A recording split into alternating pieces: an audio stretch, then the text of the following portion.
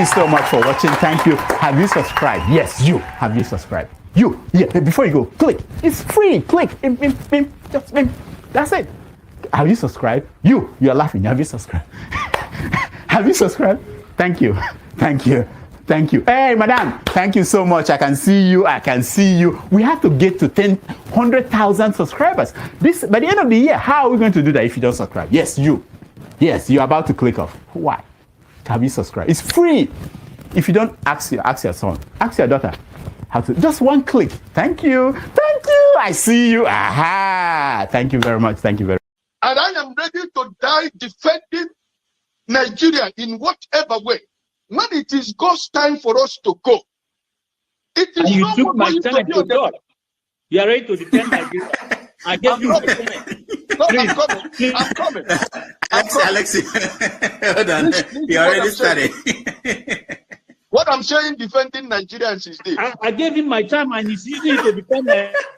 No, sorry. Alexi. I'm sorry. Alexi.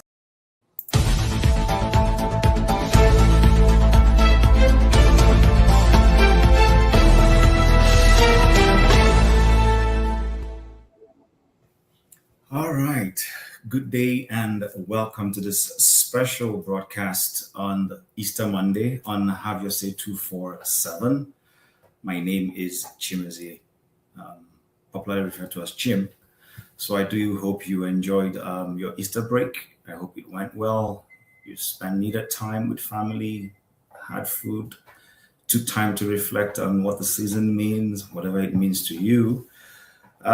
Yes, so welcome to this special broadcast. First of all, I want to thank you for joining us. I hope you will stay. Please share the link, invite your friends, invite your well-wishers, family members, and also support these channel, IrokopostTV. A lot goes into this production, so however little you can support us financially and morally, we will welcome and appreciate it. So, yes. So today we're going to be talking about electricity, ethnicity, and religion, and how these three factors impede national progress. So you might be wondering, what is the connection between electricity, ethnicity, and religion? Yeah, some will say they can understand ethnicity and religion, but how does electricity come into it? You'll find that out down the line as we have this conversation. But to give you a bit of a snippet, in a country where we pray a lot, people would pray for power to get restored. You find people having events and they're busy praying that the power company should bring the light so that their fishes will not get spoiled and their drinks will be able to cool. They'll be able to have light to iron their clothes, or even have light as it were to be able to have their, music or sound systems played so that they don't spend money on generator and gas or petrol. Now you see how it connects it. In a country where we have ethnic tensions and we think some celestial being is going to come down from, the unknown and come and help us love our neighbors and help us realize why we need to coexist with each other and not be able to put in the work that it required to grow past those kinds of tensions. So that's why the religion comes in. Nigeria is grappling with a lot of challenges when it comes to electricity, small scale, medium scale, large scale businesses. A lot of them are shutting down. Some have even left the country in the last 2.5 years.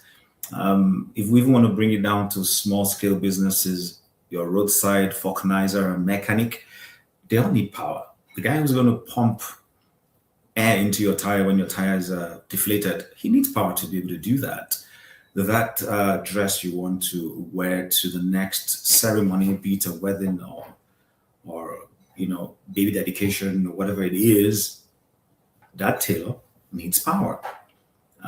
Increasingly, we're having power electric sewing machines and not the manual ones that exert a lot of energy. So if that tailor is going to be productive, they need energy. But for the longest time, Nigeria as a country has grappled with being able to be energy efficient. We hear of the national grid collapsing. Is this down to policy? Is this down to inefficiency? Is this down to lack of planning? What exactly is responsible for the inability of the nation to generate enough megawatts of power to supply its citizens that will in turn help them be productive in their different endeavors? So we want to unpack all of that. Of course, we also want to look at ethnicity. There is nothing wrong in belonging to an ethnic group. Everybody is a product of one sub group or the other, which we often refer to as ethnic groups. But are we too, engrossed in our ethnic colorations that it's impeding national development? In a country where increasingly political appointments are given on ethnic considerations, a country where when your man or your person is in the commanding heights of national position, it kind of makes you feel that, oh yes, we've arrived. You hear things like Emiloko, it is our own Kanye, and all those kinds of things. Are those things impeding national development? Are they helping national progress in any form? So those are some of the things we want to consider today as we have this conversation, and hopefully you will come in and join us so that we can explore these things critically and review them and see how these things really, how we can go about resolving them. Same thing with religion. Ordinarily, people would say there is nothing wrong in religion. Religion is supposed to be, what brings you closer to your God. But have we taken a step further beyond just seeing religion as something that is personal between a person and their spiritual authority or God, whatever you want to call that? There are cases where people now use religion as a tool to maim, to stop progress. We've heard of cases where certain national assets are supposed to be cited in a particular place, and then ethnicity or religion become factors that influence those things being cited in where they ought to be cited in the first instance. So hopefully people will come into the state, into the chat section and on the studio to join in this conversation. I can't hold this conversation alone by myself, and I hope I'm not going to be on a monologue for a long time. So, but before we, while we wait for people to join, I am going to play a couple of videos and then watch and see when anyone comes in so that we can begin to further the conversation. So again, thank you for joining us. I'll be waiting. Like, share, invite your friend, come into the studio yourself. I don't bite. Just want to have a civil conversation and see how the conversations we're going to be having will in any way help. Maybe some policymakers somewhere might be listening in, and you never know. You might just be the person who will proffer that needed idea or solution that somebody will have the courage in government to pick it up and work on it. Maybe even invite you. I don't know, and then see how those things will help for national development. But while we're waiting, I am going to play one or two videos, if you allow me.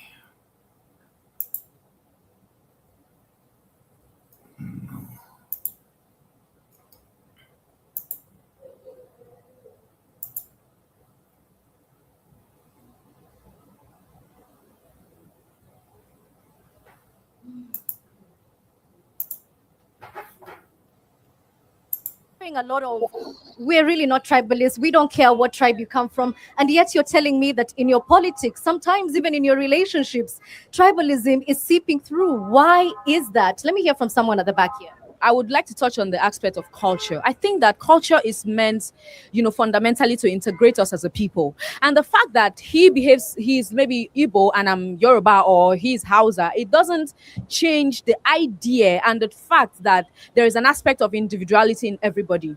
So will I say that because if I have a bad attitude, for example, will I say that it's being Nigerian that made me have a bad attitude? No, it is me, Etajo Maria. Maybe I didn't think that the training that my parents gave me, maybe I didn't listen to them very well when I was growing up. That is what made me have a bad attitude. Okay. Yes, I do. And because you mentioned Ifeanyi, I know you want to say something, but I want to come to Ikechukwu for a second here, because we're hearing about the values that are sometimes ascribed to you as part of your culture and your identity. Fantastic. But isn't there room for national values, for a Nigerian identity? For someone like me, it comes very natural. I don't have the luxury of being a tribalist. The reason why I say this is because, first, I'm Igbo by tribe, I'm Deltan by origin, I'm Yoruba by birth and naturalization, I am Hausa by marriage, and I'm Efik.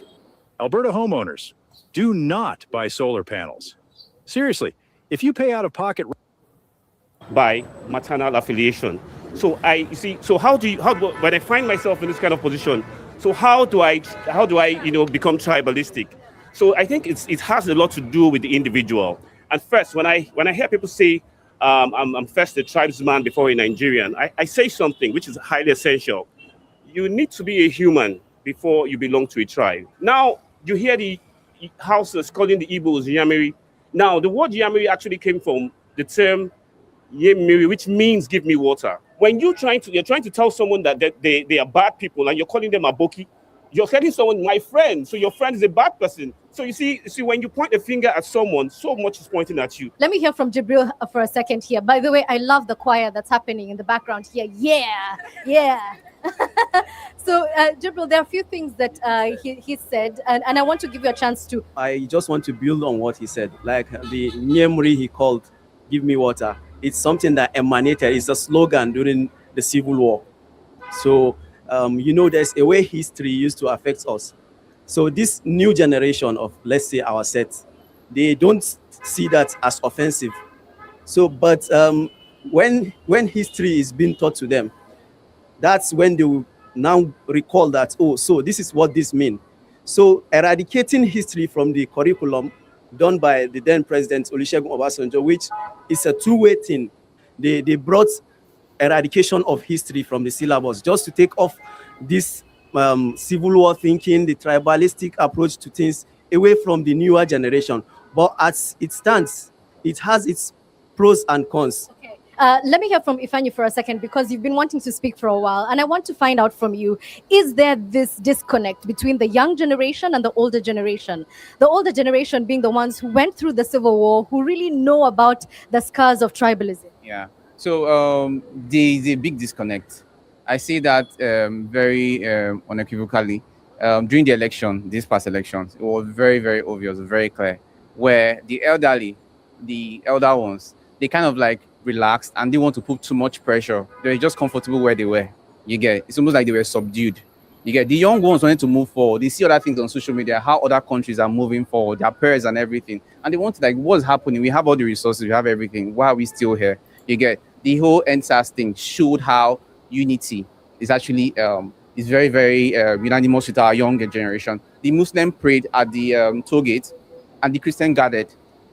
After they finished, the Christians started praying, the Muslim gathered everywhere. You get, so it was very, very beautiful for me to see, to witness. You get, so I think our older generations are holding us back because of the things that happened. The British came in, divided everywhere, and then they now started using that as a system. It's almost, they put it as a system because it's not visible. That's why when you were speaking about National Orientation Agency, I think we need to be very, very black and white about things. We need to be very honest. If you're very honest, you can see things the way they are and then be able to point it out. You get. So let me get some practical examples. Anyone here who has parents who are very tribalist and it makes you uncomfortable? Anyone? Or whose parents hold views that you're like, I, mama? Anyway, my dad used to tell me at a time that I should not marry from a particular tribe. And I began to wonder why. I have asked him several times. He will not answer me. He will just tell me, please don't go and marry from that tribe. And unfortunately for him, when I got to the university, my closest friend happens to be from the tribe. So let me ask Emmy, because you started us off with the story about marriage. What is a big deal in marrying outside of your community, according to the people who are against it? Okay, so I'm from Bayelsa State, and essentially my people are termed a minority tribe because we don't make up, a large number of the people in Nigeria. We are a small tribe, so marry somebody from our tribe and just, continue the lineage, continue the culture, continue that's what they want. Don't you risk marrying your cousin if you're such a small tribe? It actually happens. Yeah, so yes, it does happen, and I don't think it's frowned on. It's just not too close to home. But I think after which I would say that marriage didn't work out, not because of what they did, it was because the two of us agreed mutually that we should not continue with the relationship. What they wanted was just so that our tribe can continue. And I think that personally, I fear that in the coming years, if we continue marrying like that, maybe we might not have Bayelsa tribe. Okay, let me hear from the gentleman here. All right, I will start with this. I was first an African before I became a Nigerian. I was a Nigerian before I became an Igbo person. I work with mostly people from the north and from the west. Do you understand? Even when I go back to Abuja, there's a job I'm supposed to resume from somebody who is from the north. So my personal experience having to work with this different kind of people makes me want to know more about their culture, their religion, their tradition, and every other thing. Whenever I come across some post on social media, it's tagged.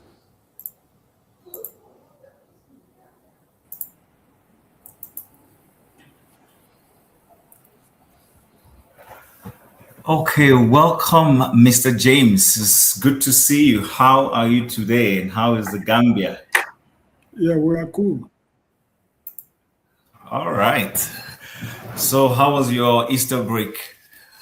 Generally, I know you're not celebrating this. I'm not asking that in terms of the celebration, but generally, what was the outlook in the Gambia during this Easter season? It has been very cool. As I was explaining yesterday on the other show, the population of the Christians here is, should I say significant? Though they are significant members of society, but their population is very small, less than 10%. Okay. They are recognized just like any other Gambian. Okay, that's interesting. All right, so welcome, Mazio Aquara. HP 890 TVC. If you want to come in, you can come in and join the conversation. I might make one or two concessions if you don't want to put on your camera, but generally we prefer that. But if you have something of substance to say to us, just click on the link and come in, and you'll be welcome to the show. So, yes, gentlemen, today we want to talk about electricity, ethnicity, and religion. Somebody might ask, what is the correlation between electricity and these other two variables? But like I said in my monologue, Nigeria is a country where we pray a lot. So when power goes off, people pray for power to come back. Now, so you begin to see the correlation. It's supposed to be something that it doesn't need prayer. This is something that has to do with productivity. You set up the infrastructure and there is power.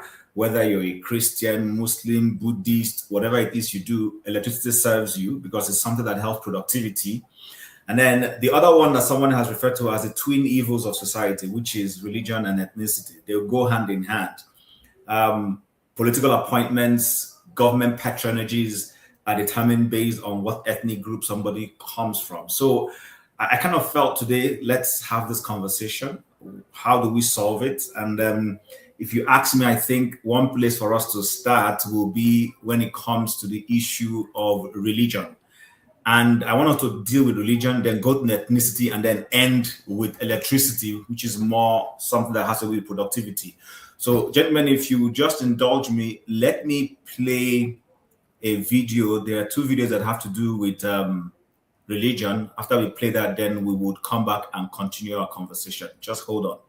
Do you think that religion is driving us into a place of development or is holding us back as a nation? How is religion working for us? Too much religion is holding us back. I oppose the argument that religion is undermining Nigeria's development. I support Muslim material. My problem with religion is it has no results. Where's the prosperity? Where's the love? Where's the... So you say, okay, God loves us, we are religious. So how come the Japanese are the ones enjoying their own heaven on earth? They are developed.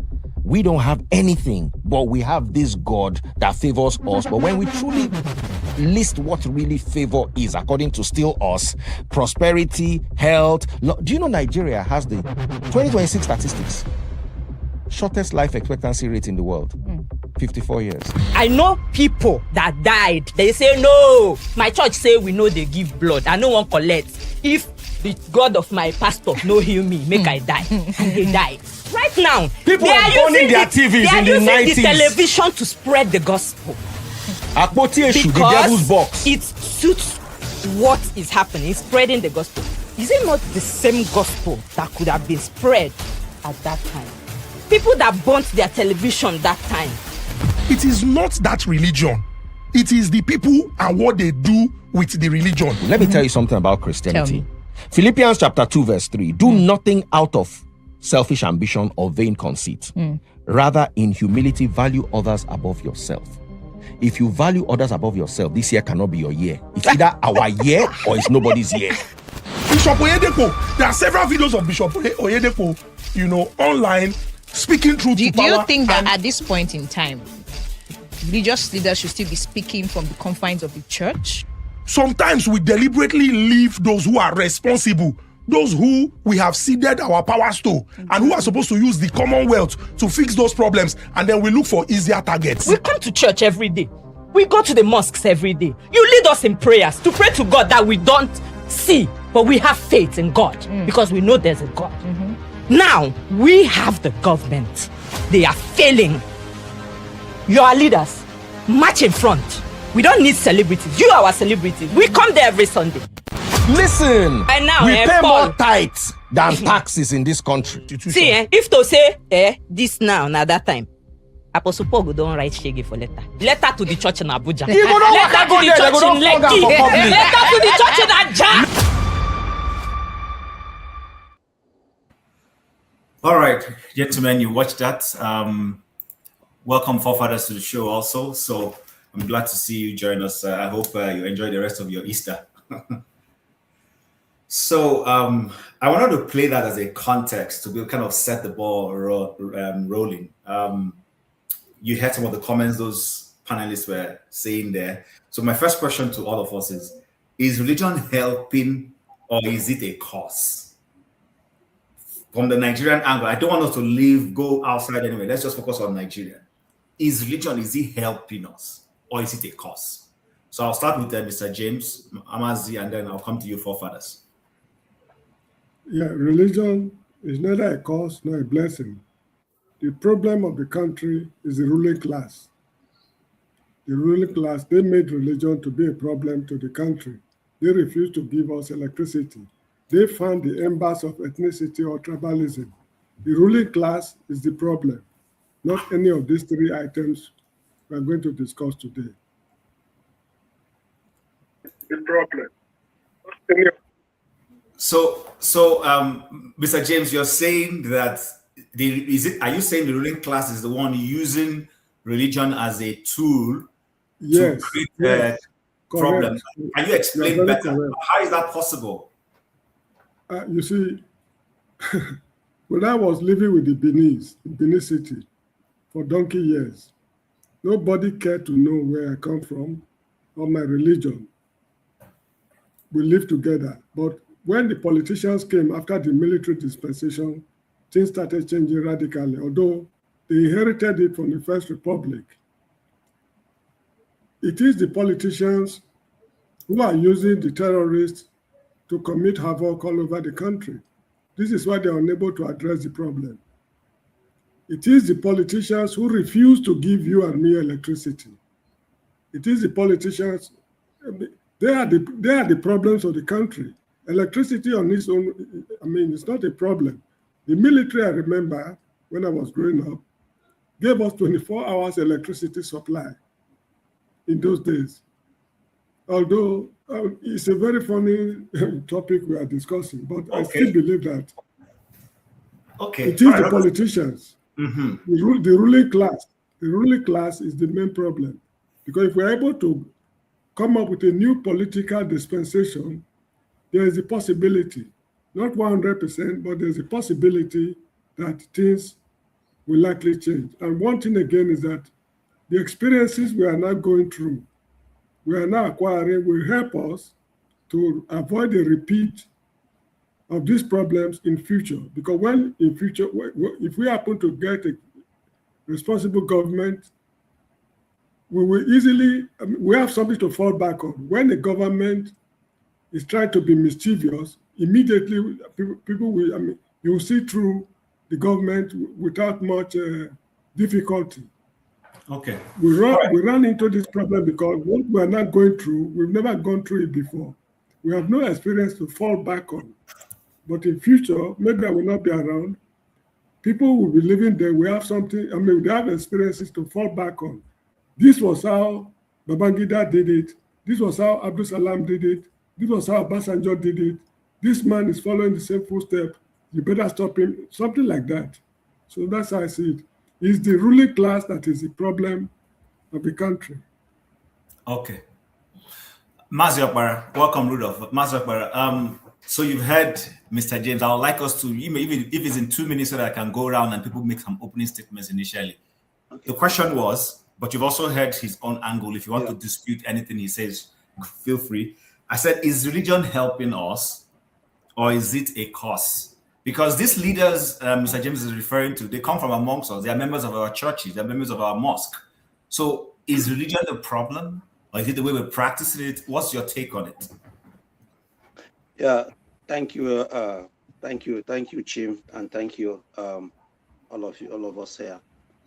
I think I would support, what Mr. James is talking about. Although you said that we should just keep it, to Nigerian, level. Yeah. Let's leave that Nigeria. Let's not go anywhere else. Okay. So let's keep it there. But I believe the religion is not the problem. The problem is we black people. That's the problem. I see that we black people, we overdo things. We just overdo things. Or maybe we don't even understand what we are doing. Probably we don't even understand the religion we have. The both Islam and Christianity. Maybe we the way they brought it to us, they didn't even discuss it very well with us, or we didn't accept it wholeheartedly, and we jump into it and discussing a mayhem. But for me, religion is not the problem. The problem is we black people. Thank you.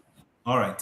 Forefathers, I'm supposed to come to you, but I know Rudolph wants to quickly join in and then dash off. So let's just give him the privilege to speak before he goes on his appointment. So Rudolph, you know what the topic is. There are other countries where people are religious, but in the case of Nigeria, it's starting to look different from the way people are seeing it. People are suspending their thinking faculties and all that. So our first question, based on our first video, is: do you think, in your own view, that religion is a problem?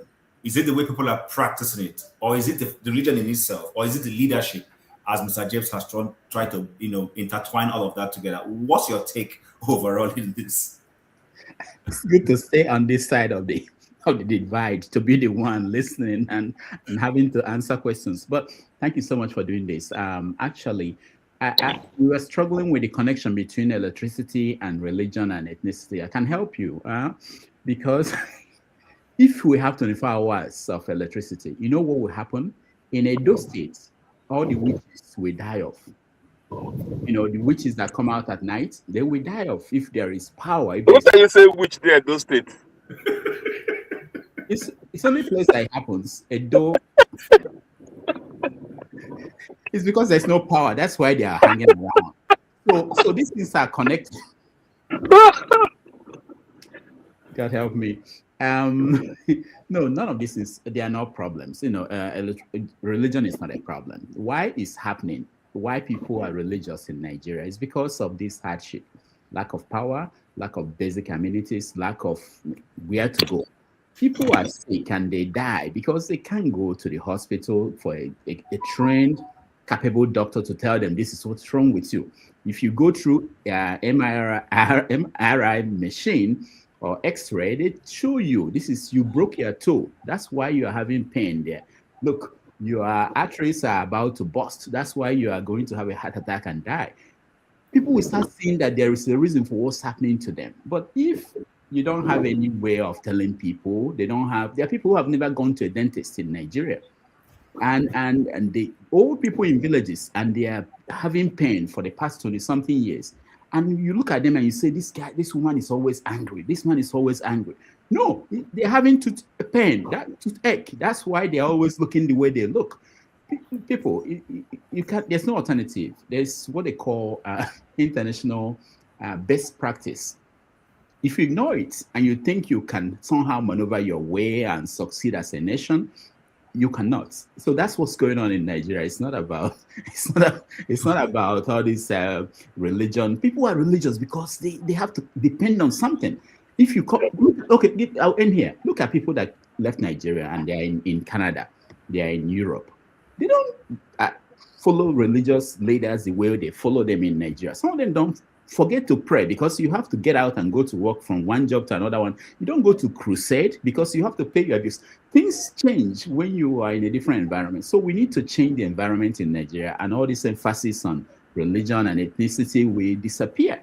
I mean, there are divisions in America, there are divisions in Canada. They are Irish, they are Italian, they are Mexican. It becomes more prominent when the society is failing. If America starts to fail, the United States, people will start breaking and saying, look, I'm Italian, I'm Irish, I'm German. And that becomes the line of division. But because it's still doing well, people want to associate with something that is doing well, going well. So that's my take. But thank you. Thank you very much, Rudolph. So, forefathers, coming to you. If I'm going to summarize what Rudolph said, Rudolph simply said that an idle mind is the devil's workshop. So when there is lack of infrastructure for productivity, people will find an alternative religion. When people cannot do their businesses, instead of going to the center of their business activity, they'll go to church to pray. Do you agree with that? Is that the way you see religion playing out in Nigeria? Thank you for having me, Chim, and greetings to all the panelists, and greetings to the chat and to the viewers. From my own understanding, Dr. Dameji seems to have been highlighting the fact that when people are stressed, systems are stressed, you tend to get bad behavior, and people want to start the division amongst themselves.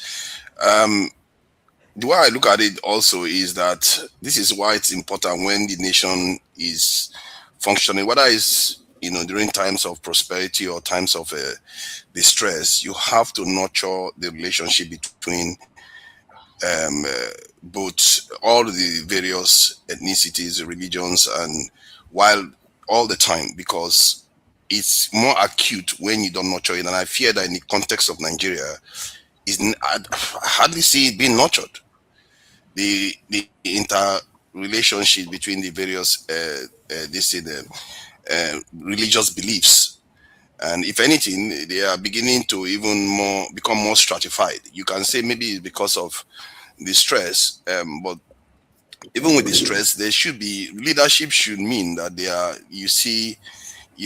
a kind of relationship between both sides, trying to bring both sides together all the time.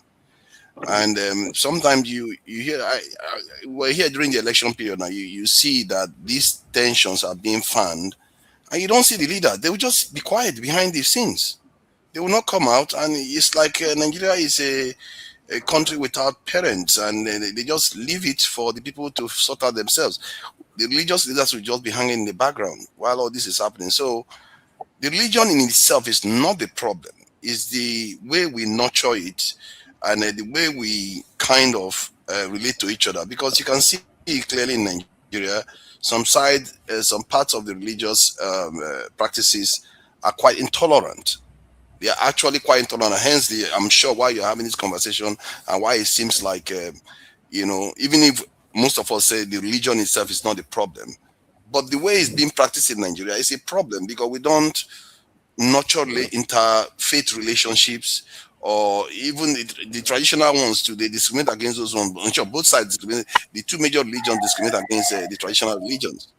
So, and I think that is something that we as a people have to be aware of and work towards, you know, building bridges amongst all religions, because our own lives should come first. And I think all religions believe in the sacredness of life, that we have to honor it. So that's my own take on it. And everybody is right from that point of view. All right, thank you, forefathers. Ovie, I'm coming to you before I go to OBE. So, Ovie, stress. Forefathers just emphasize stress, leadership, and then the chaos in religion.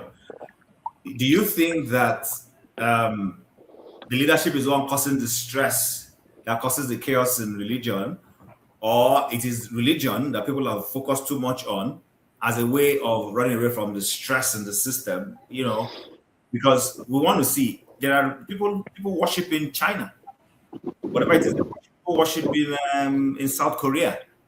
People worship in the US. In fact, the US has a very peculiar kind of spirituality. But despite all of this, we still see progress being made in terms of development. So what's your take when we are looking at this religious issue as a factor that is leading to lack of cohesion and even development as a nation?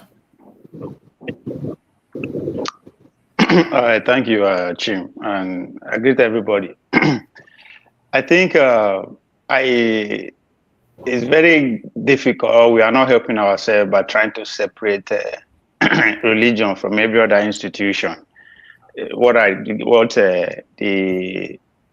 we regard as a social-cultural institution, right? These are institutions that are organized to, you know, to provide guiding principle, belief, meaning of life, progress, prosperity, you know, pretty much a guiding light to a given society. And I normally approach them as the Holy Trinity, right? Now Nigerians now be Christian, now the same Nigerian now be Muslim, now the same Nigerian now be government, whatever. So is we are not helping ourselves by trying to separate, especially in the country whereby 4 out of every 5 Nigerian is a believer. We had believe in one religion or the other. So instead of approaching them, trying to isolate it, we should see it as from down the family, religion, government, media. These are all one and the same.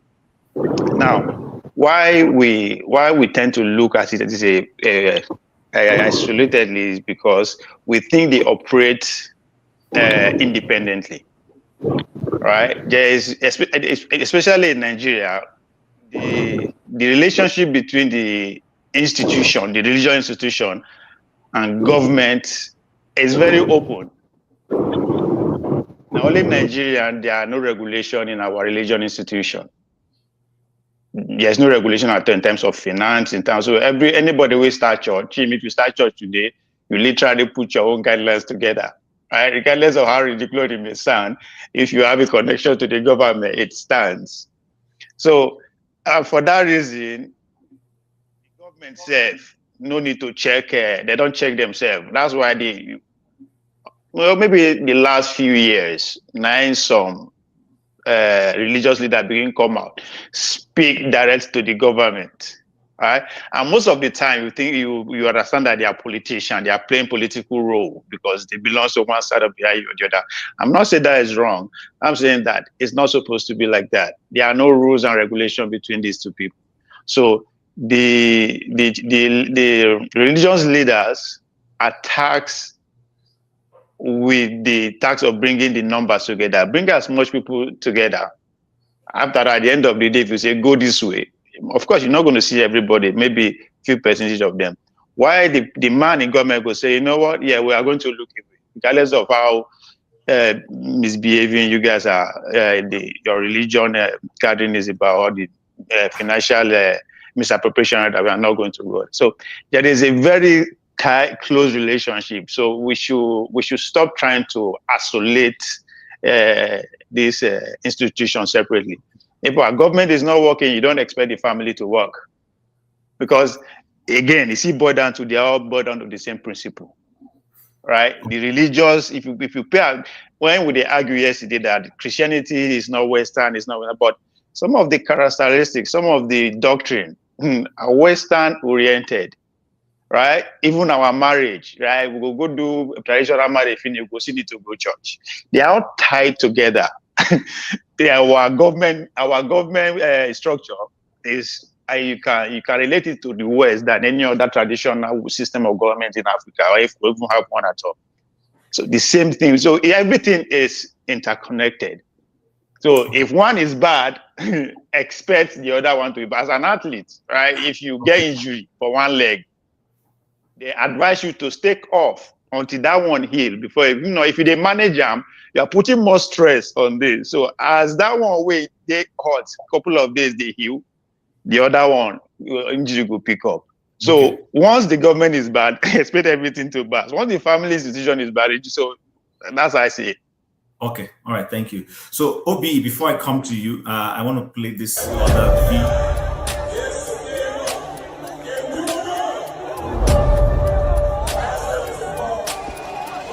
What is the church producing?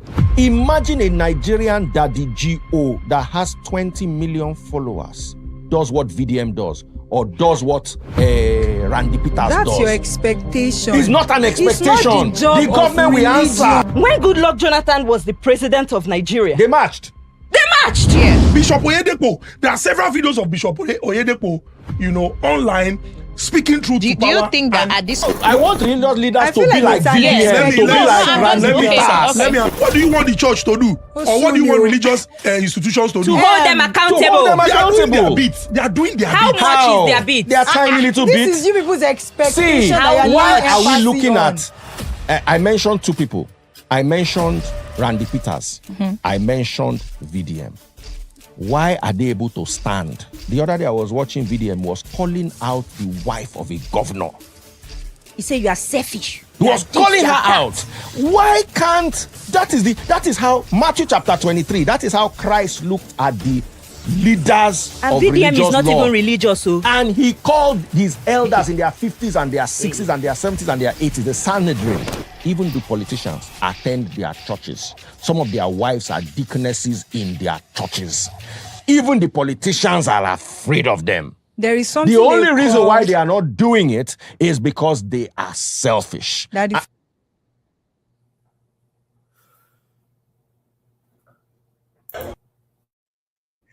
So we heard that. Before I come to you, Obi, I just want to remind our people watching, thank you for joining us. Like, share, invite your friends, and please support the platform as in any little way you can. It will go a long way in helping run this platform. So Obi, you heard that last comment. Do religious institutions, religious leaders have a role to play in governance accountability?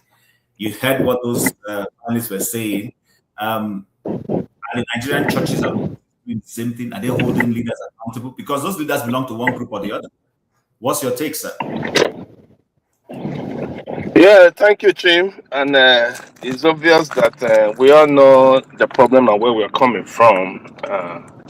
The reason why, as of today, I cannot sit in a ROCCG church to listen to any of them preach is because of the performance of Oga, owner of the church, Adeboye, what he did during Jonathan's time, and today he has become so mute. I didn't know when ethnicity, or probably because I am from the same situation with the president and I support him, and Jonathan was supposed to go because Jonathan wasn't his town man, or probably wasn't his religious same religion practicing person, or whatever he must have done, that he joined a parade to have gone to protest. And today, the country has gone behind more than 100% of what we saw in Jonathan's time, and everybody seems to be mute today. Those are some of the fallout of what religion has, how it has entered our psyche, that makes some people believe that probably the world revolves around it. You know, if you today the religion thing before now when we were growing up wasn't like this. It was you see pastors then you are like they are like they're just like the Hausa then and other people that ruled. They were not very political. They were saying truth to power. They were there, the foremost. I mean, in the forefront of trying to hold the government accountable. But these are all died now because of benefits and all that. Because your so-called what's his name, a pastor was the vice president. That's why you supported, or that is why you wanted him in power, or something, and all that. And number two, you see the way they were playing the religion thing. You train your child with the church money. He went to UK to go to school. When he came back, he became the financial director of the home ministry. The home ministry, as big as IrokopostTV. That means there's favoritism, there is partisanship, there is make my own better. Hold on. I want us to stay on governance because you're going into the morality of what they are doing. We know that that's not the subject for today. The subject is Yoruba be taking a stand to come out, for instance, to say, listen, we need better government and all that. Is there anything wrong in it? Are they doing that? Do you think the Nigerian churches and religious institutions, whether it is mosque or churches, do you see them doing that enough? I don't want us to go into that other moral angle. Oh, yeah? Chim, sorry. Now, you use your Yoruba. If Yoruba come out 2027 and want to run for presidency, what is he going to run on? The kingdom that he has built, right? The kingdom that he has built. So, Obi criticizing their behavior, I think is on point, is right. Because that's where governance starts. I have nothing against that. I'm just saying. That's where governance starts. Governance starts from watching, just like Showori the other parents abuse our reporters. You can't argue with him, right? Okay. No problem. Okay. It's one and the same, yeah. Yes, I look at it from that end because it trickles down to behavior in terms of the politics that we are saying today. Left for me, for like what they were saying in that podcast, you see the followership that they were comparing with what VDM is doing and what the church is doing today. You see, it's so distant apart that if Oyedipo or Adeboye make a statement and stand on it today, there's so much influence on it because of their personality, as it were. But they've all gone so silent, they've gone so partisan, they've gone so like it is not they don't see any problem with the situation. That is what I think is happening there. They think everything is working well. That is how I am trying to figure it out, because they don't know what it costs to buy cassava in the market or what it costs to buy fuel, because they just jump into the car. They don't know how they fuel it. They don't even know how the jet is being paid or parked in the parking lot. They don't know nothing because the church is funding them to that level. So at the end of the day, they cannot speak to power because they are not being affected. My pastor here in America, you see that the system will help you a lot. The school that his child will go to is all free till high school, 18 years. And after 18 years, because he's a clergyman, the system will give the child a scholarship to further his education. That's the standard, because they know that he's not earning so much, he's a pastor and all that. And the pastor doesn't need to go and hustle, don't need to go and start making the children super, don't need to go and take his children to school in London or whatever, because the system is working right. That is why the corruption and the so-called behavior pattern here is trimmed enough to help them perform better. But in Nigeria, they are also competing with us, their children, their world. At the end of the day, it's affecting everybody. So they don't make statements because they are benefiting from the system. They are part of the system, and they are so big that whatever they say will tend to affect how they will grow in the system. So they don't talk much. They were always speaking to Jonathan time because they wanted to take over power. As soon as Jonathan left, all of them became so mute, especially the redeemed people, because they were actually factor to that election, So my problem with them is that they are so fond of trying to see how they will benefit. That earthly thing that make my own better, make my children they okay. Everybody is busy about that, and they leave the flock that are suffering. How can you imagine all of us will be the school? The children of the poor in that church cannot go to that school. That is part of the economic situation now that is affecting the system. Okay. So at the end of the day, it's just married down to affecting us because they can't speak out to truth because they all rope their hands into the mess of into the nemesis of the country and then the backwardness of the country every day. And they have very large followership. They have very large audience that they can talk to, and this thing will move very far. But they're not doing it because they're beneficiaries. Okay, thank you, Obi, for that. I appreciate that. Welcome to the broadcast, The Preacher's Son. I don't think I've seen you here before, but I'm sure you know what we're discussing. Or do you want us to bring you up to speed? Your connection is not, they can't hear you well. We still can't hear you. Do you want to go out and come back in? Yeah, so just go out and then come back in and I'll bring you back in. Okay, so get a anybody new wants network. to say something quickly before we move along? You want to change the radio? You want to change the subject? I think my problem. Okay, this is where I will bring the intellectuals, the educated people in, right? Let me use us here as an example, right? Chim is the academic level now, one of the best astronauts we have in Nigeria. Mr. James, the best geographer. I mean, academically, we are at top of our game. Let's put it that way, right? We have different political opinion, right? But if we happen to find ourselves in Redeem, as an example, and we are the echelon, the top echelon of the Redeem, what Redeem is about. Maybe you get your own church. Make it quickly. Now he's back. Let's see if he's Am I audible now? So yes. Yes, go ahead. If we occupy that position, it will be very hard for us, right, to go against the political trajectory of that institution. That's my problem with education. Whereas where I get problem with educated people and religion.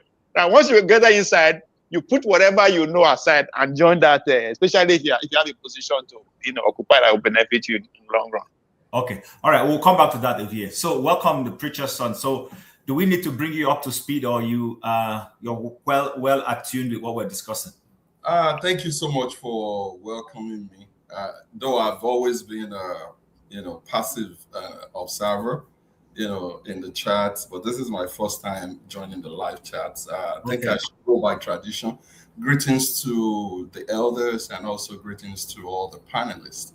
I saw the topic and that caught my attention. I was actually doing something different, so I wanted to use my downtime to chime in, and just share my 2 cents.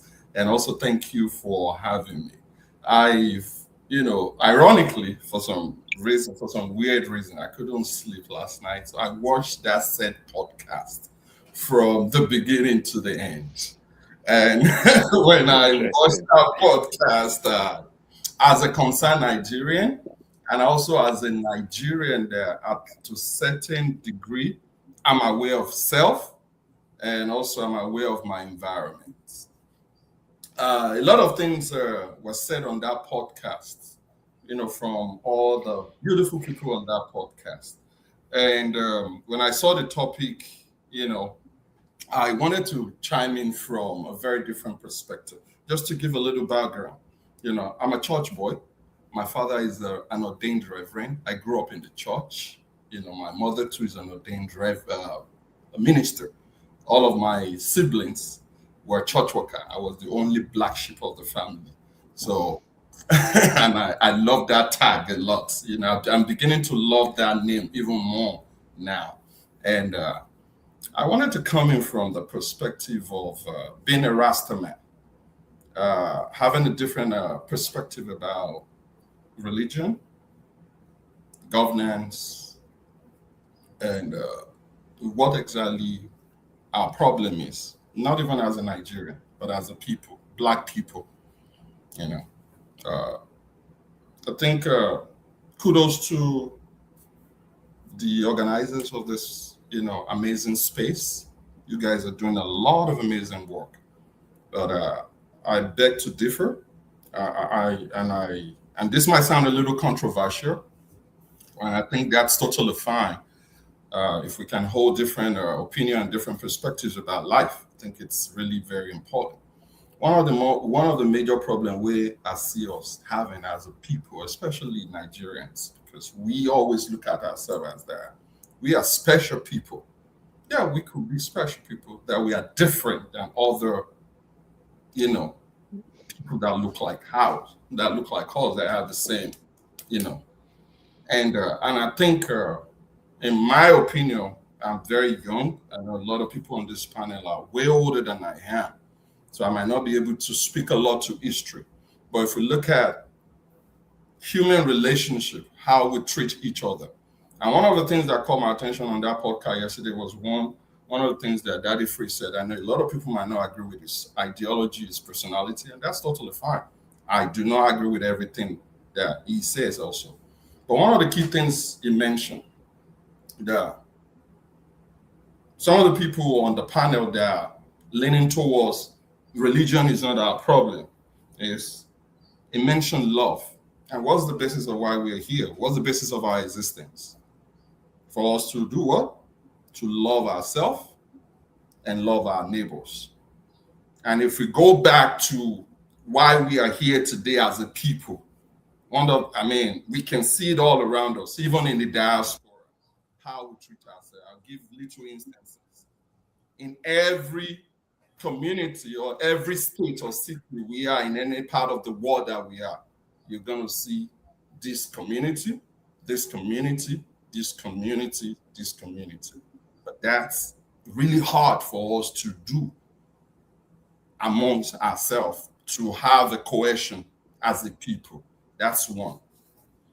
Then I'm going to talk a little about data, talking about Nigerian electricity. We know over 200 million people, 300 plus ethnicity, 56.1% Muslim, 43.4 Christian by Sorry, the preacher song. Can you? I want us to come back to electricity later. Is it possible to dwell more on this religion? How do you see it? Is it a problem? Is it being used as a tool for exploitation? Is the government pushing people more into religious activities, and religious people, are they really helping? Can you speak more on those issues? Absolutely. From a Christian perspective, being a church boy and also being a Rasta man, I'm going to speak from the Rastafari perspective. I do not see Nigeria diversity in religion as a curse. I do not see that. What I see is the injustice, the mismanagement of what religion stands for amongst our people. We do not need any political correctness. We do not need any fine words or fine vocabularies or grammar to pinpoint how much religion has done to the psyche, to the mindset of our people.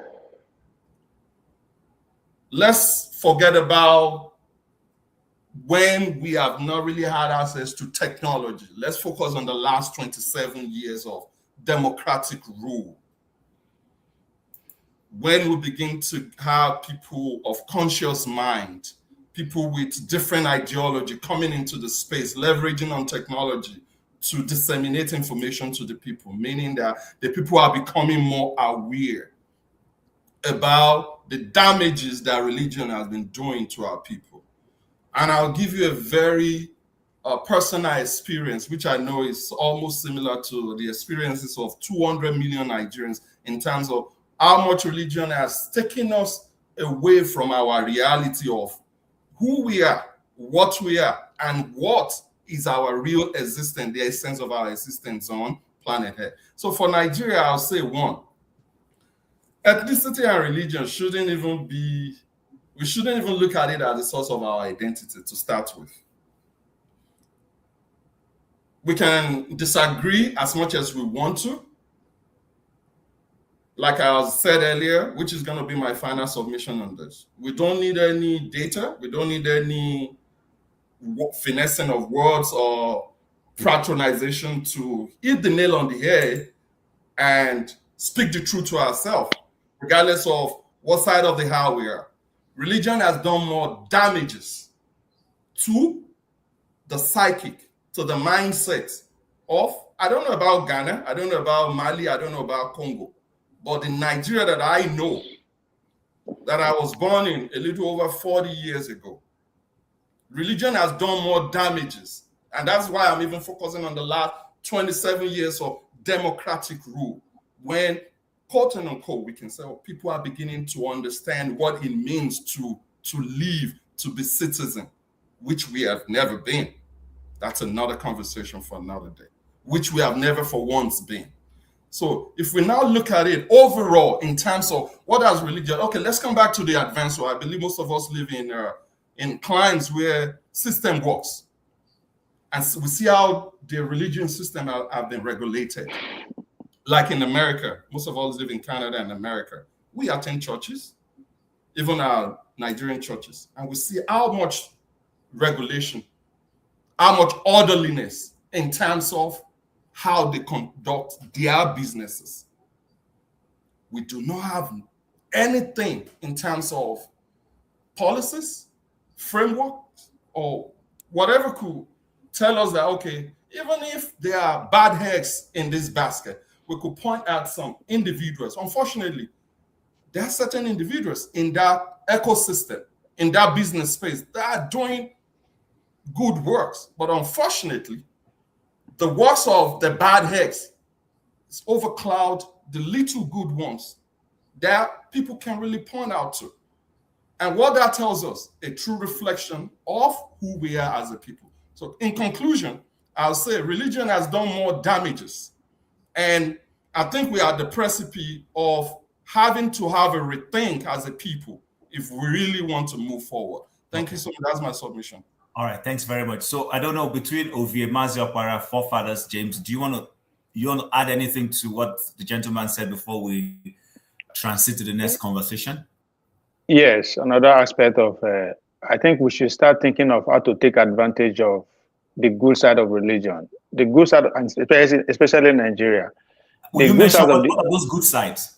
Yes, the good side of the current Nigerian leaders, to me, is the structure that they are leaving behind, or they are currently establishing.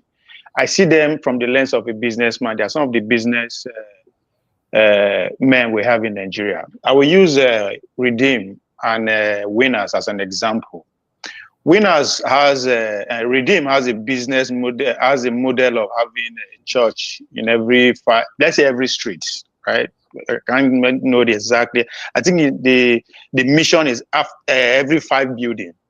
But I think in most of the cities in Nigeria, there's a Redeem on every street. If there's not a full church, Redeem church, is that a good? This is sorry. Hold on. I'm coming. I'm coming. I'm just establishing the movie. When I finish, then you understand where I'm going with it, right? Okay. So they already have establishment pretty much on every cities, every street in major cities. Winners, and that's McDonald's business model, by the way. If you live in America or Canada, McDonald's is in every nook and cranny of this. Now, the Winners adopted Walmart. Winners started by making sure there's a church in every local government, right? And as I said before, now Nigerians be these churchgoers, right? People like imagine nationalists, national speakers, imagine activists. We have to adopt what the civil rights movement did in America. They reach their people through churches, right?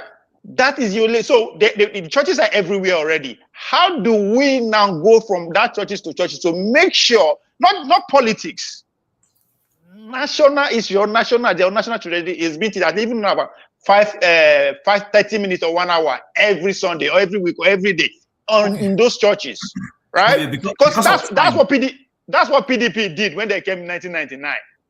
Every Okay. local government, they get secretariats. Okay, hold on, Ovie. That's I their hear structure. you. Yes. Okay, I hear you. So I like the part where you talked about business entrepreneurship and the modeling. But are churches designed to be business models? Because, hold on, when the church structure is designed as a business model, but the individual who goes there is not imbibing a business model. And I'll give you why. So, Redeem or Winners or whatever church calls for a prayer meeting by 8 a.m. on a weekday. Please, someone's supposed to be at his job place. I've been guilty of doing that, so I'm not going to sit down here and now pointing fingers at people. Rather than going to your workplace, your business center, your office, you are going to that place to pray. You spend 1 hour of productivity. How does that help? Because while these guys are lifting business model to run their churches, the people they are talking to are not acting business model. And then secondly, you brought the area of using religion like the black NCAAP. Is that what they're called? They use that to inform the blacks in the era. Are the churches even using that model to inform people on national development, inform people on civic responsibility, inform people? Are they doing that? All right. Now, Jim, I understand what you are saying. There's a saying that says, don't throw the baby with the bathwater away. You understand? I'm not saying the Nigerian churches, as they are functioning now, they are the best, right? That's why I direct them to be as I see them from a business perspective, right? What they are not doing wrong is a conversation that we are having, or we have another day. I am just saying that I thought among all the things that we can criticize them for, there is something that we can say as okay, this thing is good, right? Obedient model. Obi is an example, right? I wish he came and said, okay, I'll be Christian candidate. Take advantage of the networks that the churches are built. The churches are Nigerian. These are Nigerian. I am just a reach out to Nigeria with already structure that is already established. Take advantage of it. I'm not saying go and adopt it. I'm not saying just because the way they are going about their business is evil doesn't mean we should not overlook everything that they are doing. No, they have reach everywhere. You understand? So if I may add, on the podcast yesterday, one of the co-panelists, the lady Ezine, mentioned something, and I want to buttress on what Ovie is saying in terms of their reach, in terms of their network. Right. You did ask a question there. Are they really, leveraging on that, reach for them to conscientize the people?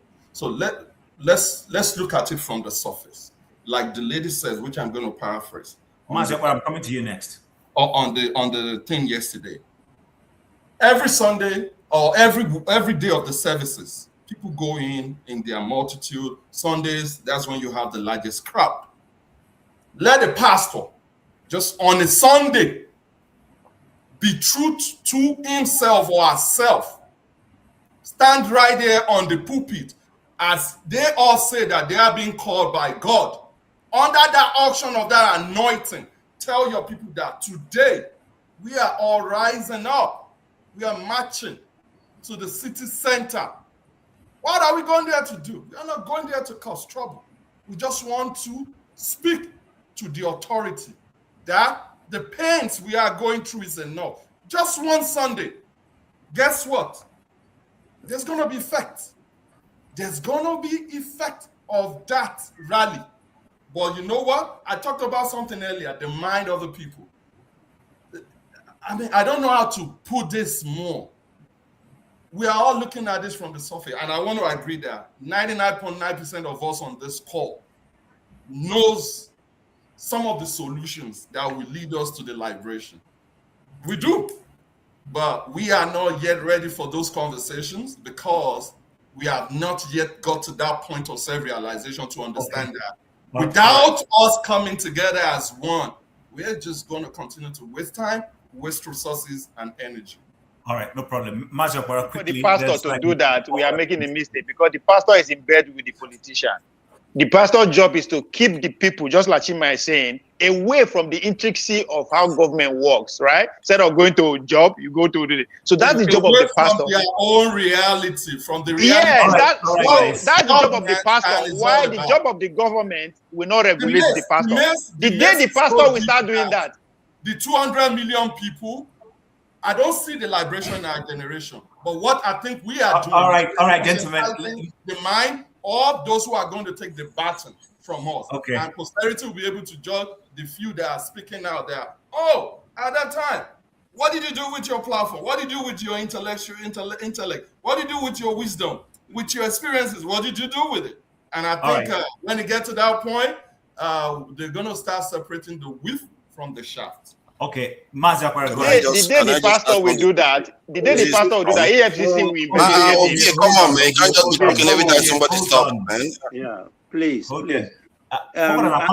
I'll come to you after Mazia, please. Yes, I will be very quick.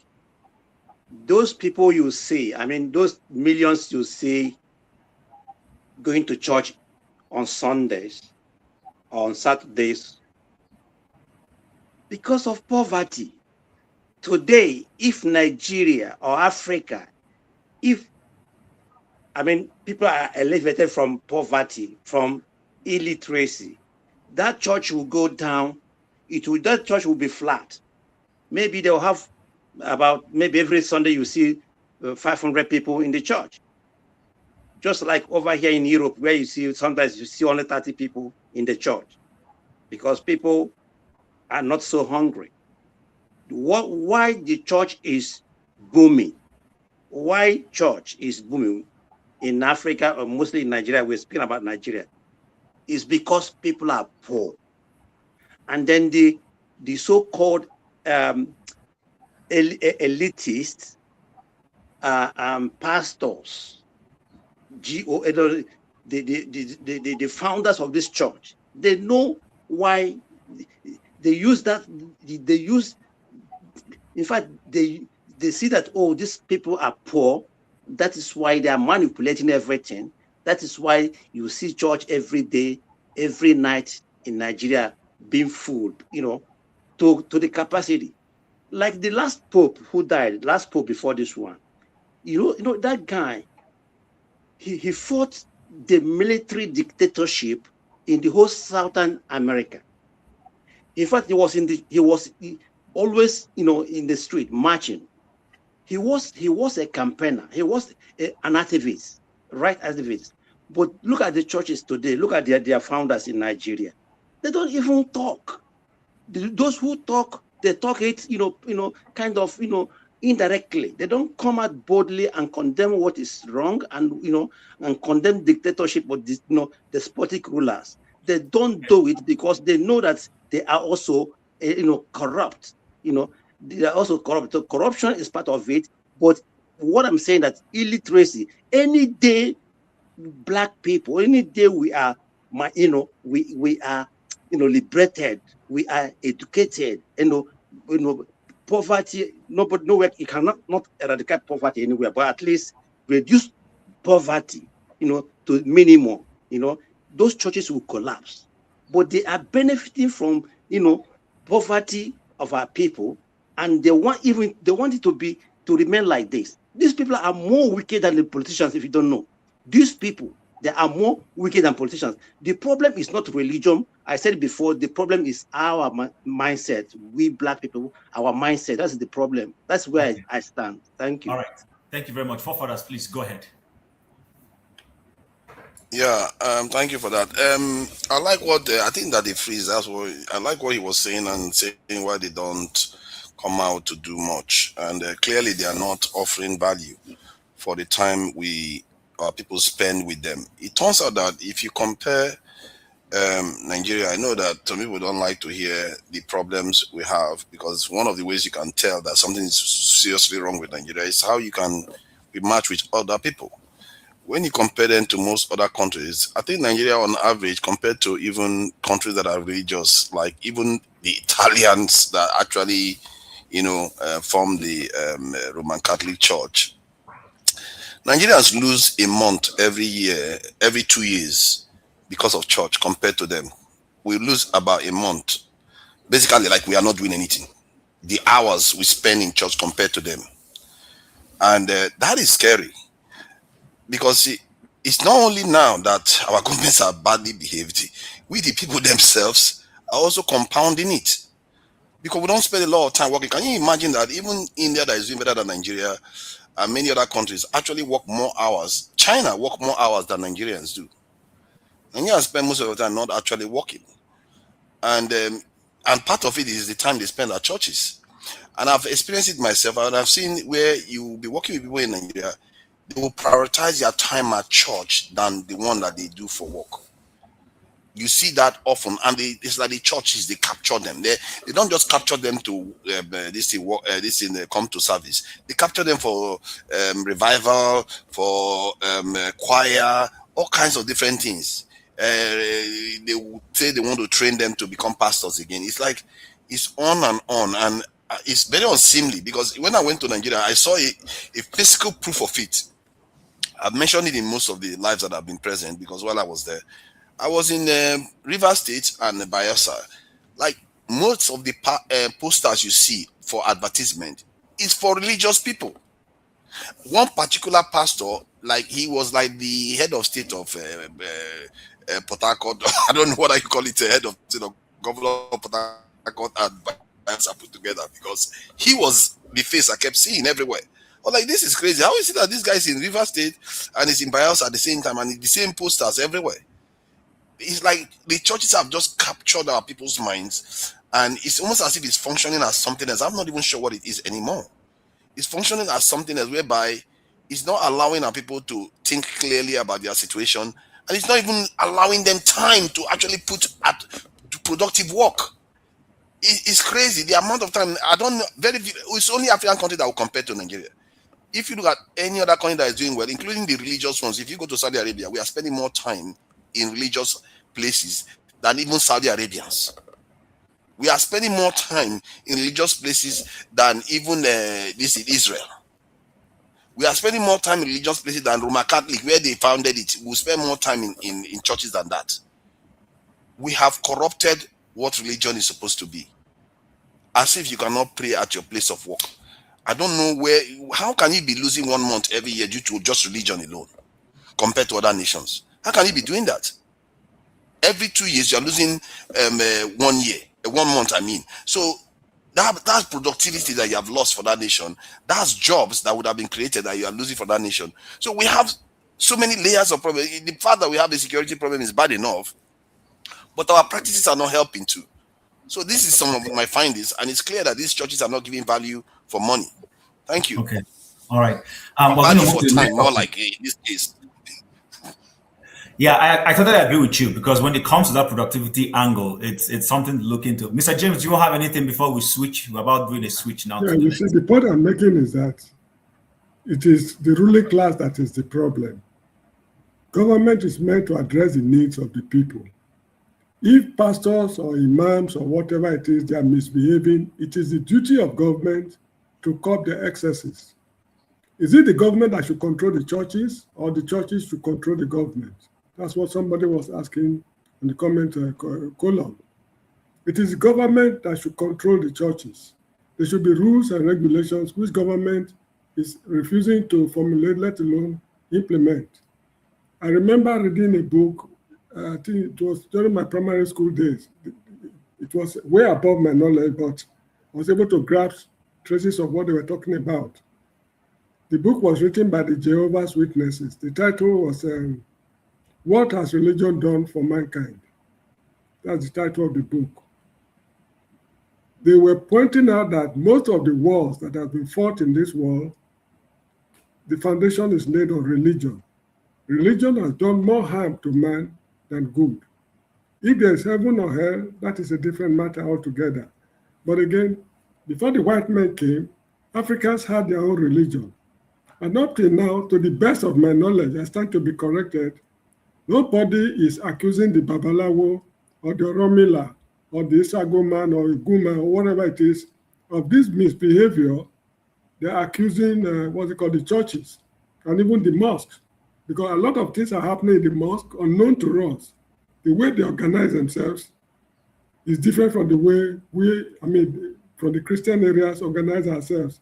A lot of things also go underground, happening underground in their midst. So to the summation of everything, that the government should live up to its responsibility. If they are using the politicians, if the politicians are using the pastors and imams to achieve their political end, that is not in the interest of the state. And I want to also point out that it is not poverty that is making people to flock to the churches as such. When I was in Nigeria, during the military era, there was a very popular evangelist of the Church of God Mission, based in Idahosa. The economy of the country was not bad compared to what it is now, and his church was full to the brim. Actually, this charismatic type of worship was introduced during the days of a certain American evangelist called T.L. Osborne. He brought this charismatic brand of Christianity to Nigeria. Before his time, it was the Orthodox churches that were in control of the situation. Anyway, the government should wake up to its responsibility, and if they are not paying taxes, they should be imprisoned. There's no reason why a pastor or a church overseer who is refusing to pay tax should not go to prison. If they take that move, I think it will go a very long way in addressing most of these problems we are discussing today. Okay. Thank you very much, guys. It's been a fantastic one. We're going to switch briefly, but before we do that... Jim, please. Jim, 1 minute or a second. James, under the military, the poverty rate was not so horrible like this. That is why you see people, why people are flooding into churches today, because of this poverty. I'm telling you, I lived under Nigerian military dictatorship. Life was not so horrible like now. Okay. Thank you. All right. This is debatable. There is no right or wrong answer. We're just bringing out some of the things we're seeing, whether it is that the government should do more, and that when the government is doing more, then people will be less overly religious, or it is that the religious leaders need to use that as a pedestal to be able to help people, grow in terms of national mindset and productivity. There's just a myriad of all sorts of things. Religion is supposed to be a tool as well as a way of life. But the summary is we all agree that for some strange reason in our country called Nigeria, religion is not exactly accomplishing what it should be accomplishing 100%. There are seemingly good opportunities, but not necessarily being exploited. But let's go to the other one. I'm sorry. Let me just chip in a sentence or two. I'm sorry. Somebody in the comments column made a very valid point. If the government of Saudi Arabia can deport Gumi for anti-religious activities, why should the government of Nigeria not follow suit? Okay. I agree with you on that. But we will see why when we go into the next conversation. And the next conversation is on ethnicity. Let's just listen to this video, and then we'll come back and have this conversation.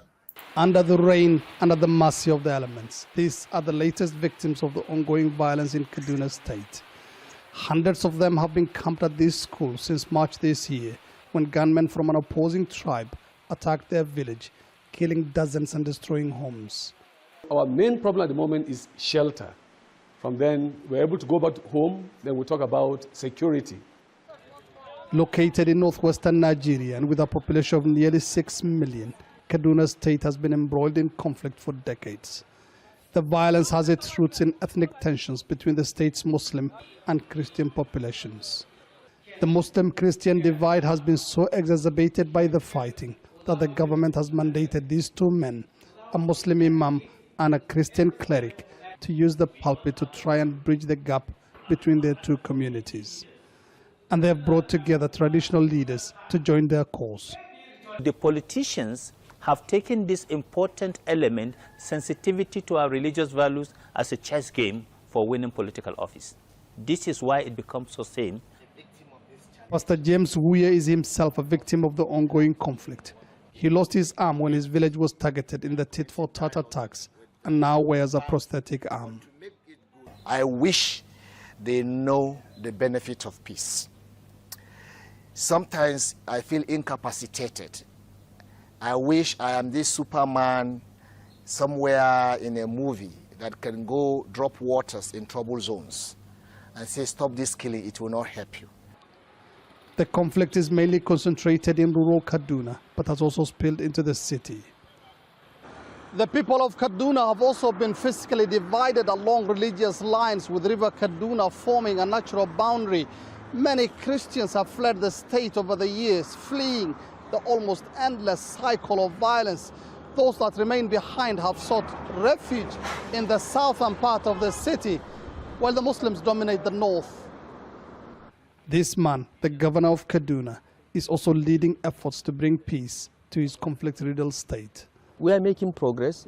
Rome, they said, was not built in a day. We are very realistic about our expectations. We are pragmatic about this. But what we are optimistic about is that we are now, as a state, as Kaduna State, we are moving in the right direction. In the first 6 months of this year, ethnic clashes in northern and central Nigeria have killed an estimated 1,300 people. That is 6 times the number of deaths from the war with Boko Haram, according to the International Crisis Group. It's these grim statistics that make the need to bring peace to the affected areas ever more urgent. Mohammed Ado, Al Jazeera, Kaduna. All right, guys. So, welcome. Where is Hello? Hello is here. Okay, welcome, Hello. So, guys, we're moving from religion now. We're going to ethnicity. That video is a very old video. It's a video from way back 2020. But I just felt it was something that was apt for us to be able to play. Nigeria is a multi-ethnic society, as we know. Yeah, don't worry, I'm coming to you, ma'am. Just hold on. I came for the religion and to go. So when it's time, don't worry, I'll allow you. You can mix both when it's your time. I'll allow you to do that. So, like in Nigeria, it's a multi-ethnic society. We have all of us here. Not all of us here all come from different ethnic groups. I mean, it's a fact. But I see that it's supposed to be. We're taught that there is unity and opportunity in diversity. Now, my question is Nigeria really exploiting its diversity for the good, or are the political elites using it as a weapon to divide us? We saw in that clips people who were amputated, people have lost their arms because they come from different ethnic groups. So how is ethnicity helping for national progress, or is it drawing us back into something that shouldn't be? So without question, I'm going to start with Hello.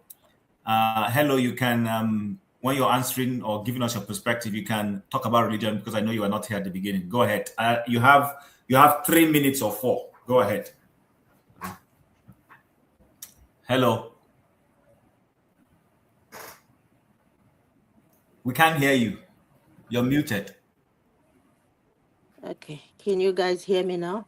Yes, we can. Hello, Mr. Chim. Hello,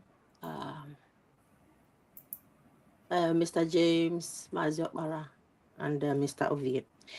So, I don't have much points, but lately, regarding this religious stuff, but lately, first of all, I'm from a religious background. I'm a Christian. But over the years, seeing what's happening in Africa and in Nigeria, it has given me a deep thought. I began to re-examine our religious positions in Africa and in Nigeria precisely. And my background is like, I've seen, in my background is like, I have to pray morning, afternoon, night. Morning, say 6 a.m. or 9 a.m. and then 12, 3, 6, and then midnight, sometimes fasting, which is healthy apart from being religious. But growing up in such an environment, I had to sometimes struggle with decisions like going outside the religious bracket and reality of things of the earth, if you know what I mean. They will say things of the heaven. Look at the Bible, spiritualism, and then the things of the earth. So if you are not a religious slave, when I mean a religious slave, someone that's been captured by religion and eaten by religion, and don't know how to control and understand that scripture very well, it can be abused in the sense that you may overestimate, overemphasize, even sometimes be slowed down to take the necessary decisions that you need to take to get to the next stage in life.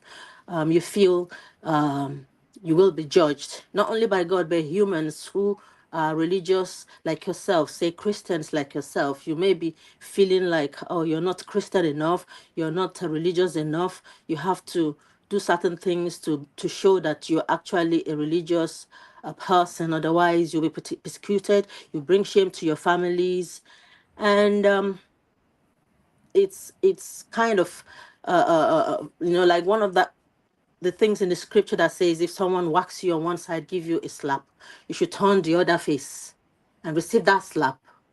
So you turn it again, they slap you. How many times are you going to be stung and slapped for you to collect sense? How many times should I fall before I learn from that? So is the slapping going to mechanically adjust my medulla oblongata to think upright, or should I woz the person back so that it shows that if you're a bully, you want to woz me, I have to over-bully you, so next time you do not bully me. You know what I mean? So that religious stuff has kind of turned some of us and our children into religious cage. We are caged and in the state of vegetation that you don't do the right thing that can actually save you for once and for all from someone that terrorizes you, both politically, even economically, whichever way. So if you're not spiritually sound, when I mean sound, it doesn't. It's not always about Bible, knowing the scriptures. Knowing the difference, how to differentiate between spiritualism when you're in that state of spiritualism and the state of the earth, doing the things of the earth. Do you know what I mean? So now, like in Nigeria now, with stuff that is happening, with over 200 and something million people cannot even come together to effect a positive change in politics, to choose the right person. Specifically, maybe perhaps they have been brainwashed and enslaved and encaged by religion, be it Christianity or Islam. So now, for you to go out and act in a certain way, you'll be seen as a thug. Or who is the owner, who gave birth to that useless child that is out there demonstrating? But forgetting that when that child goes out there, the child can see the future and is fighting for the right stuff to happen, uprightness in the society. So why can't, I'm asking this question, why is it that every time, okay, look at Kenya, any small thing, they're on the street, even our neighbors, or maybe not neighbors, Ghana. Why are we constantly on a vegetative state when it comes to moving the country forward? Why are we stagnant?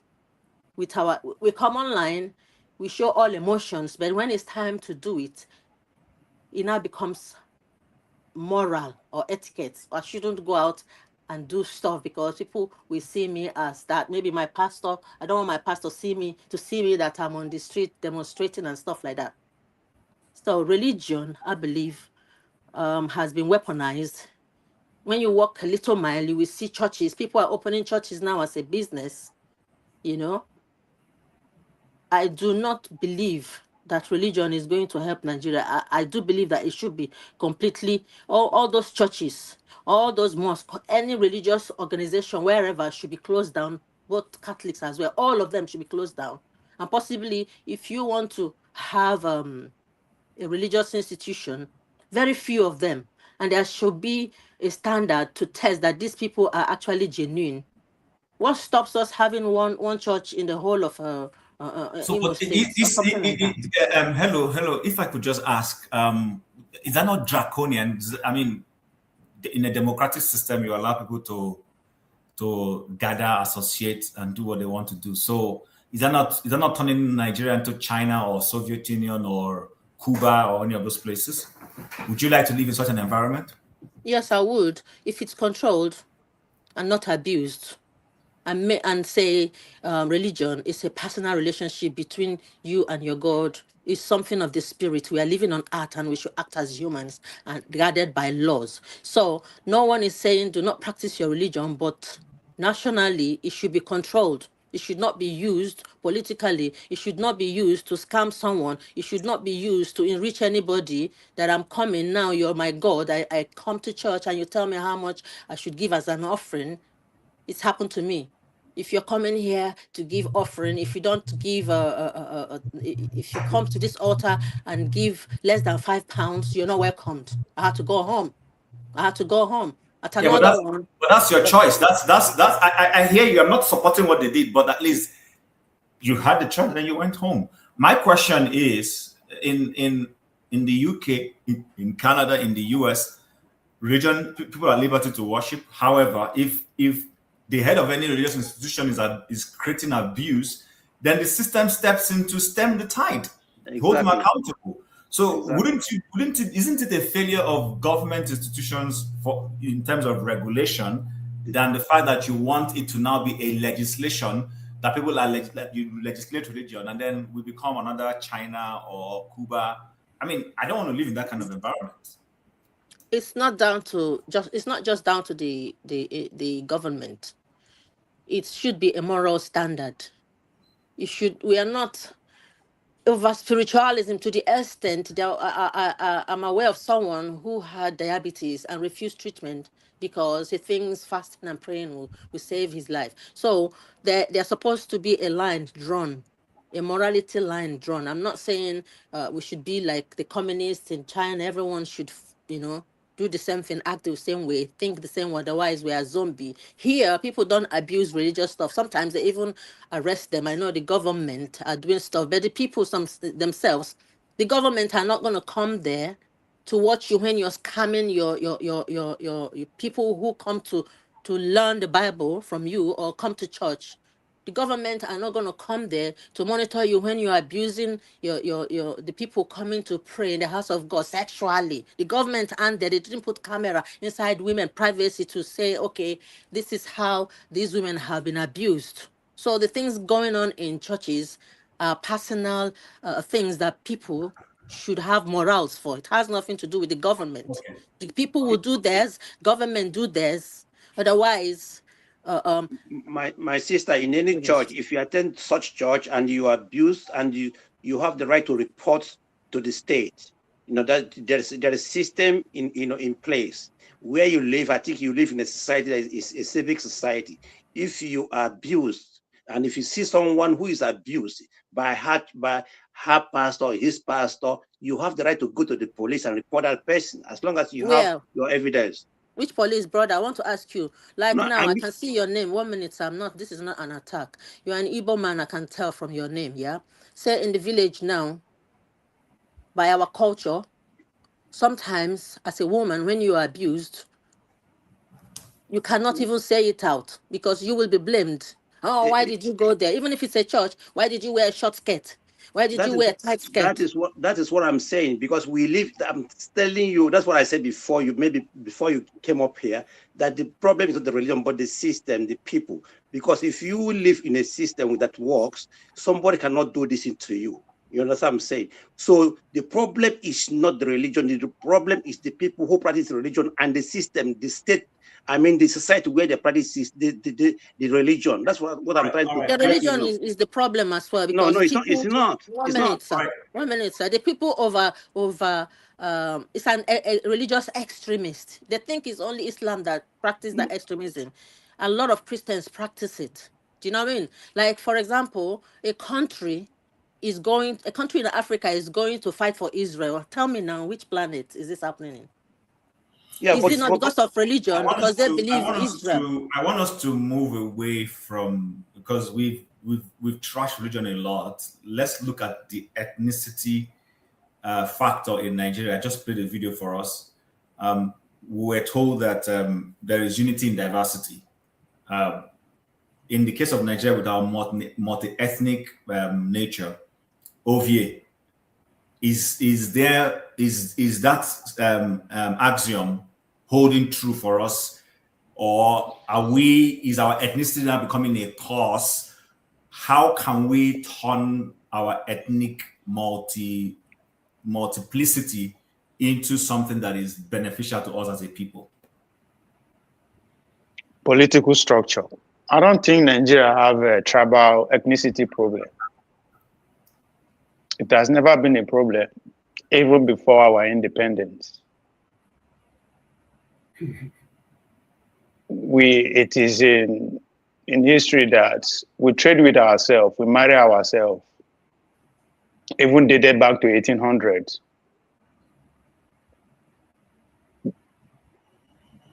And there was no tension because there was no power tussle between either of the tribe. So there's no need to fight, only when it's necessary within the tribes. And I still see that today. We still marry ourselves. We still do everything together. But the political structure is what has failed to evolve. I said it here yesterday. For the past 20 years, just a generation, Nigeria population has doubled. I don't think people understand the implication of that. But the political system has failed to adjust to that reality. And that is what is causing the tension that you are seeing. If ethnicity is if ethnicity is our problem, we'll be no go campaign for Maiduguri, not that we can't also go to no. So so not just the political structure. And that is because those people who have been in power for the past 20 years have been rotating themselves within their family or within their friends, while the average Nigerian is multiplying. The position are stagnant. The position are the way the only one person can be president, only two people or three people can be minister from a state. The population is increasing. So even among the peasants, among the majority, some people they escape the poverty line, make money, or grow along the academic line, or grow in the political line.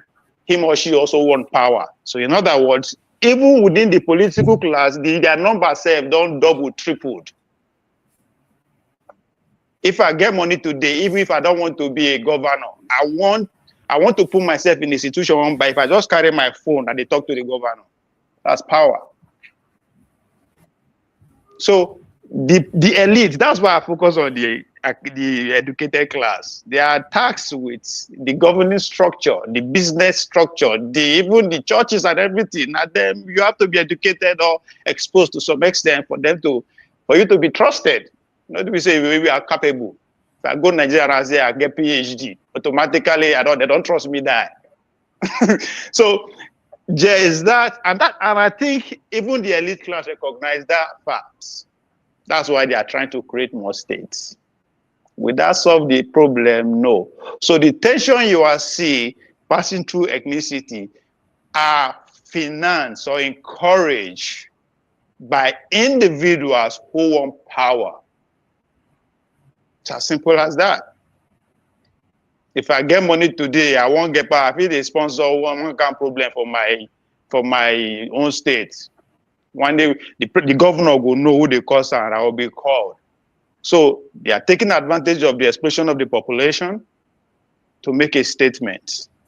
And that's why for any revolution to even take place, the elite class who are fighting for power has to come and lead, has to come and organize those population, the people. So that's why if you see all the governors, they go to APC, you understand. So movement is a typical example. I know it sounds as if I'm deviating. People don't understand. Now only Konkoso now go ADC. Every of that is little now go APC. Okay. So now, so the governing elite, they need to organize the population so that the tension goes. So everybody they exploit those because the ethnicity level. We've never been at Nigerian as a people. We don't do intermarried. We don't do business together to a point that say we would fear because there is somebody in this. No, I don't see that. Okay. So, forefathers, coming to you, Ovie just said right now that Nigeria does not have an ethnicity problem. Yet, a political structure problem. Yeah, it is a political structure problem. Do you want to take off from that? Do you agree that Nigeria does not have an ethnicity problem? Because somebody just posted here, let me just highlight this. And then you, sorry, that is not what I wanted to highlight. Yes, Sunday Boho and MC Oluomo have said certain candidates should not come to a certain location of this country to campaign. Is that not an ethnicity issue? Does that negate what Ovie just said now that Nigeria does not have an ethnicity issue? What's your take on these forefathers? I think Ovie was basically talking from the point of view that it's not the deciding factor why we are where we are. I think if one looks at it like that, then you can understand where he's coming from. But it doesn't mean currently the way politics is being played out in Nigeria, physically on the ground, and the way the discourse on the ground, it doesn't clearly show ethnic division. You can only go back to the last election and see how Igbo people were being targeted, and Abike Dabiri's this in a retweet of that terrible statement by I don't know who even made this statement on Twitter that she went and retweeted. So, and even the president themselves, I've seen the president say something about Lagos being their own and something. You see this stuff going on all the time. Kwankwaso himself has said something similar. So it's clear that we play ethnic games. But I think Ovie is also right that it's not necessarily the deciding factor whether your country is doing well or not. Because I see it here in the UK where if the English are playing football match against Nigeria, the Scottish will be cheering for Nigeria, and they are inside the same country, and they will be cheering against England from the same country. So it tells you that it's not a deciding factor whether you have different ethnicity within a nation. As a matter of fact, America could be one of the most diverse countries in the world, and yet it's the most powerful one. I think it's how you manage it. And our politics right now, and this is where again maybe Ovie has a point. The way our politics is adversarial. It wants to pitch one side against the other, so that it's not a politics that forces people to come together. It's not a kind of consensus-based politics and democracy that we are practicing. And this is why we have to consider changing this formula that we are using right now. And every chance I get, I will be advocating the presidential council system, or I think somebody suggested it in Nigeria where they call it the elder council, where you have people from the 6 geopolitical zones come together. Yeah, so you have to give them credit because he knows. They've studied the system. They see systems that are very stable around the world. If you have a system where every geopolitical region is represented in the center, and instead of one person just wielding the power of presidency, six of the leaders govern on behalf of the people, what it is implying is that you are, by creating such a system, you are telling them you are meant to work together. That is the spirit of the country. It makes the country want to work together. It's not adversarial. It's not telling them, oh, let's fight each other. You see what I mean? So we have to start thinking about implementing such systems that encourages us to work together instead of this adversarial American system, which most OECD countries don't practice. Most countries, actually, Western nations and the other OECD nations, they actually practice a parliamentary system. They don't go with this American adversarial system because they clearly, we can see the deficits of the system. It has, if you look at the accountability with the Epstein file, you see the OECD, the parliamentary countries, they hold people more accountable than the presidential system. So we always see the worst things and we pick it, and that's the approach we want to take. Even in the religious discourse, we see the worst aspect of religion, that's the one we take. The good part, we don't take it. We leave the. And I think Hello is correct to say that even on that religious topic, religion in itself, not just the way we practice it, has a way of brainwashing our people not to see clearly. So it's something that we too have to consider on every front. In terms of ethnicity, we have to start following systems or encouraging systems that encourage us to work together. And in terms of religion, the same thing too. You have to have leaders that bridge gaps. It's supposed to be obvious, but people don't do it, and we don't force our leaders to move in that direction. So thank you. All right, thanks. Thanks very much for that. And there's something you said, and I would like Mr. James to, if he can, build debunk on this. So, Fofather just talked about the presidential council system.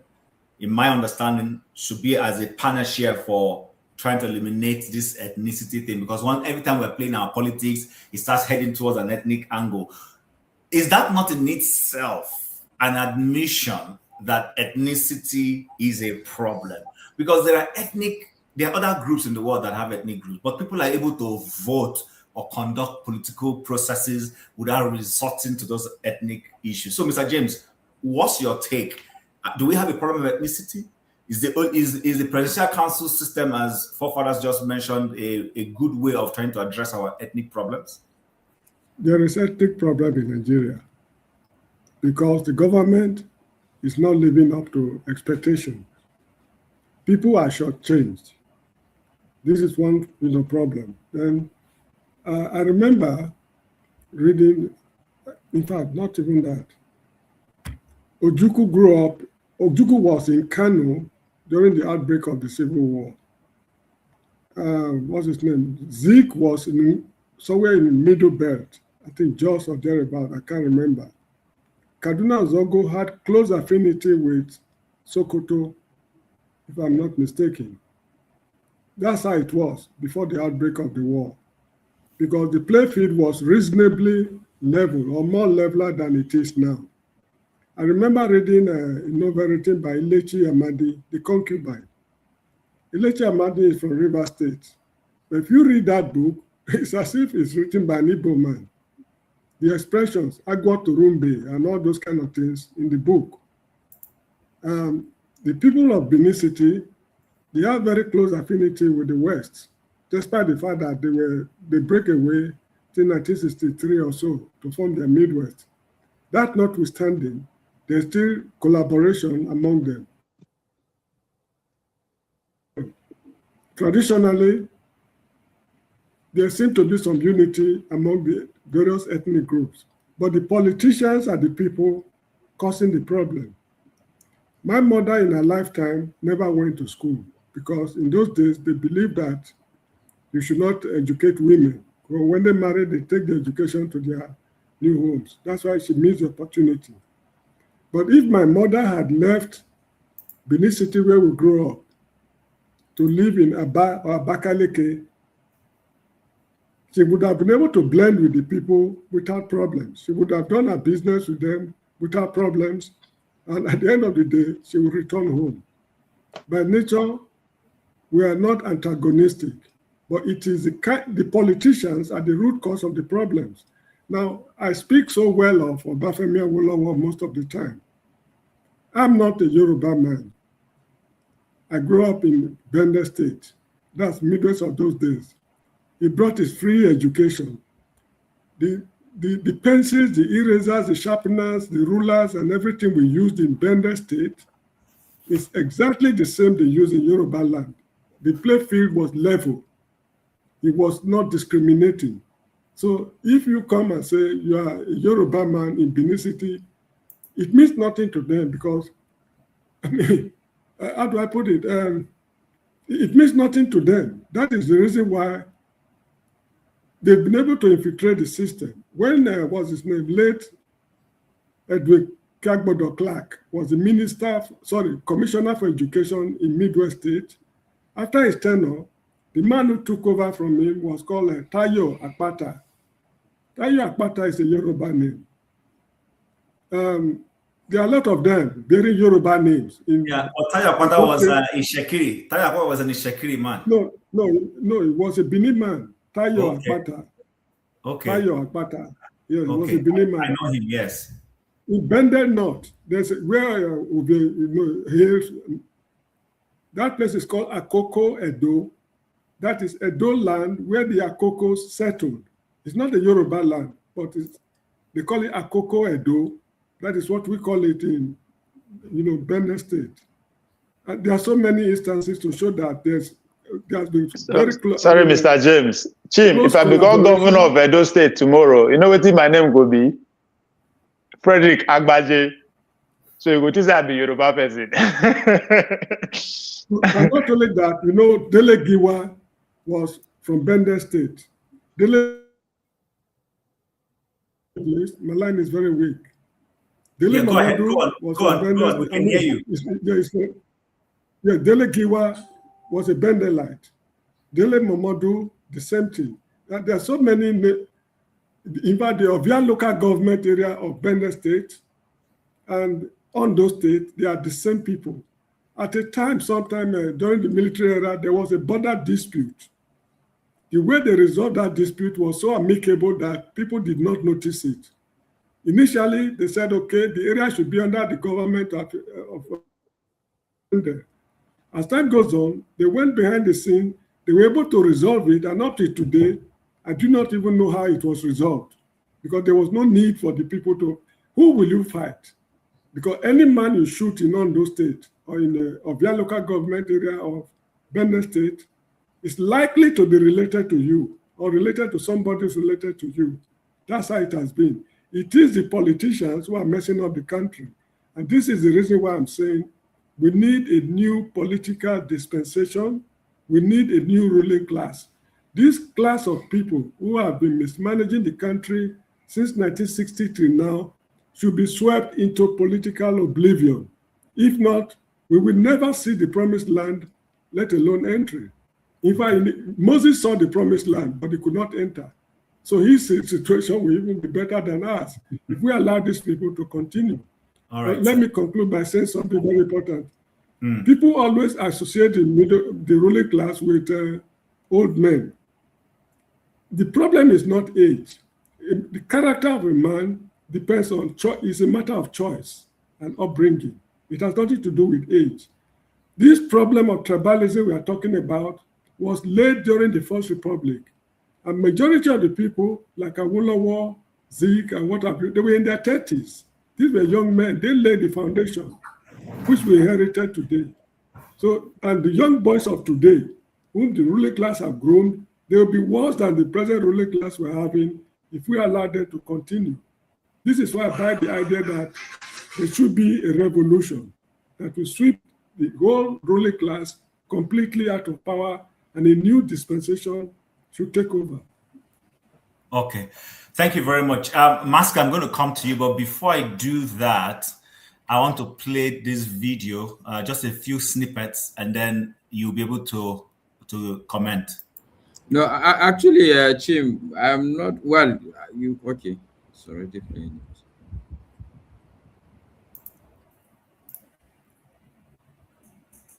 Sorry, give me a second. I think I have just a second.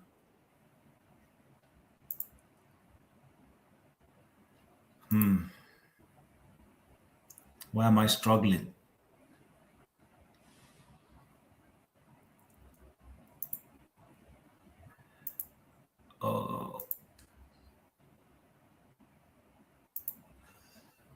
Okay.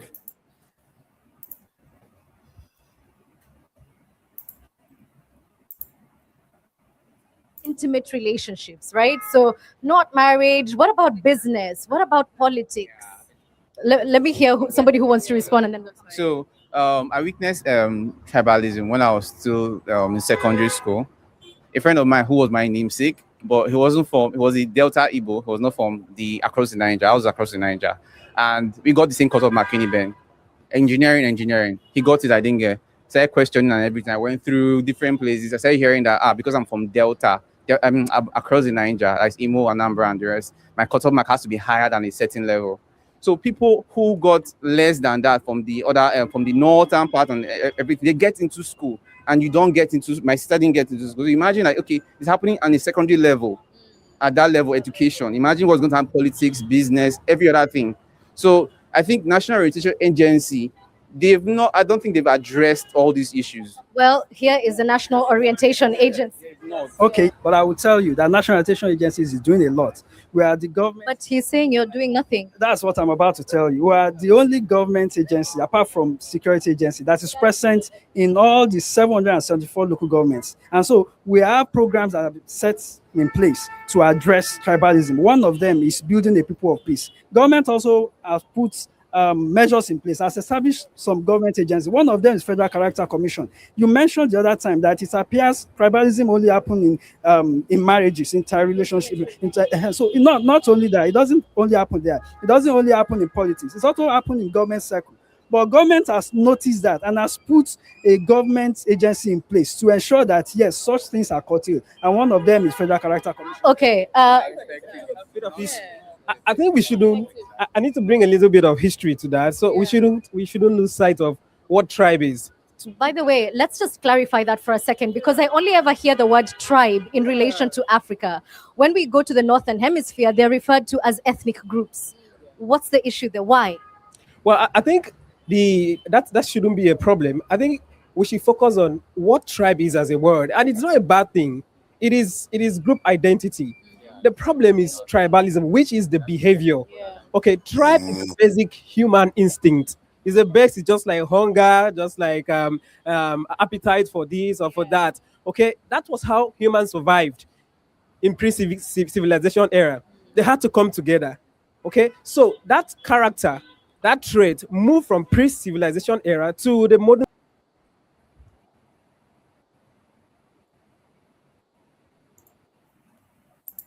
All right. So, Maska, does Nigeria have an ethnic or tribal issue? Is it something the elites are causing? Is government doing enough to eradicate, reduce, or what? What's the solution? Okay. Thank you, Tim. Good evening, everybody. Good to see you guys. The reason why I joined was I joined in protest because Ismiri, even though she's calling herself Hello, but I was not happy with the treatment she received. She actually joined because of the religious issue.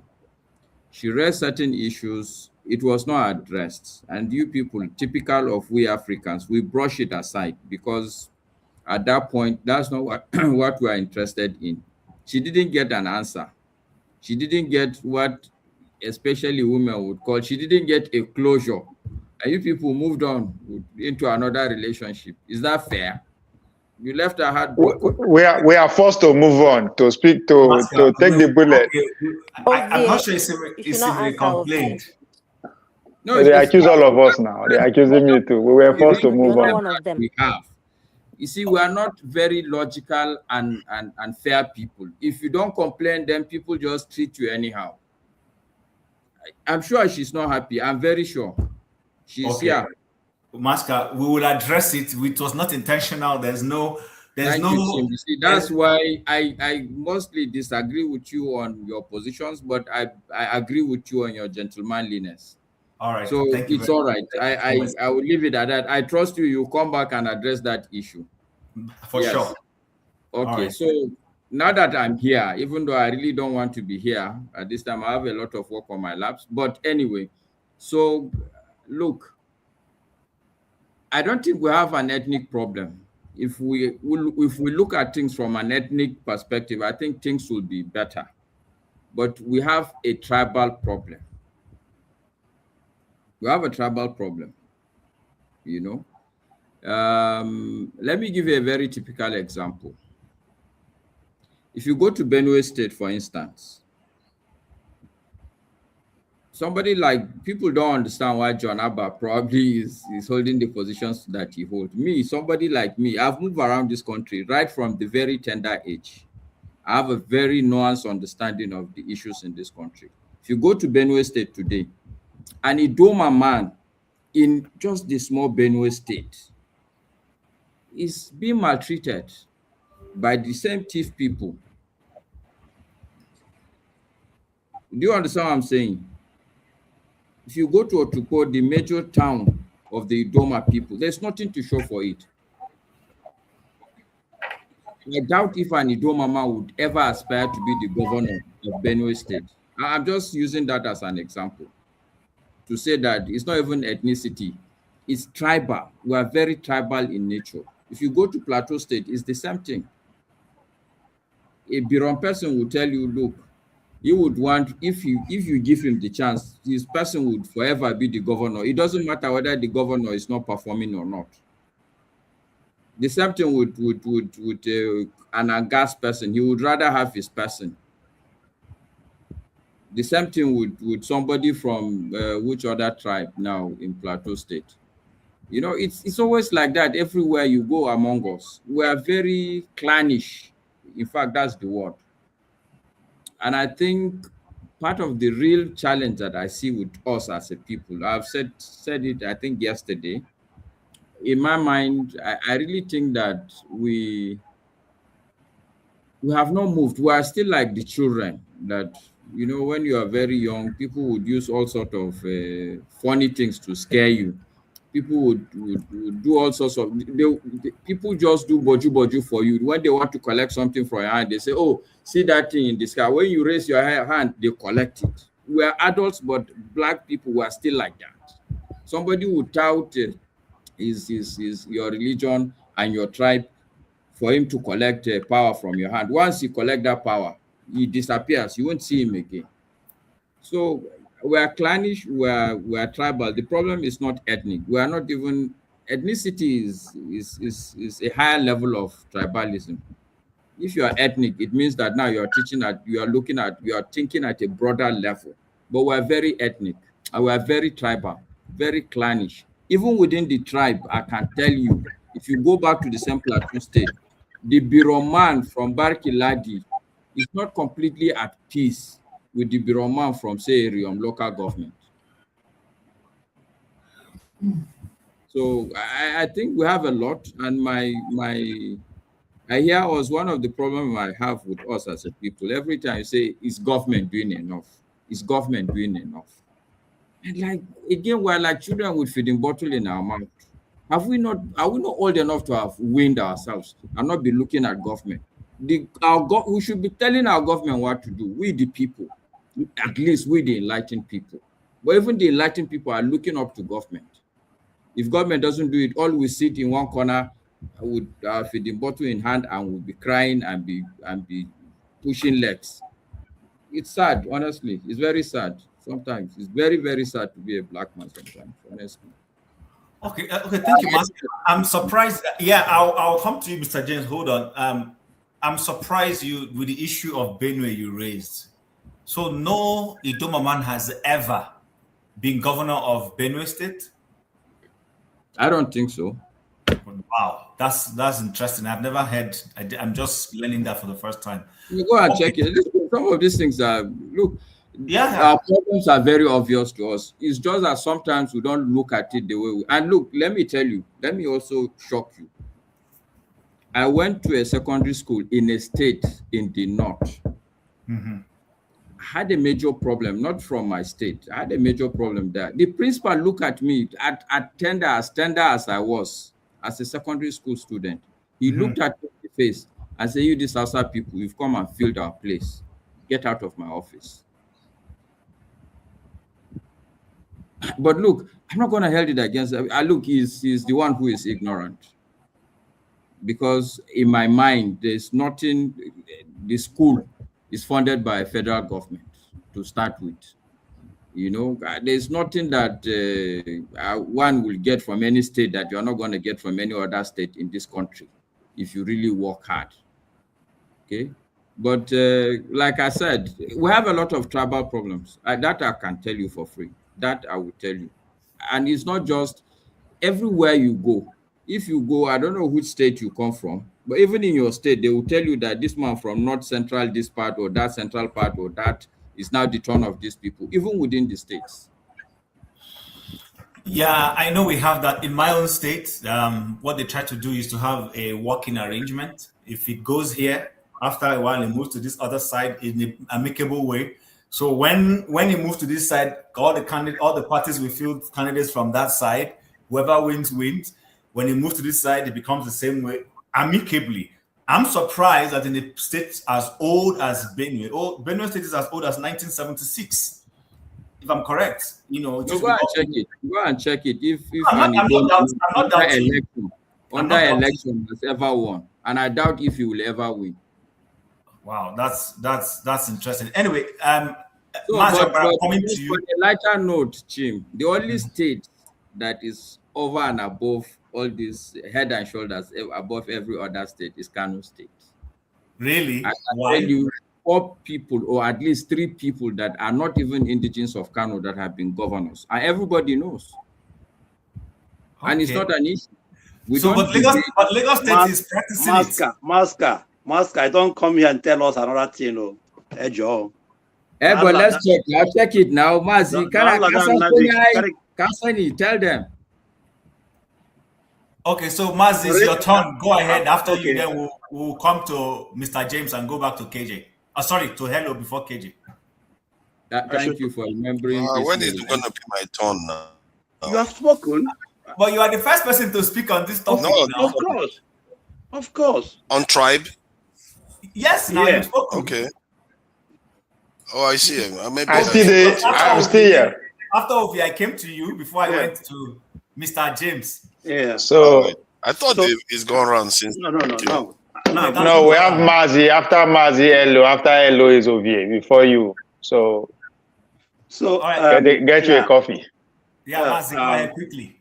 Yeah, I will be quick. You know one thing with us, we don't tell ourselves the truth. That is the problem. We have ethnic or tribal problem in Nigeria and in other African countries. Not only in African countries, but even in Europe where we live. You cannot separate this from human beings. There is ethnic division anywhere in the world. There is tribal division anywhere in the world, not only in Nigeria. The issue is that how do we manage it? All the conflict you see in Balkan, in Yugoslavia, was ethnic and tribal wars. Czechoslovakia, they separate because they are not one people. So when we come here and pretend that, no, we are one people, we are this and that, we are not doing ourselves, we are just like kind of, denying the obvious. We are different people forced together. The issue is how do we manage to live together in harmony, in peace and harmony? That's what we'll be talking, not that we're not one people. We speak different languages, we have different cultures, we have different traditions and customs, but we found ourselves in a one country that we never created for ourselves. Now, let us see how are we going to make it workable for us. Not coming to say we married each other, we this and that, no. Because if you go to even France, you have ethnic problem there. Look at Spain. The Catalonians. It's about ethnic and tribe. If you go to England, not Ireland, Scottish, it's a problem. It's everywhere. If you come to Belgium here, you have the French and the Dutch people struggling. In fact, the Dutch even want to separate from Belgium because of that ethnicity or tribal issues. Even the so-called our forefathers, what did they say? Chief Awolowo never, he called us a geographical expression. In fact, even asked the British, why are you trying to do this? A Welshman, a Scottish is different, and English is different. Why do you want us to force us together? Even Abubakar Tafawa said the same thing, that this Nigeria you are forcing is a British interest, a British invasion. Don't tell us don't discuss our differences. We have to let us manage our differences, but don't say that we are not one people. We are different people because we have the same skin color does not make us one people. Nobody said we are one people. You keep addressing that same point. Pardon? So what I'm trying we are one people. What I'm trying to let us know, I mean, my own opinion is that Nigeria, we find ourselves in Nigeria quite well, fine, but we have to sit down and redefine this Nigeria. Let us make it workable for everybody. Whether you are some tribes in Nigeria, even they are not up to 10,000, they are not even represented. Look at somebody was saying about Idoma today. You have Idoma in Benue State, you have them in Kogi State. Yet none of them, they can't even become governor in these both states. And they are Nigerians, and probably they might not even have a senator representing them or House of Rep representing them, probably in the Senate or in the House. So there's injustice in Nigeria until we sit down and accept that we have problem, tribal or ethnic problem. How do we solve this problem? It is going to continue. It is going to continue because of the way we are forced together without no consent, no agreement, and that's where you see it today. 60 years ago, look at what happened. What happened? I mean, before even the Civil War, the cross carpet. It was a tribal politics in the middle, in the western region. It was a tribal. So we are saying that we are not one people. We speak the language. We don't speak the same language. We don't eat the same food, but we have found ourselves in one place. How do we live as one people? Make it constitutional. Let everybody be represented. Whether you are 2 people, whether your tribe is 10 and my own is 50. Let us make it equitable. Let justice prevail. Apart from that, this thing will continue because some people will feel cheated. Let me tell you, you can't put I live very close to Poland and Germany. Germans and Poland can never be in one country. It's impossible. There's no way a German and a Polish man can be in one country and the German will be his president or her president or the other one. It's not going to happen. Finally, in Europe today, we have, look at the whole Europe. You have 80 ethnic groups, only 80. Go and see it. 80, and then 54 major ethnic groups. So other ones are, minorities. But in general, there are only 80. How many do we have in Nigeria? I'm not talking about the whole Africa. How many do we have in Nigeria? That is why there is at least stability in Europe, because every tribe, every ethnic group manages their own issues differently. They can meet in Brussels and discuss, European policies, but they go back to their ethnic, to the indigenous country and discuss differently and do the whole thing differently. We are not so all this that we married together. We do no. If you go the Serbians who fought the Bosnians, they married each other. Kosovo and Serbians, they were in fact their cousins. They're married. So what are we talking about? Let Nigerian elites or politicians, let them sit down and redefine Nigeria. Negotiate Nigeria. I'm not talking about breaking it, but make it representable for anybody. If you are one, if your ethnic is one, let there get a representative in Abuja. For example, let's say that we have 360 what they call the House of Reps. Do you know that a lot of ethnic groups are not even represented in the House of Reps? But there are ethnic groups in Nigeria that they don't have Senate or senators, they don't have reps, and they are in Nigeria. That is for them. That's a great injustice to these people. Okay, Thank you.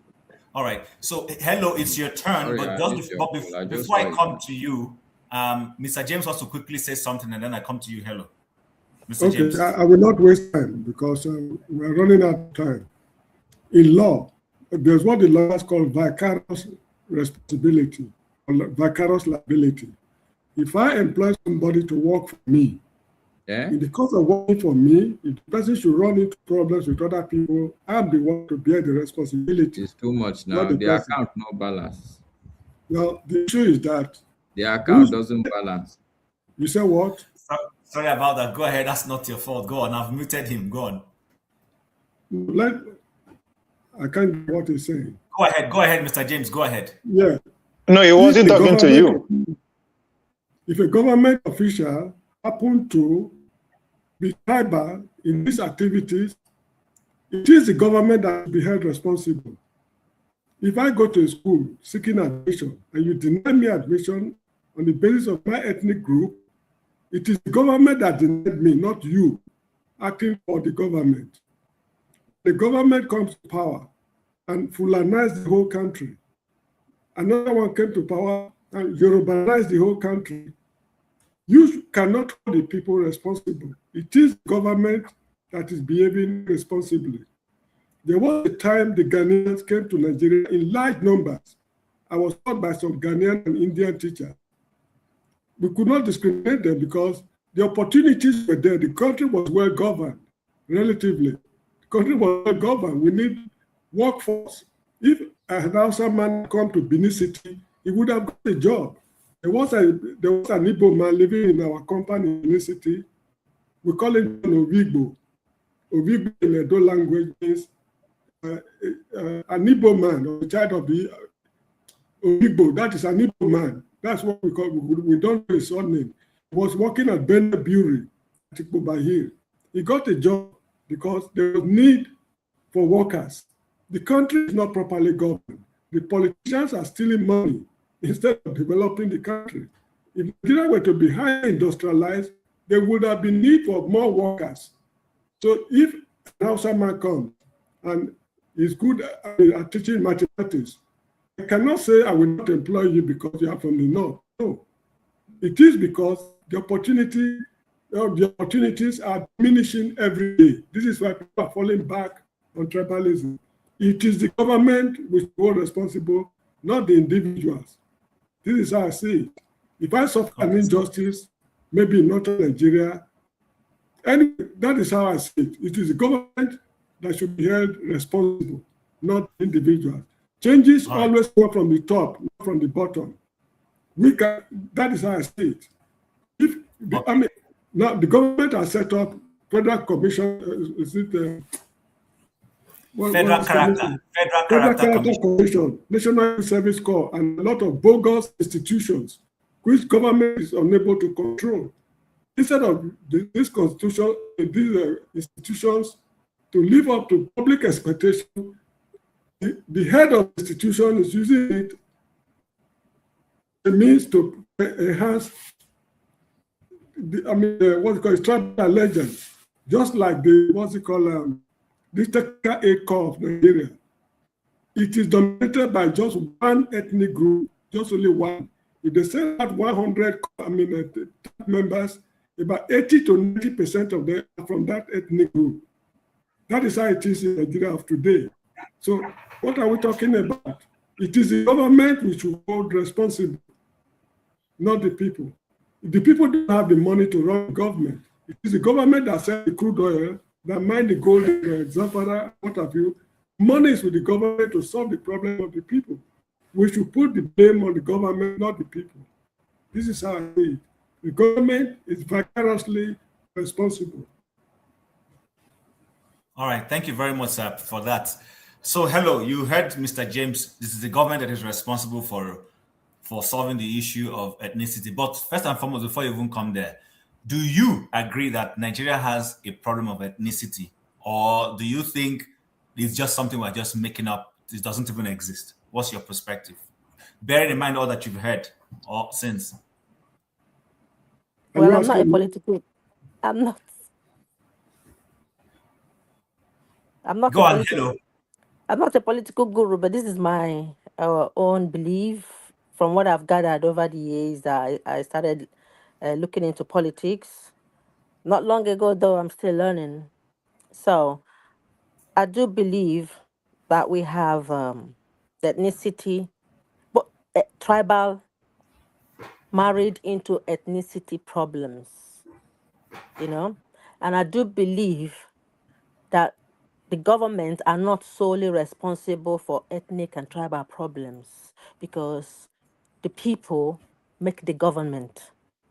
The children will be born into a family unit and they will be educated morally and certified with certain tools, be it positive or negative or combined, that they will further on begin to hold positions in their in respective places that could lead them to become number one in the country. So it's an individual to start with, and then it progresses to a group of people, a state, the nation. So an individual from a tribe into a big, larger ethnicities that now emerge into blocks of ethnicities that come together to vote someone. So the people make the government and people should be held responsible. That's why I said the foundation of all these bent kind of behaviors start from individualism, yourself. We should look into ourselves one by one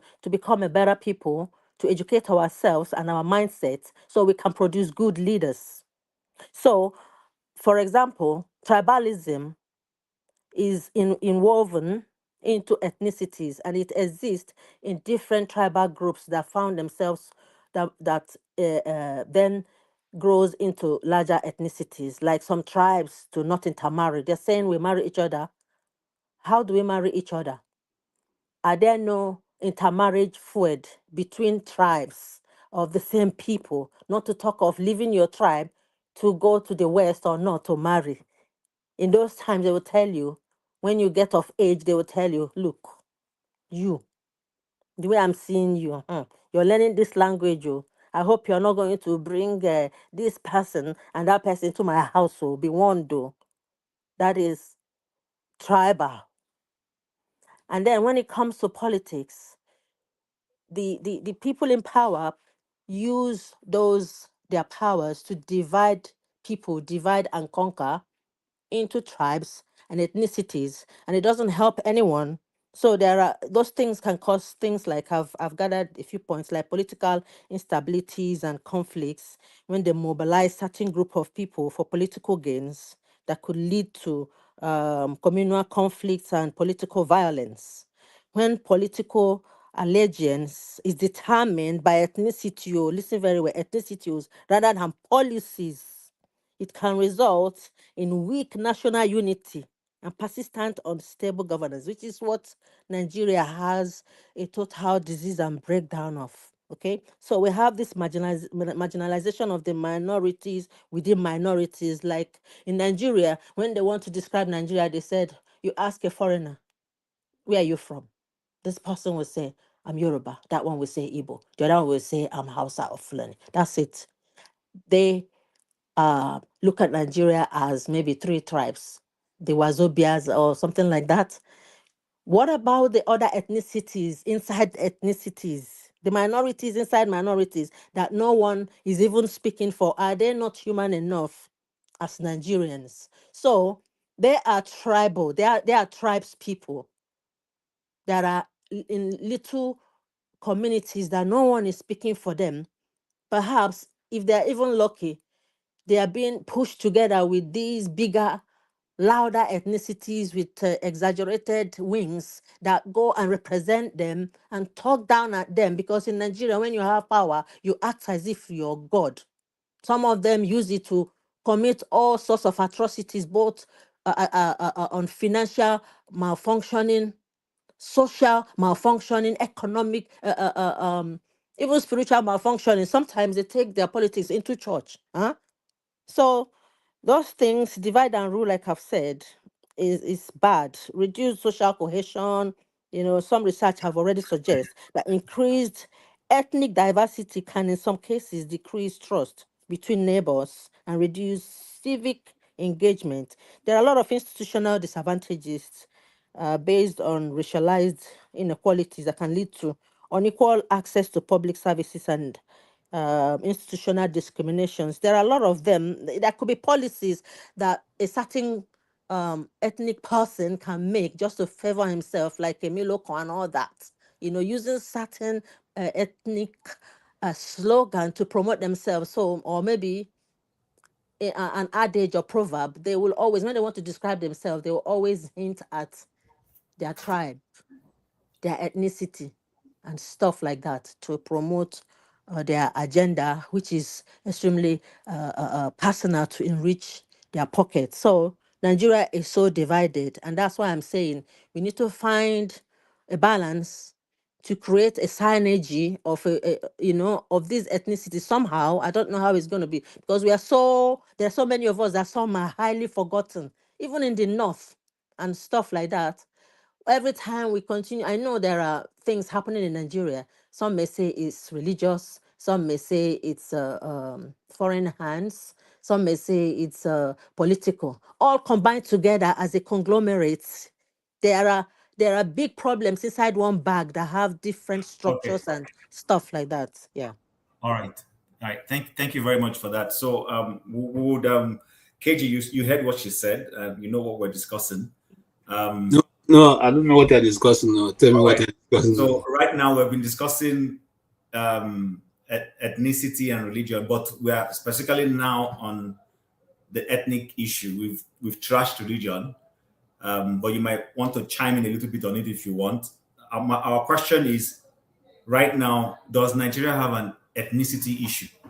Do we have ethnic problems? Mr. James says that it is the government that is responsible for creating it. In other words, the elites. Ovie has reinforced the same argument.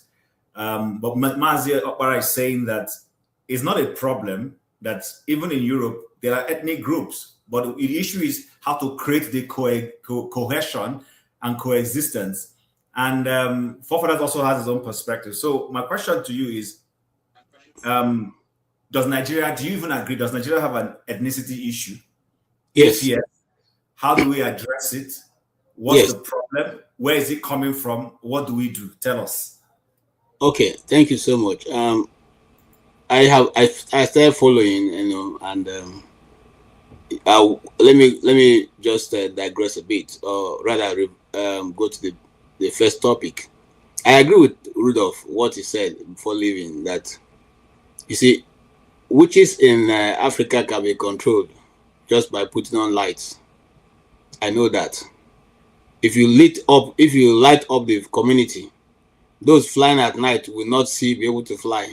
The only reason why they have sway is because everywhere is dark, and evil is perpetuated in darkness. Nobody who can do evil when the whole place is lit up. So consequently, for us who Nigeria claims to be a Christian or rather a religious country, it's not ironical that we don't have light, because I think every religion talks about light. And in the Christian faith, light is everything. God dwells in light. God is not a human being. He dwells in light, unapproachable light. And one of the things that we first try to advocate is the fact that we are children of light. Light is the source. When light comes, every other form of darkness runs into hiding. Consequently, light has not been able to come to Nigeria, and they know the purpose why they do that. They refuse to let light come. Electricity is not a new science. This science has been completed and packed aside. People are even looking for how to now advance electricity without having to use cables. And we are still looking for how to use cables to connect ourselves, and it's not happening. It is very disheartening that since 1960 to today, we are still talking about electricity, and it doesn't seem to be a problem to the government. So how do you open up the space? How do you develop the country when you don't even have stable light? If I want to send money to my cousin now to start his barbering shop, apart from buying the clippers and giving money for rent, I'll have to look for extra money to buy a standby generator. So we're not talking power generation now. That's the next thing we're going to do. So just leave that one area and just focus on religion. So yes, I just want to touch on that and move on. All right. So how Igbo man, he must talk investment. Oh yes, of course. Now, you know, if a lizard run far from tree, hang go hold am. So, we have a tribal issue, and I agree with Maska. What Maska said happened to me in my secondary school. You know, I was selected to be the head boy.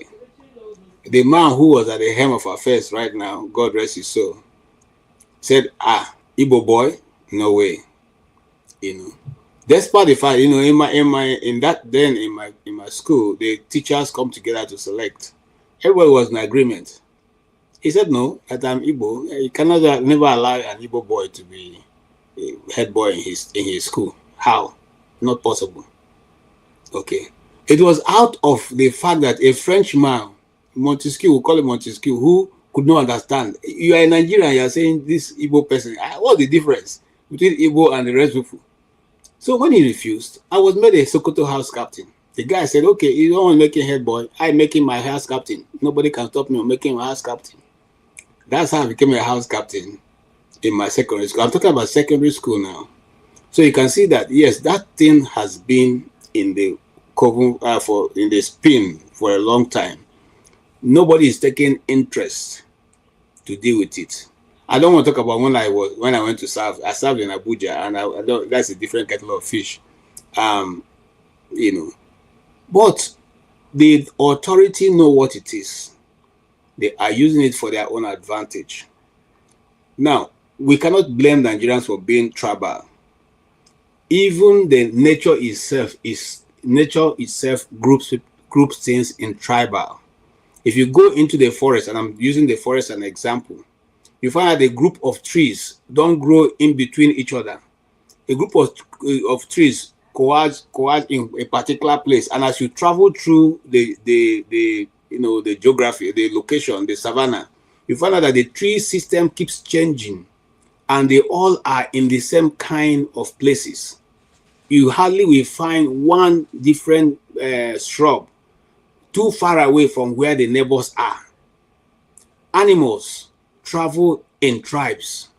That's why you see a group of monkeys, a group of baboons, a group of lions, a group of this. They will all travel in that direction. Man is not different. But the only thing that will have been different with us is that we understand what it is and make sure that each tribe is represented appropriately. And we divide resources in accordance with every tribe. If you see what is killing Nigeria the most is that we seem to think that one particular tribe is better than the other. One can be left behind and the other one brought forward. And just like Maska said, I lived in Benue for more than 30 years. And Idomama has never been governor of Benue State. And Idomama have been deputy governor, okay, but never been, all right, a governor of Benue State. In fact, if you are following Benue politics right now, Bonu, Chivo Bonu, who is the former deputy governor of Benue, just started a group. They had a conference 3 days ago, saying that now they will insist on the governorship seat. It's not the first time. He won't be the first person. Audogbe is from Benue, very intelligent. God bless him, so very intelligent, very straightforward man. But he never made it to be governor. And I don't think anybody who is coming out now, even though I have friends who are in that position, they are not going to still make it because the numbers will not be in their favor.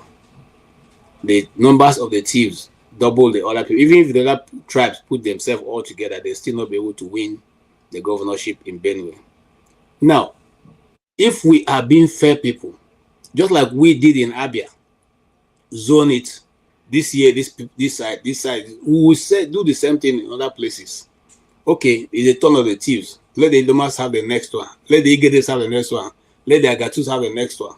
But we won't do that because we believe the number we have is big enough for us to muzzle our way through the other.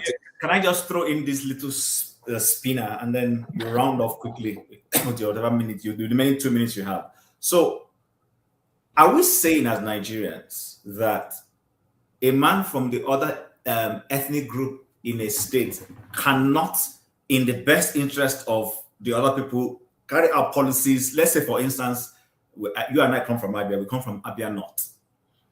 And Abia North is Umuahia. You know that Aba is more developed than Umuahia. So an Abia North man cannot ensure that people in Akwete get enough good resources that we build, turn Aba into a fantastic place that everybody wants to develop. So my focus should be Umuahia only and vice versa. So are we also saying that if the president of the Nigeria comes from, I don't know, let's say from Kanuri, that he cannot realize that, oh, there are some benefits and there's a developmental project in Ishekiri land. Let me go and make sure it develops. Why is that difficult for me to be a Kanuri man, but I see the interest of the man from Ishekiri and I pursue it? Why is that? Why do we have to think that the person from my ethnic group is the one who will do that? Okay, it's not what you ask is not impossible, but it looks impossible in Nigeria now because we have dwelt on this wrong path for so long. You see, when just this afternoon before your program, I was just thinking to myself, when these 12 states of Nigeria was going to be created, were you represented? No, you are not represented. Did anybody consult you how you are going to draw the boundary lines? No. Certain individual who didn't even know some part of Nigeria sat down and said, this is how we're going to divide the state into 12. And then, give to themselves whatever they want to give to themselves. So I'm not saying, in a place where politics is more stable and justice is maintained and equity is understood, it is a right question you have asked. Those things will be done. But in our own locality now, and the kind of policy we have practiced for many years has eaten into the fabric of the system and in the mentality of our people, that when you don't have anybody from your state or from your side, equity or what is due to you may not come to you. So for a system that operates in that way, one would think that the people who are in leadership will now make it black and white. If A is going to A, let A also go to B. If B is taking C, let everything be divided equitably. If you are going to give to the north $1 million, give to the south also $1 million. Don't say, okay, by this, by that. No, that is what. So we need to go back to the drawing board and draw out these things the way it should be done. That from that point now can begin to operate and come to the place where we can now say, okay, anybody who will put there now will not, change the system. It's just like being elected president of America. There are very few things you can change. You can play with. There are very few. Those things are static. You can't go and mess around with certain things. They will not allow you. Okay, they will checkmate you straight on. So now that's because the system has been built and it is working. In our own case, look at what is going on. I asked you the other day, or I asked on this program, all the money that Tinubu is spending, all the international tours is making, who approved the money? Was it in the budget? The question is no. So the president of Nigeria stands up and says, okay, I need this. And once he says it, it is done. He went to inauguration meeting, his swearing-in ceremony, and said subsidy is gone. Okay, and that is it. The next day, everybody started running helter-skelter. Can you do that in any other developed country? A president just make a speech, and that's it. Everything begins to align with what you said. It doesn't happen anywhere. So we are totally not only backward in our able to put systems that will work.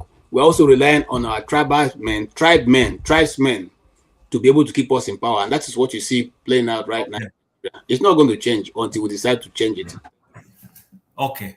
All right. So I put up this question. We're going to be rounding off. Maybe what I'll do is to give everybody 2 minutes.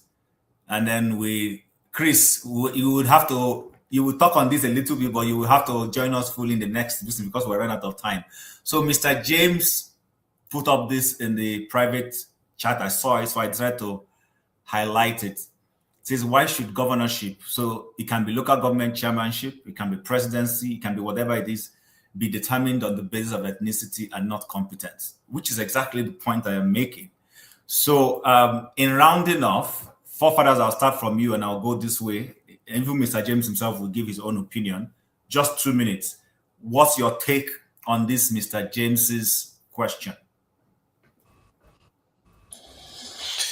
Yeah, thank you for that. It's been an hour since I spoke. Are we that many here that it takes 1 hour to go around? No. So I don't know how that is. I'm a bit surprised by that, actually.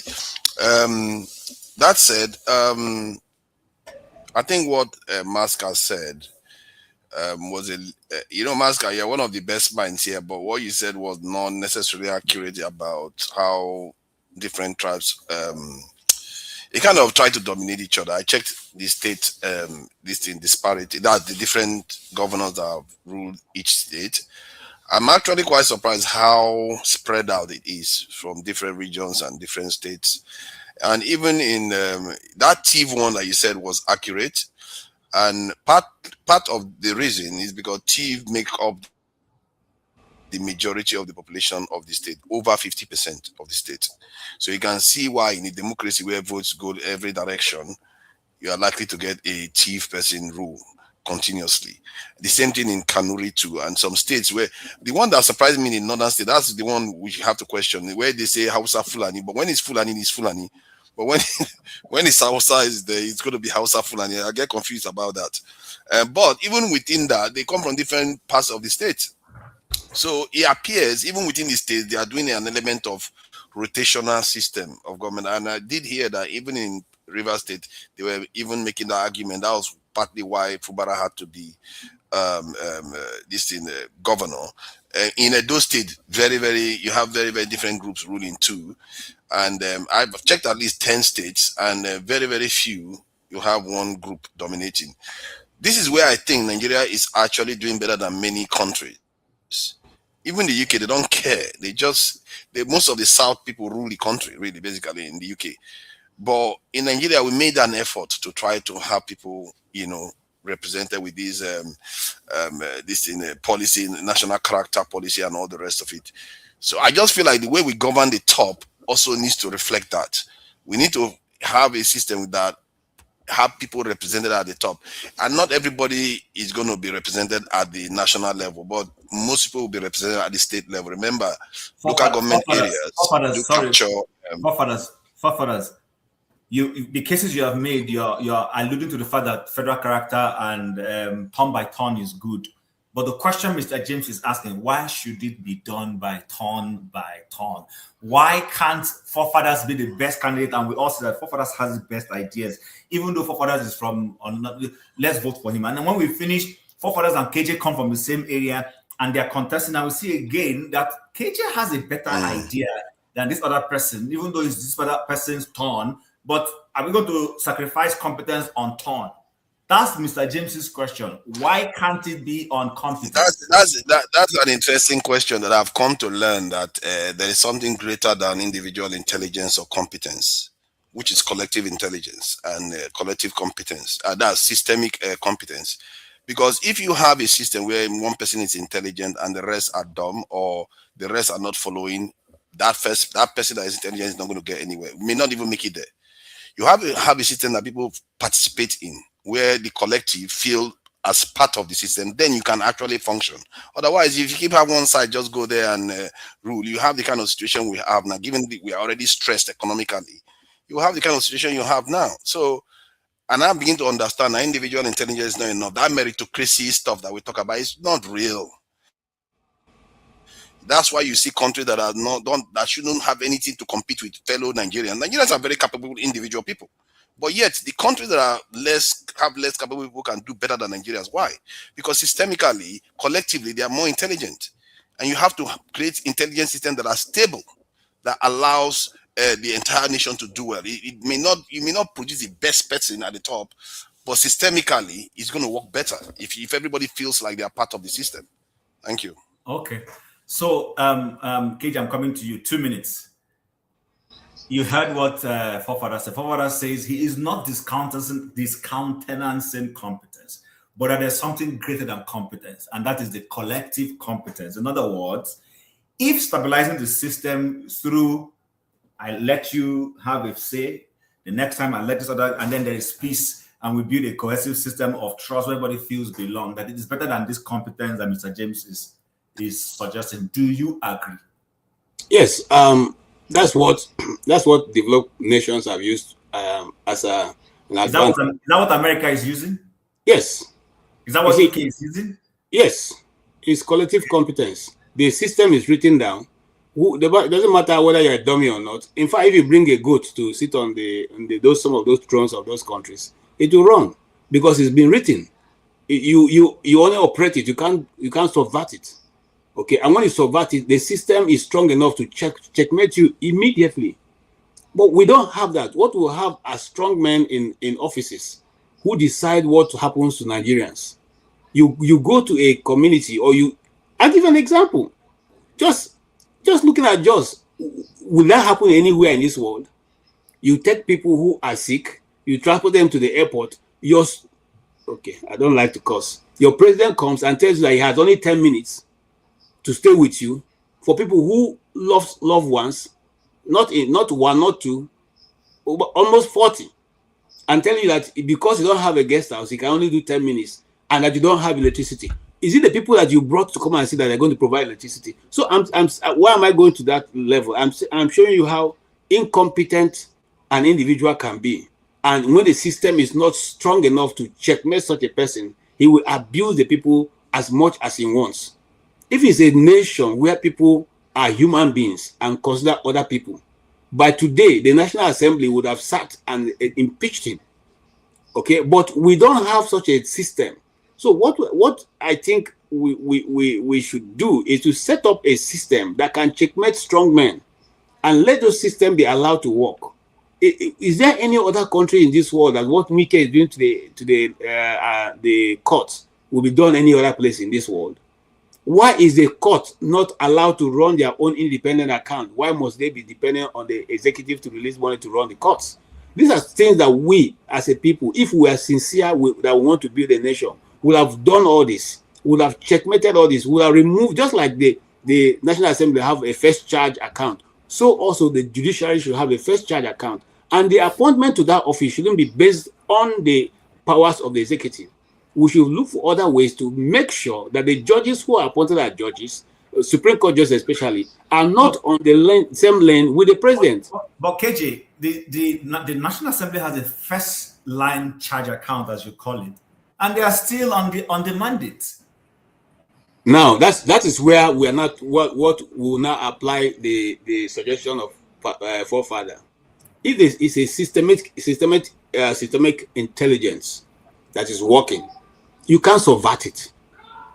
You can't. If you go to National Assembly and say, okay, because the man have asked you for $6 billion and you just within three minutes approve it, the system will check you. The system will not even allow you to go to London and enter a contract that the National Assembly is not aware of, and it will null and void right from the beginning, and it will be checked. But you see, everybody have been cowed, so we are all working with our heads down. We're not even able to stand up and look at them and say, no, this is not right. We can't do this. Thank you. Let's go quickly so that we can come to that last topic before we go. So, Masker, Mr. James is asking, why should governorship, presidency, whatever position be determined on the basis of ethnicity and not competence? Do you agree with him? Forefather says, well, it doesn't necessarily have to be competence as long as we have a strong system that works and anything can happen because the system will run itself according to KJ. What's your take? I think it's a process. What I mean by process is it's just like girlfriend and boyfriend. The first time you meet, you need to build confidence in each other. At a point when you convince yourself that you have each other's back, then you can begin to, it doesn't matter who, everybody can take a decision. Let me be more explicit.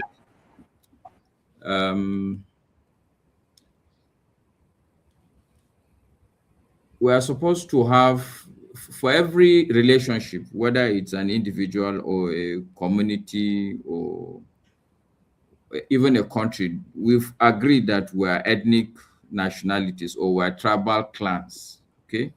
The starting point is for us to go through the process of bonding. Let's put it that way. You know, you need to appreciate each other's value system.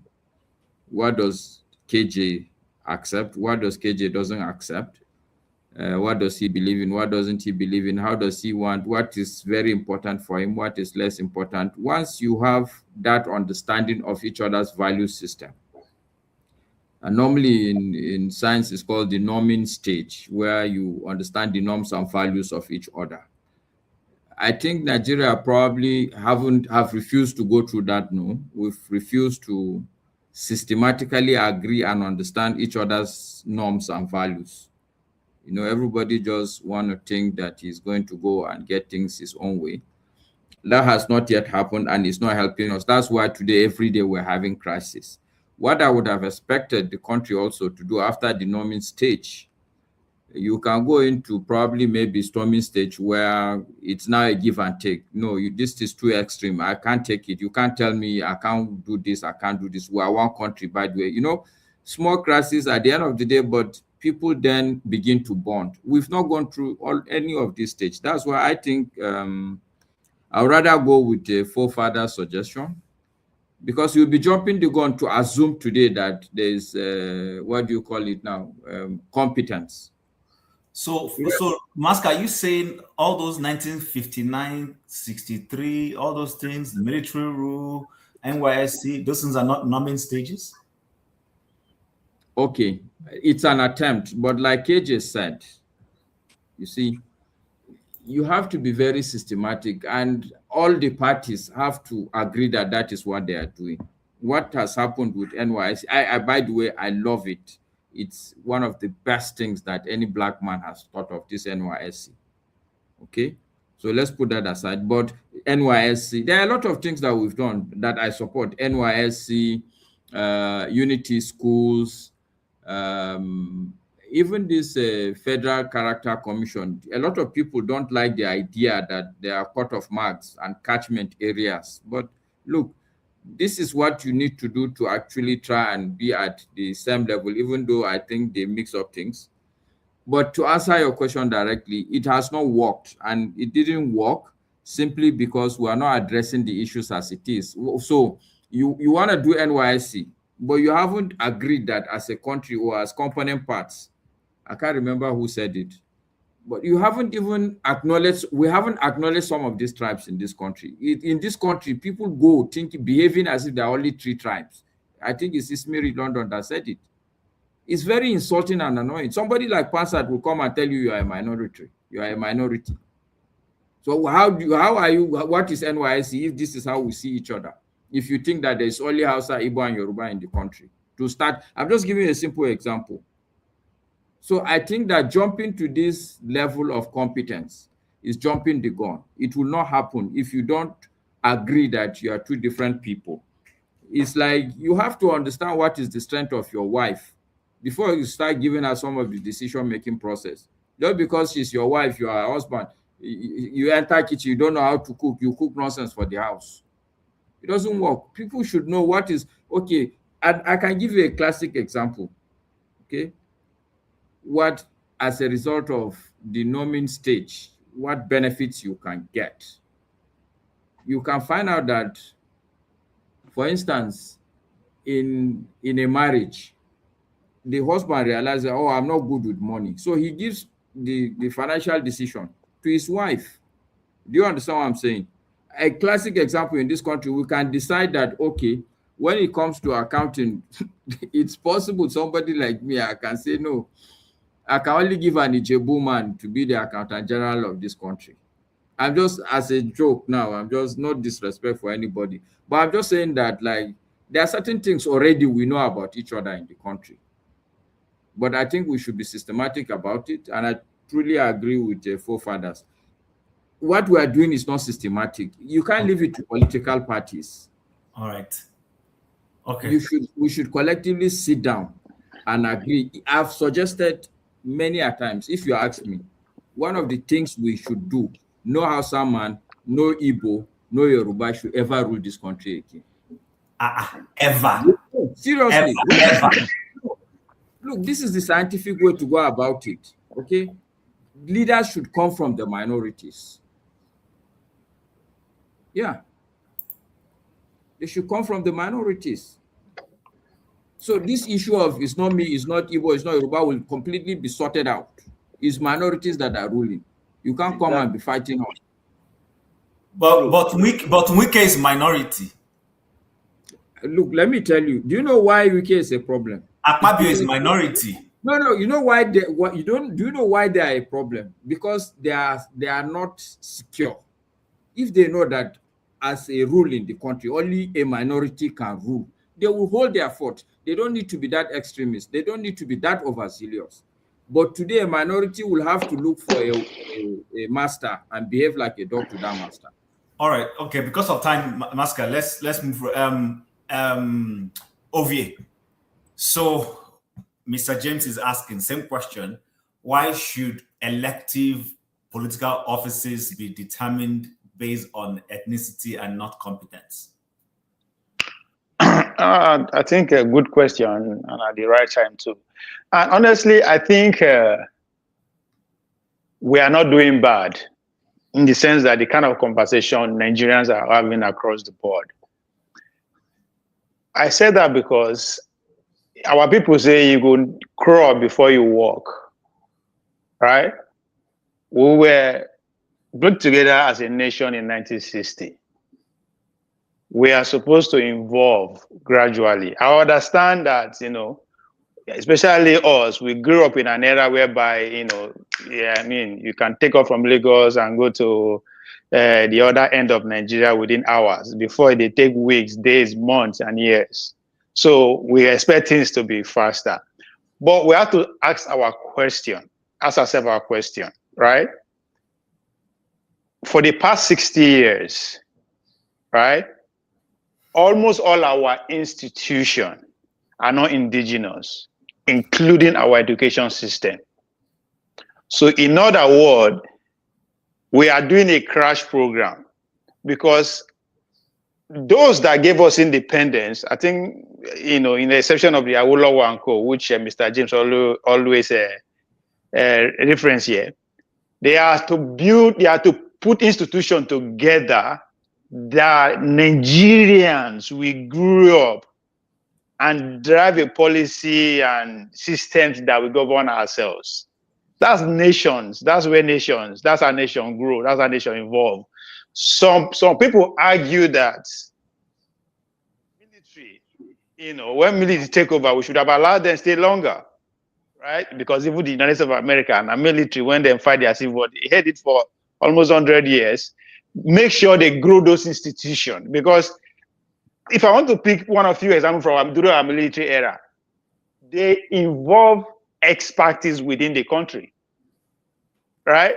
Even the foreigners where they come, now Nigerians where go school for abroad, but they go into Nigerian universities to bring them out to actually serve us at the local level.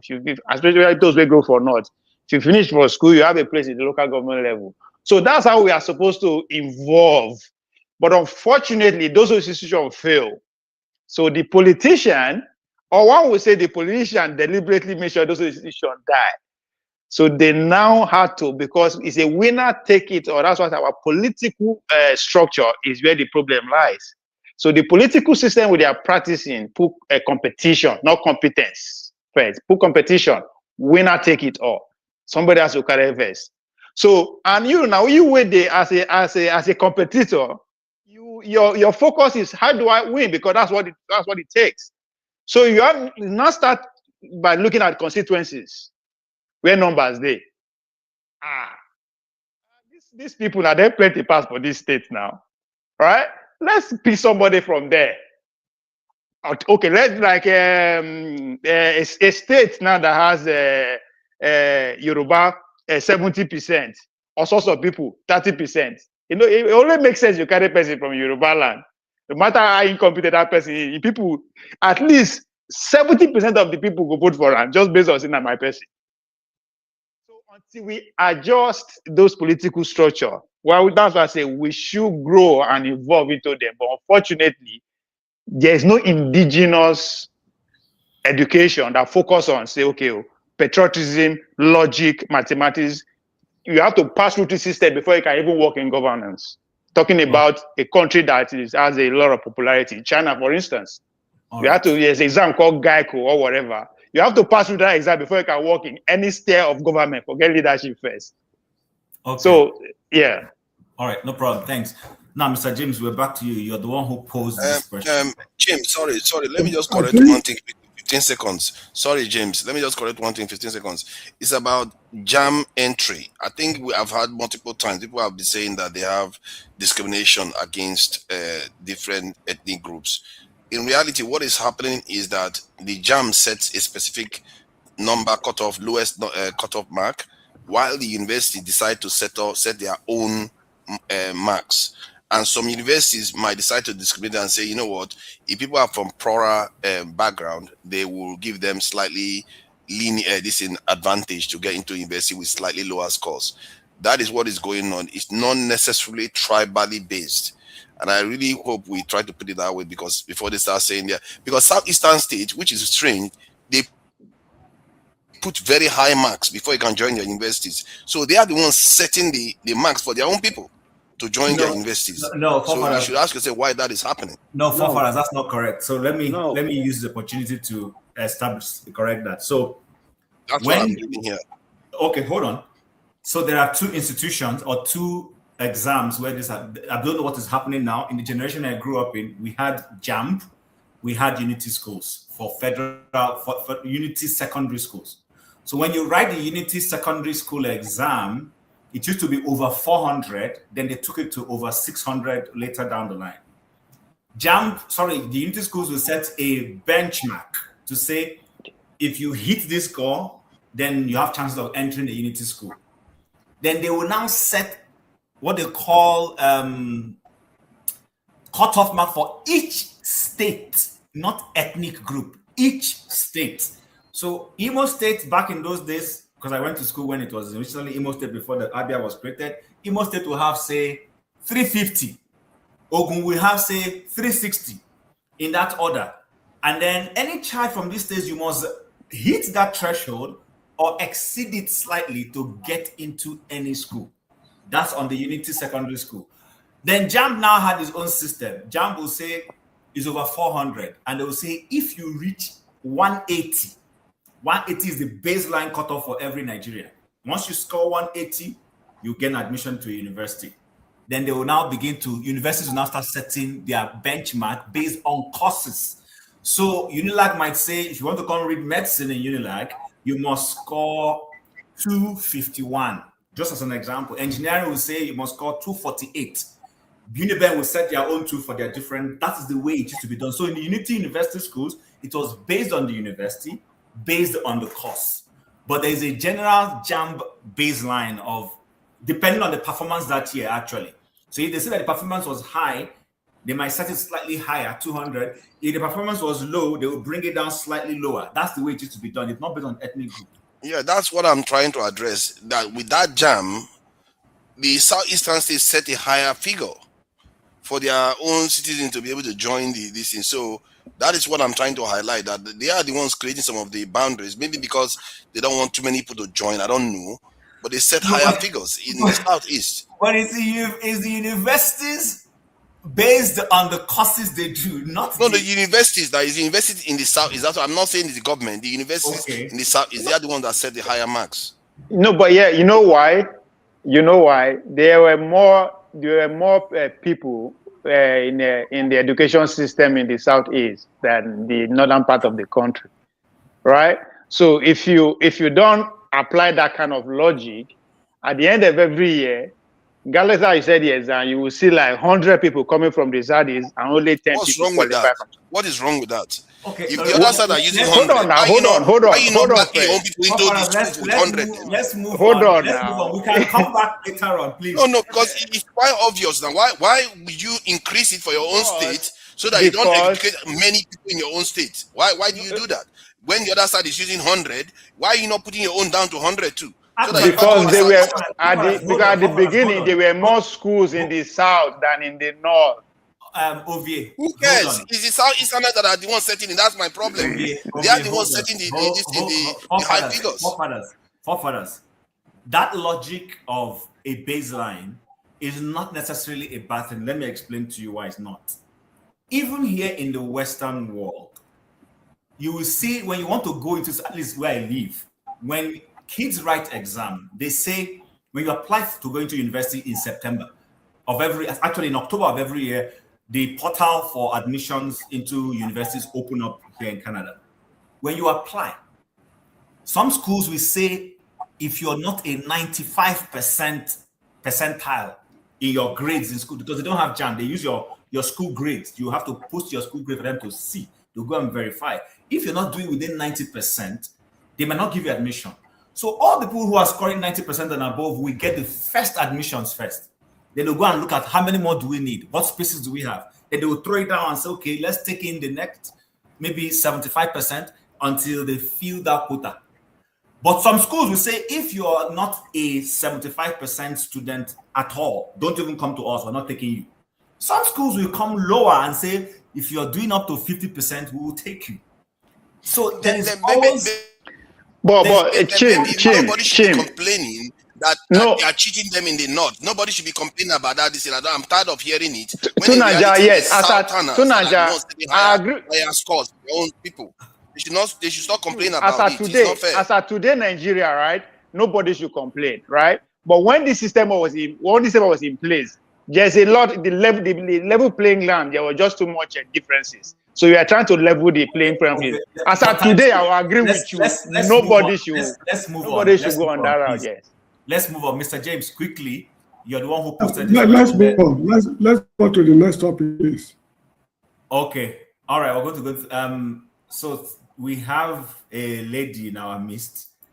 I don't know if she's available. Are you there, Adama? Yes, I am. Okay, so we're going to make an exception. She's not because she's at work. So what's your perspective? And then we move on. Because typically we want somebody on video, but because she says she's at work. Not a robot. I agree with what Maska said. Maska, greetings to all the panelists. To Nigeria, you need to stop that thing you're doing and saying nobody should come here and complain. Just behave yourself. Create your own path. Today I'm home. Let me come and help you. And, tell people to click on the like and share. KJ, greetings. Maska. Sanu. Greetings, Adama. How are you? If you're on your side, on your side today, if you like, make you choke. And nothing will happen. You are beg shift. Maska Bandewo, sir. Mr. Chris and Dewo. Mr. James and Dewo, sir. All right, I agree with what Maska said. We need to do away with the major tribes because guess what? Nothing they have done has developed or moved Nigeria forward. At the end of the day, Nigeria is still where it is. Can't you see America is in the moon and we are still talking about electricity, ethnicity, and religion in 2026. 2026. Now, I agree with everything Maska said. People should come out because they are competent for the position they are fighting for. And we need to know who they are, their background, because these days people can make up whoever they say they are. But in terms of what we're talking about, ethnicity has destroyed us as a person. Let's go with this platform as a whole. KJ likes creating a show about IPOB. All due respect to him, I have no problem with that. And Chim like laying a background where everybody can come and express themselves. Dr. Damages is come as you are. Forefather is insecurity, whatever. And my question to every one of them is this. Tell me what country can function without the basic necessity you need as a human being to thrive, which is what? Electricity. Nothing works in darkness. There's a reason the Bible said darkness and light don't come together. But in Africa, we're still dealing with darkness. And we expect things to move forward. So until we resolve that issue, I'm sorry to say we're not moving forward. So that's all I have to say, Chim. So I'll wait for the next subject. Thank you. Let me just chip in and refer for the statement. Okay, thanks. God walked in darkness at a time. Because he said, let there be light. And there was light. He said it, he was in darkness. Thank you, Mr. James. I like your response. Again, the darkness referred to here. Mr. James, I don't think it was in darkness when he said that. Don't put Let's move. All right. Okay, let's move on. Chris and Mazep, well, I'll come to you guys next. But because of time, let's just move into the next one. What you can do is when you're talking, you can throw all of that in. Before we go there, let me play this video. So I don't know if we've heard that the federal government has released or is proposing to release or has voted 3.3 trillion to clear out the electricity bill owed to, I think, is it the Gencos or who? And once that is done, it's expected that we should have constant electricity now. But there's a catch. So that catch is going to be evident in the video that I'm going to play next. Just give me a second if I can. So this will be our last submission, Abi. Yes, this will be our last topic, and then we call it a day. Okay. All right. So here it is. Pardon me if I can manage this thing very well.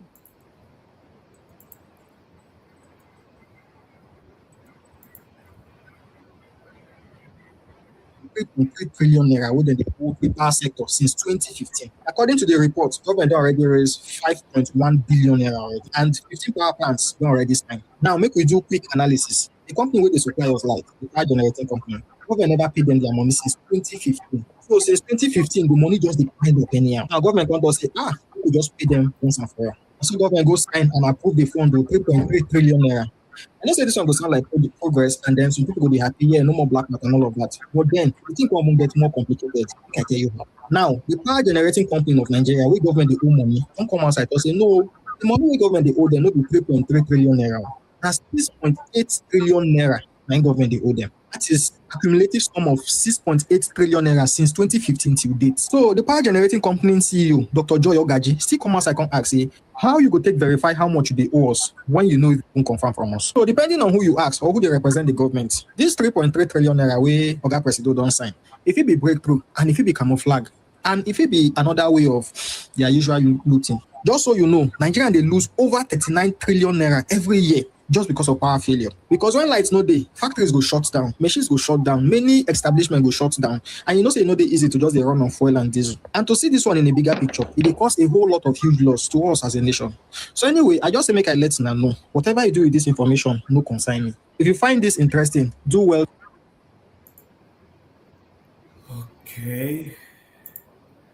And then just before we go, I want us to hear this one. Every day I buy for at least 2 liters to power my gadgets and to preserve my food. We use solar at home, so it has not really affected me. So if anyone can have alternative source of power, I think it will be better. A visit to the Bogene axis of the transmission line shows that the 3 collapsed towers have been reactivated, waiting to receive conductor, and will be ready to transmit from Bogene to Yenogwa transmission station. Looking at the 3 towers, they are already up again. A lot of work, massive work has been done, and to the glory of God, the towers are only there now, erected to receive the cable. The commissioner wants Vandal to stay off electrical installations and other public infrastructures in the state, as drastic measures would now be taken against anyone caught in such sabotaging acts. All right, so we've now come to the one that is production based. You know, one candidate said he wanted to take Nigeria from consumption to production. From the first video we heard, the impact of epileptic power supply, the country loses 36 trillion because people are not productive, the vulcanizer can't pump your tire, factories can't produce. You know that.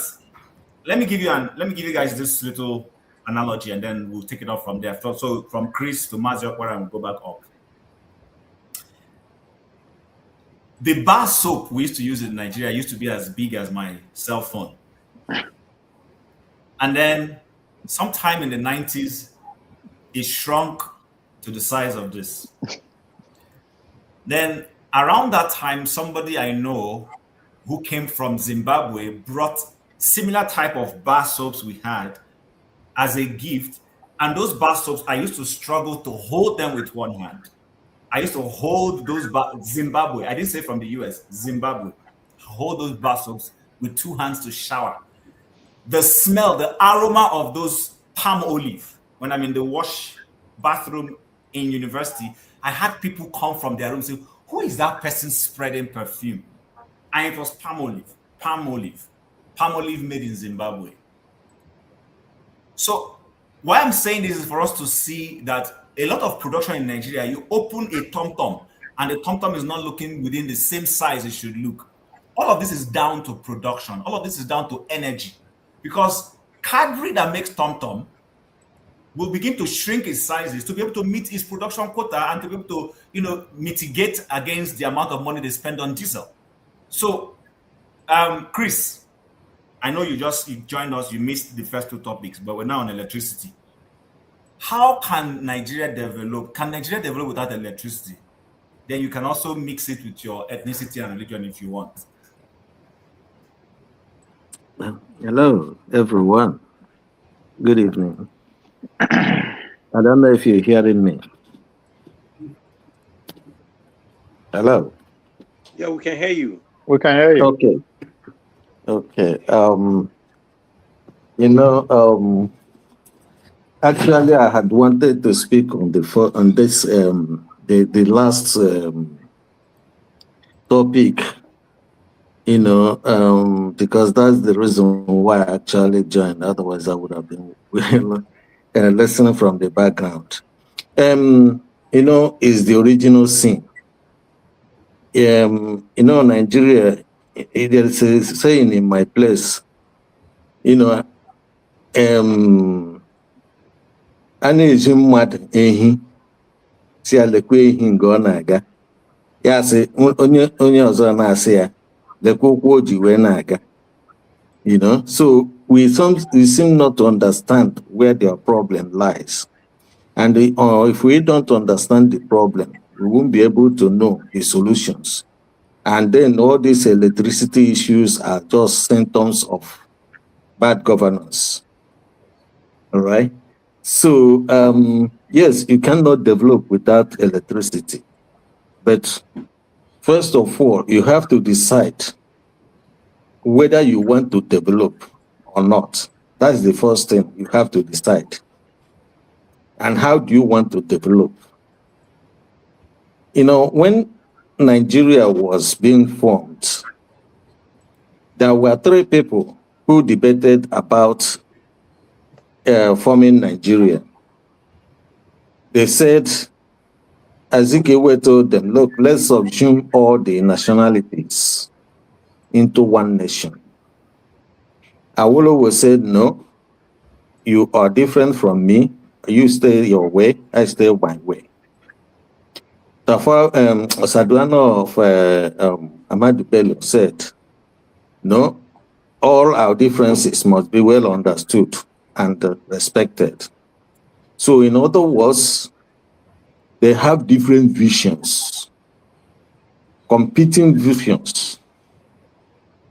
Unfortunately, for selfish reasons, they decided to put this country together, these nations together, without actually defining a vision for that country. So what that means is this: for all these years, every time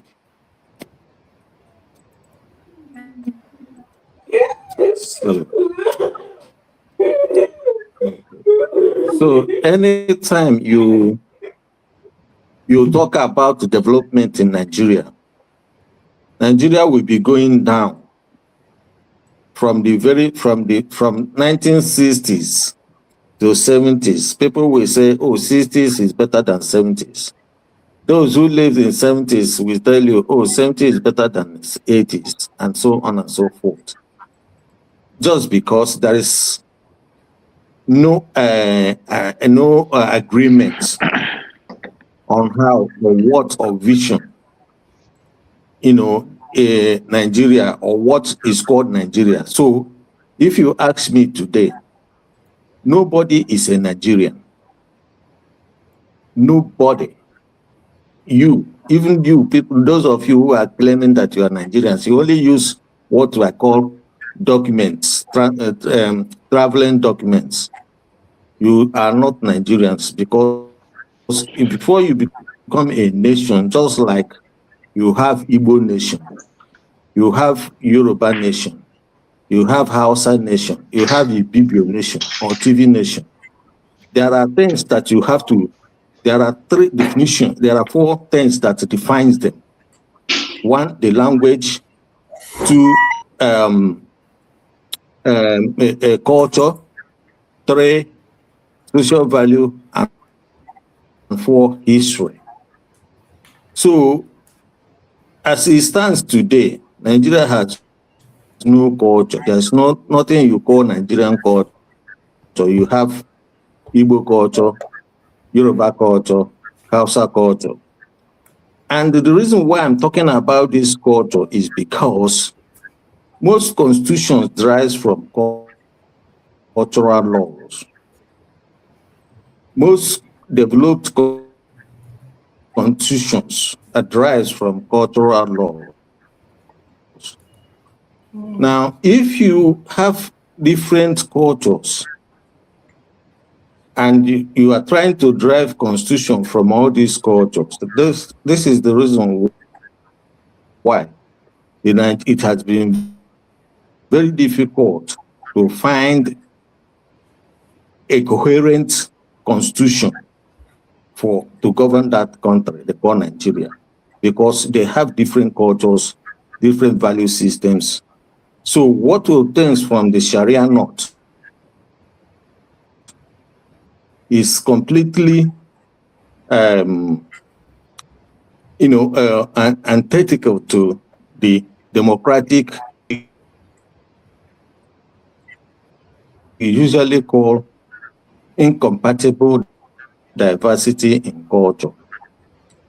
Now, culture can be diverse because you hear people, they say, oh, there is strength in diversity.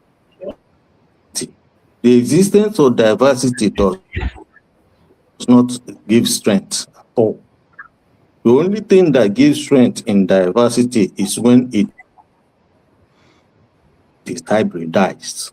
And that was what Azikiwe asked them to do.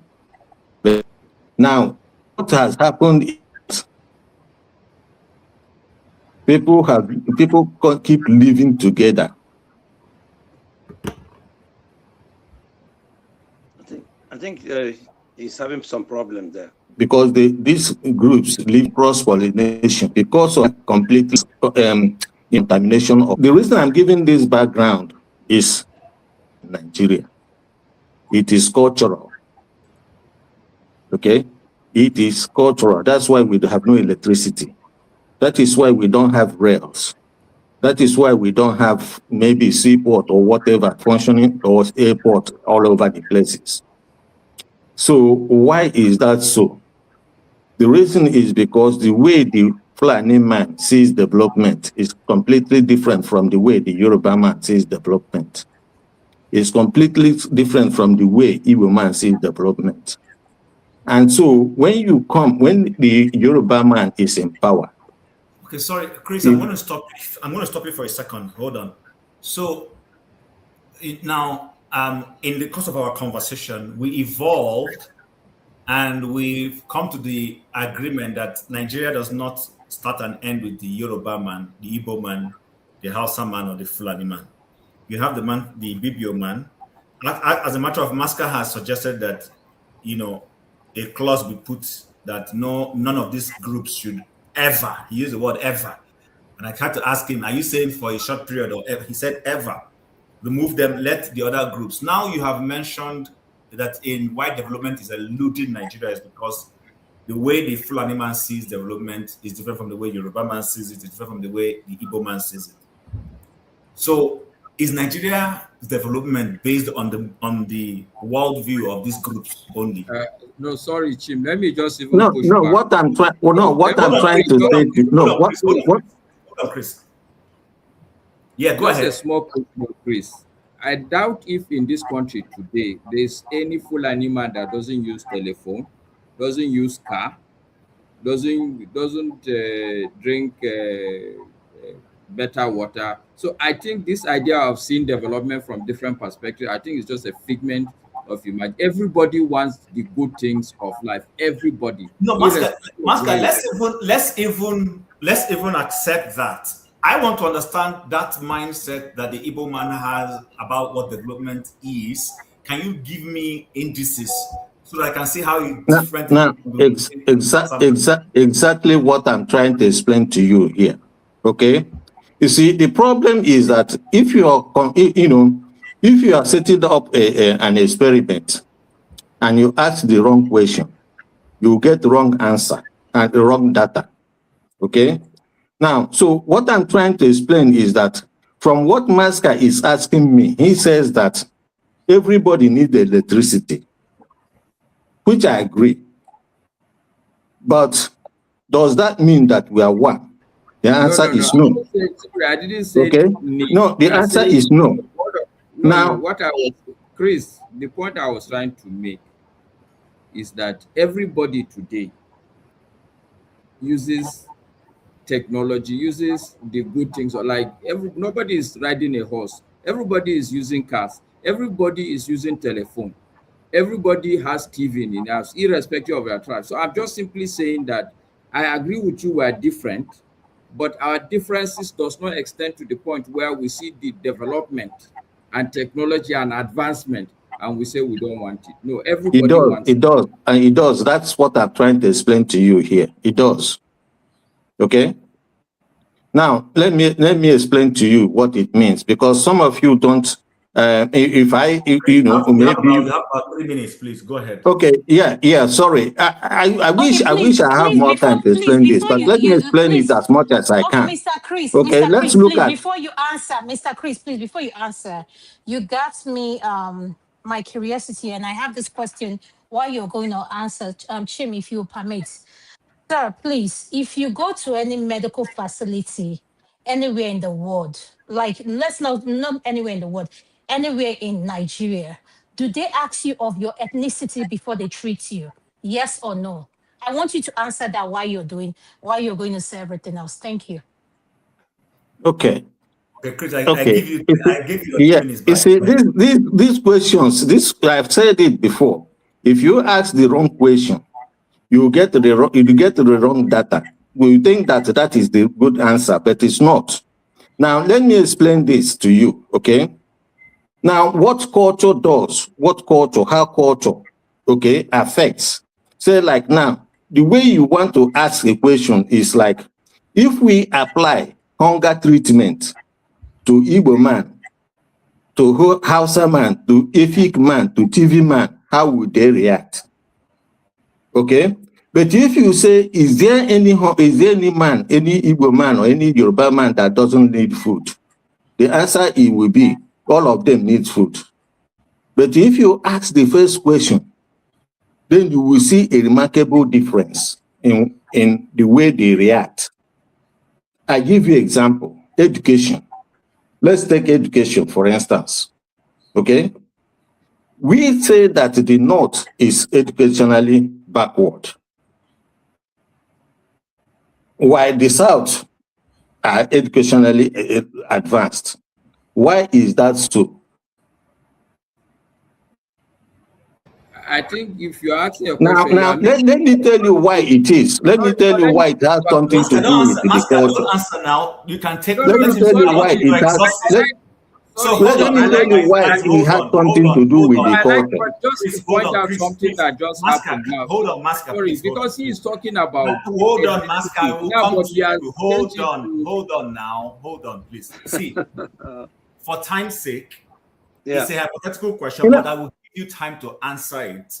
I want him to exhaust. I want him to exhaust. No, but Chim, I disagree with you. Hold on. Please, I'm running the ship. Please, so it doesn't capsize. I don't want us to get to a point that we capsize. Chris, if you ask a hypothetical question, somebody is going to have to answer. But I want you to exhaust your 3 minutes. I can't continue with you because of time. exhaust your time, and that question you're asking, somebody will answer it down the line. Please, guys, be patient. No. What I'm trying to say, I'm asking a question that I want to answer to them. Okay, I'm asking myself a question so that I can answer them, so that they will know why it has cultural. It has to do with the culture of the people. Okay. No, Mr. Chris, I And disagree why with you. It has it has to nothing do to do with with culture. development has It to has do with the culture of the people. Okay. So I want to answer it so that I can explain to you, so that you can see why the culture defines the culture of the people, defines how these people see developments. Okay. So let's look at education. 15 minutes at this There rate. has How been- long? But he doesn't have the whole time now. That is Please. why, but if you guys keep interrupting him, I've given him minutes. time, and at his right time, I will cut him off, but let him finish so it doesn't look like I didn't give him time. I'm When giving him time. I don't know what he's doing. look, Chim, listen. To me, it's no point we come here and then rant, and we go away without learning Please anything. make your point. I want you to make your That point. is the point I'm trying to make. So if you don't want me to talk, I just go. I'm You not have here the time. to. You're the one not using it. Talk. I've given you enough time. I've Okay. actually given you more time. Yeah, but they keep on interrupting my thoughts. I But want I'm you to telling you explain to to you continue, why. Chris. If Continue, if all of you are agreeing on one thing and I'm the different person, is you have to give me time to explain to you. Because if I don't give you don't have the time to explain to you, you will not understand. I might have to go on to the next person because I don't have the entire time, and I have an appointment. Okay, you can go on with another person. But all I know is that What I at will this do, rate, Tim, I at this sacrifice rate, my we are time. not going I nowhere. use my 3 minutes. Let him use my 3 minutes and explain himself. Okay, I'm going to give you, Chris, 3 more minutes. It is 3:35. At exactly 3:38, I will stop you. Please round off on this. Okay, look, let's take education, for instance. Education is something to do with the culture of the people. If you go to the north, every northerner has the madrasa. They send their children to madrasa schools, right?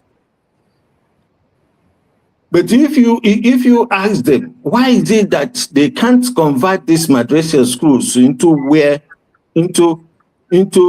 say like Western educational schools where they can learn Western education, Western type of education? They wouldn't do that, but they would send their children to madrasa schools because they want Arabic education. Now, because that is what their culture, what their culture wants, what the kind of culture they want. Now, if you come to the Igbo land, for instance, if people are going to church, they will teach them. Every church usually have what they call schools. And even if they don't, you will see the villages will rally around, build a school, and let their and let the government know that they are building school, so that they can help them and bring teachers to that school. Please, it's me that gave you the 3 minutes. I just want to point 2 things now that I think in your analysis you mix up, because now the example you give is not a cultural thing. You are now using religion.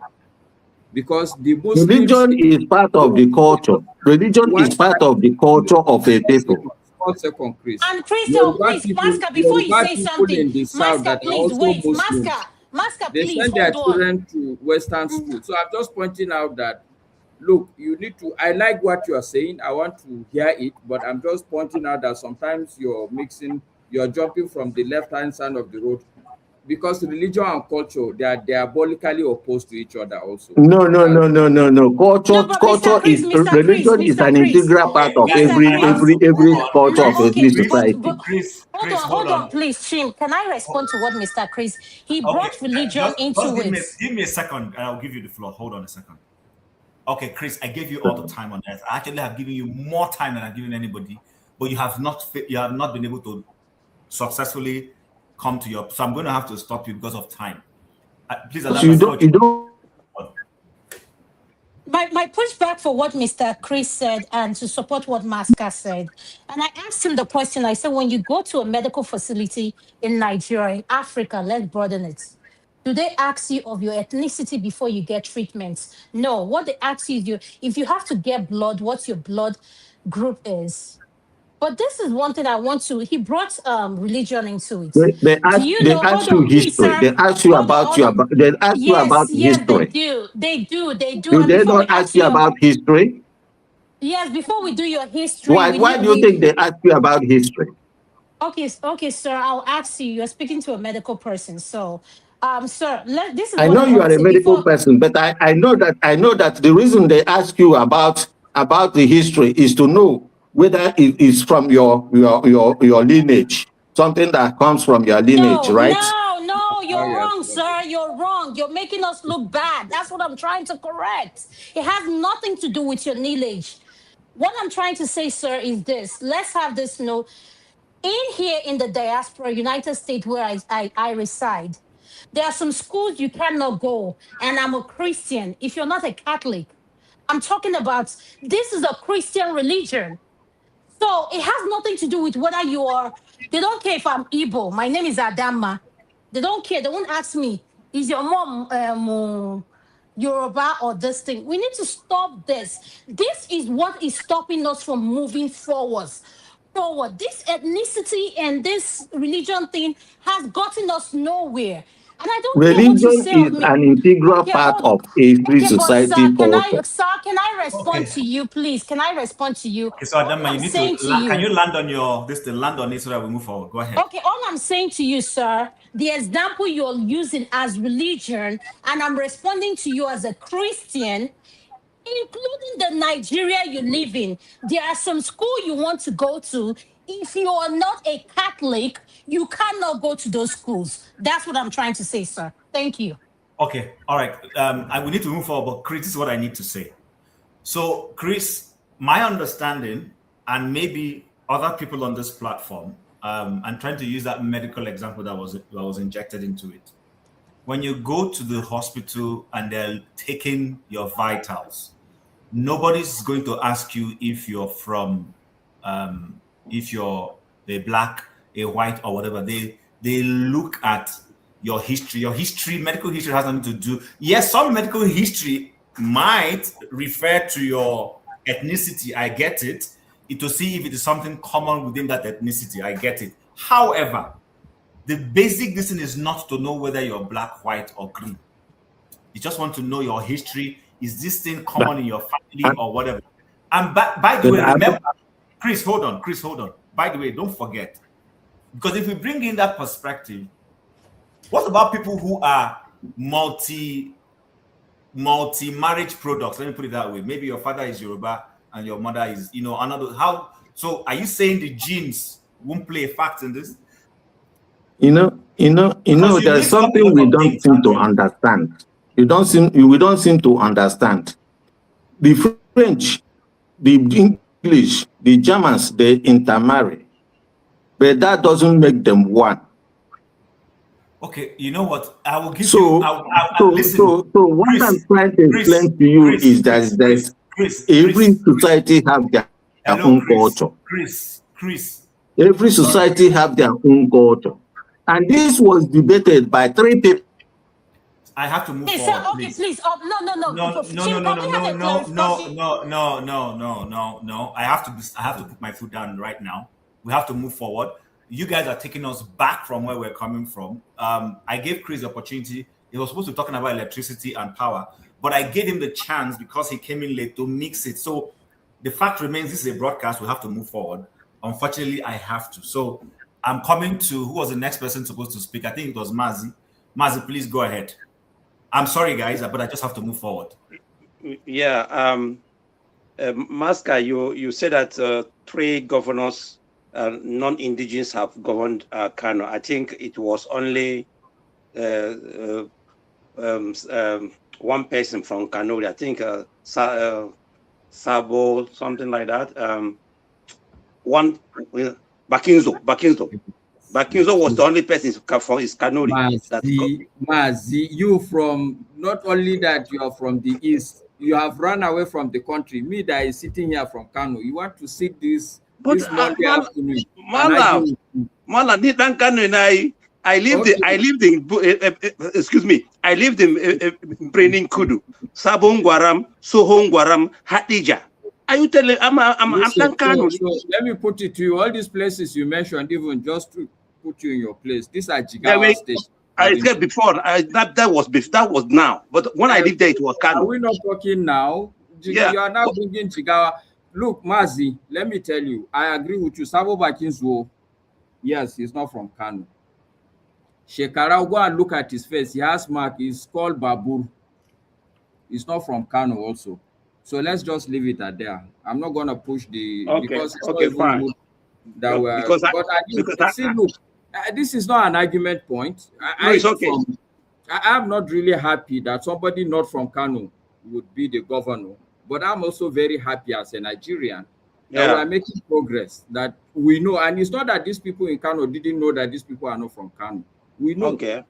But Kano is a bit more, and I think I'm just simply joking, actually. No, Kano is political, is more political mature than Nigeria itself.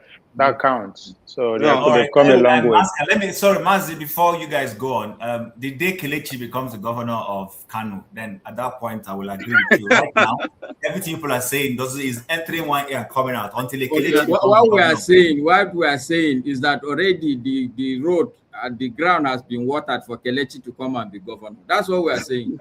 Okay. In line with what forefathers said, things have to be gradual. You can't start having Kelechi day one to be governor. You have to have Bakin's and then gradually you have Kelechi. It will happen, trust me. Bakin's, that was okay, fine.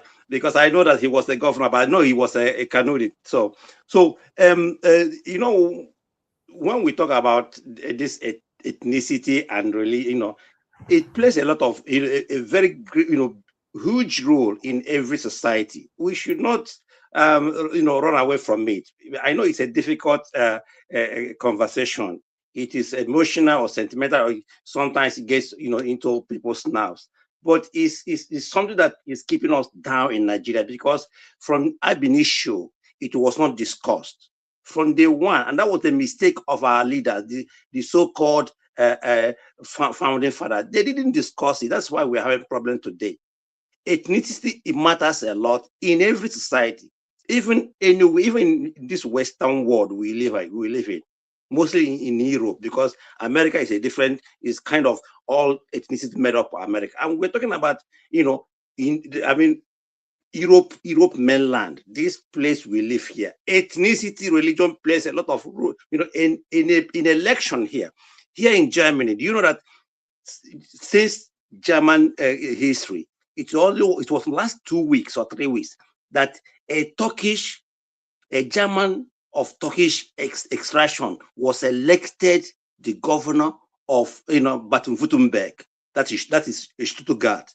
The first time, even though this guy, his parents came here, he was born here, you know, he's the first Turkish person to be elected. It's because of his called, you know, ethnicity and religion. So it plays a lot of role even in Western world. Let us not brush it out. You know, do you know why the European, why they don't want to bring EU, Turkey into EU? Because of the religion and their culture and their language. That is not the language, but the culture and religion. You know, it has nothing to do with the language, but the culture and religion. So we should not push it aside and say it doesn't matter. It matters in any society. Now we talk about electricity.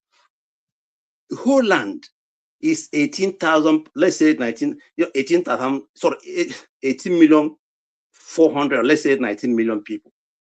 But they have 23,000 megawatts. People of 18 million. They want to, by 2030, they want to have it, make it 55,000 megawatts. And then come to Nigeria that we don't know exactly how many we are. Some people call us 220 million, some say 200 million, some say 250. a country in 21st century. We can't say exactly. Okay, not say at least. We can't say we are 200 million. They look at the differences. Some quote us 250, some quote us 200, some quote us 220. Look at the differences: 10 million, 20 million. So that is the problem. As long as we cannot get ourselves together, know exactly how many we are, how are we going to make this thing work? It's not going. We're not going to get any electricity in another 30 years. Whereby you see somebody like the current minister today, energy minister, right, or power minister. The man is, I think I read that he's a lawyer, but this guy is in charge of electricity, energy in Nigeria. A lawyer that has no idea, no clue of to how to do these things. So he was given this thing because of patronage, maybe because of tribal sentiment or something like that, or political sentiment, political patronage. That is where we are today in Nigeria, whereby 200 and something million people are managing only 250 million, 220 million, are managing only 5,000 or 3,000 megawatts. And we have universities of technologies everywhere. Every year we produce, graduates of, electrical engineering, mechanical engineering everywhere.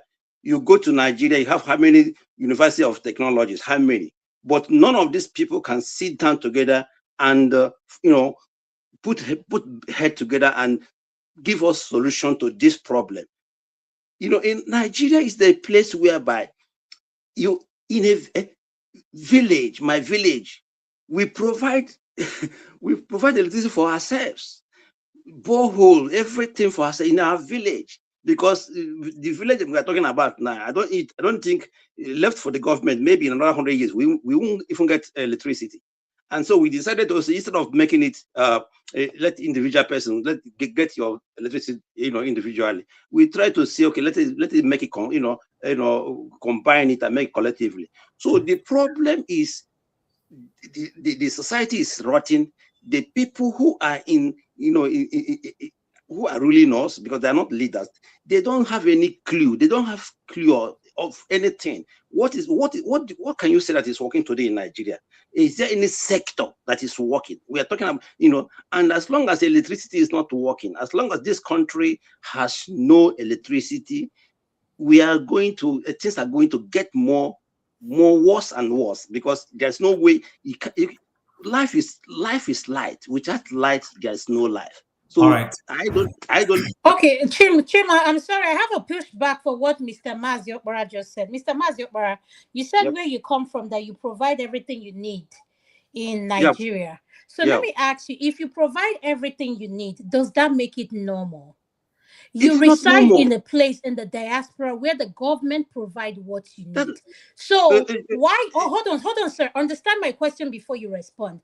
Just because your community is able to afford the electricity you guys need, the transformers and everything you need to power yourself to function daily, schools and everything, how are we normalizing something that is not normal? That's all my question. You didn't understand what I'm saying. What I said, Adam, I said because the society is rotting. That is why myself and my friends, could gather together and provide electricity that's supposed to be provided by the government. Didn't you listen to me?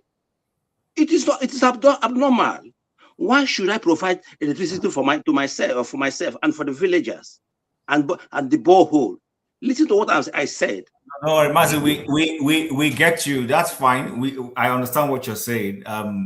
So maybe she didn't hear that part of it. She didn't hear.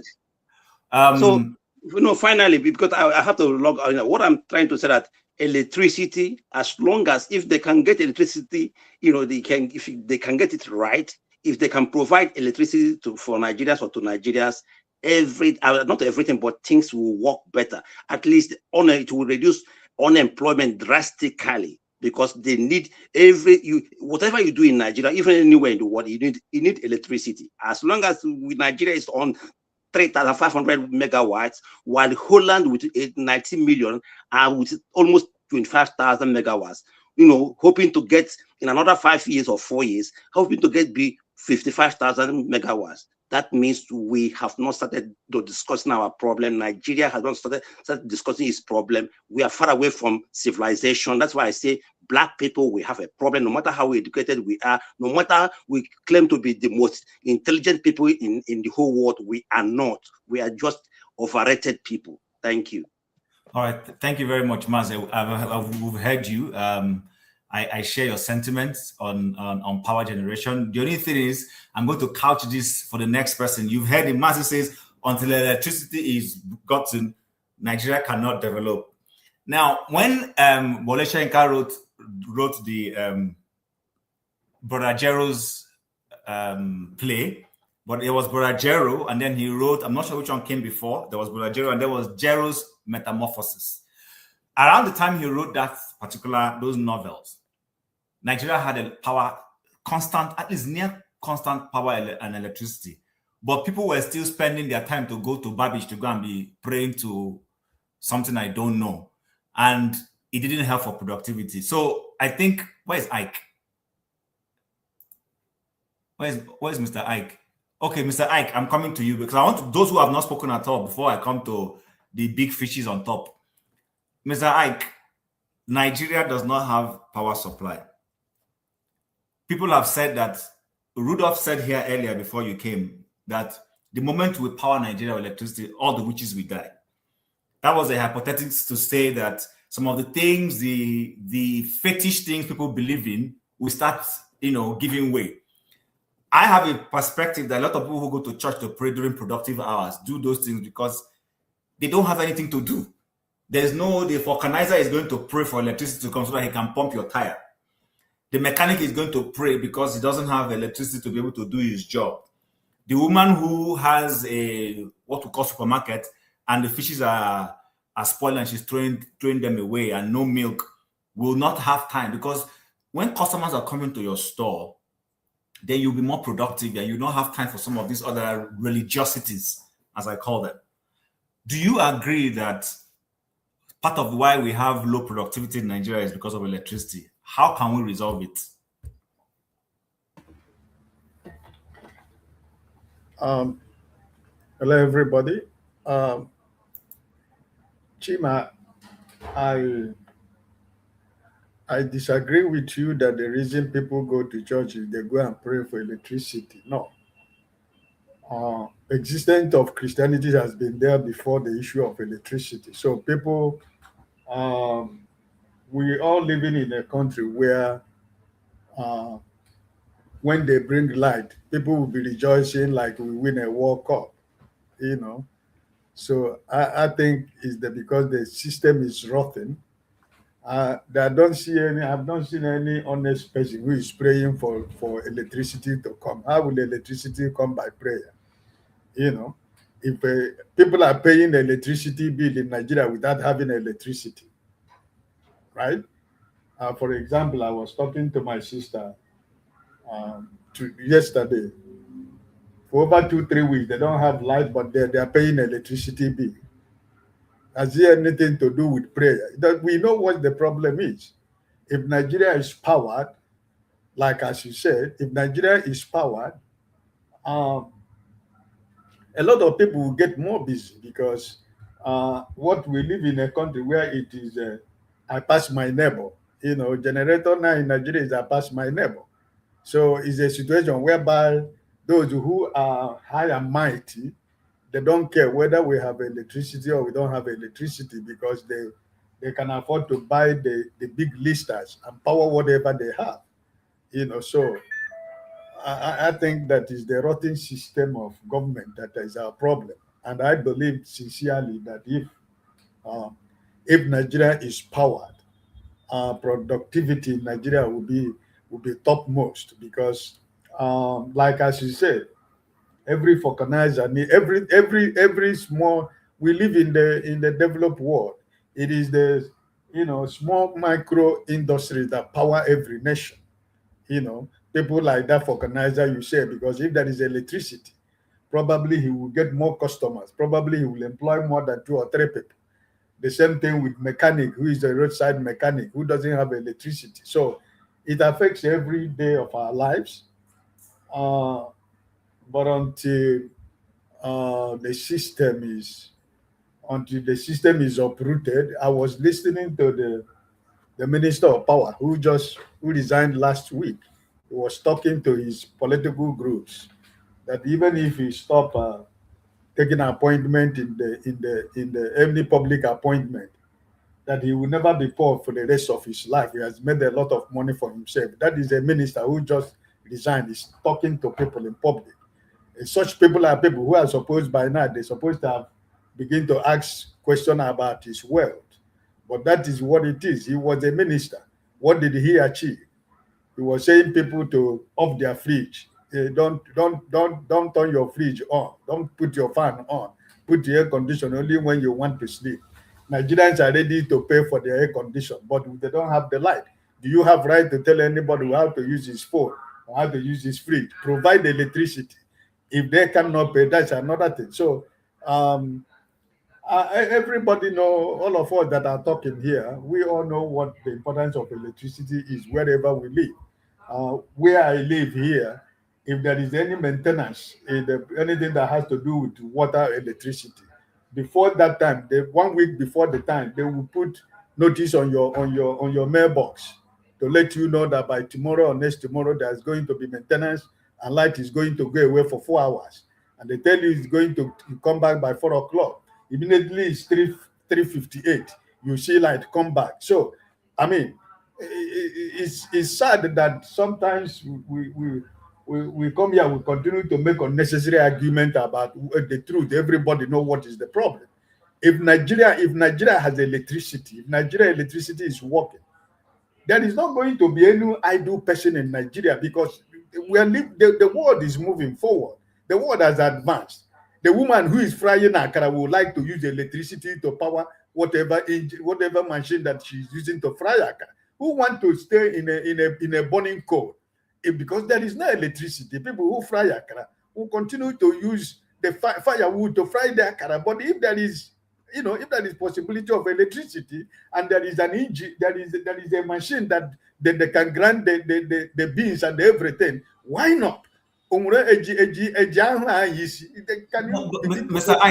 Ike, sorry, hold on. Are you very certain about that? Just hear me out before you respond. Are you very certain about that if we have electricity, that there will be nobody using firewood to fry akara? Are you very certain about that?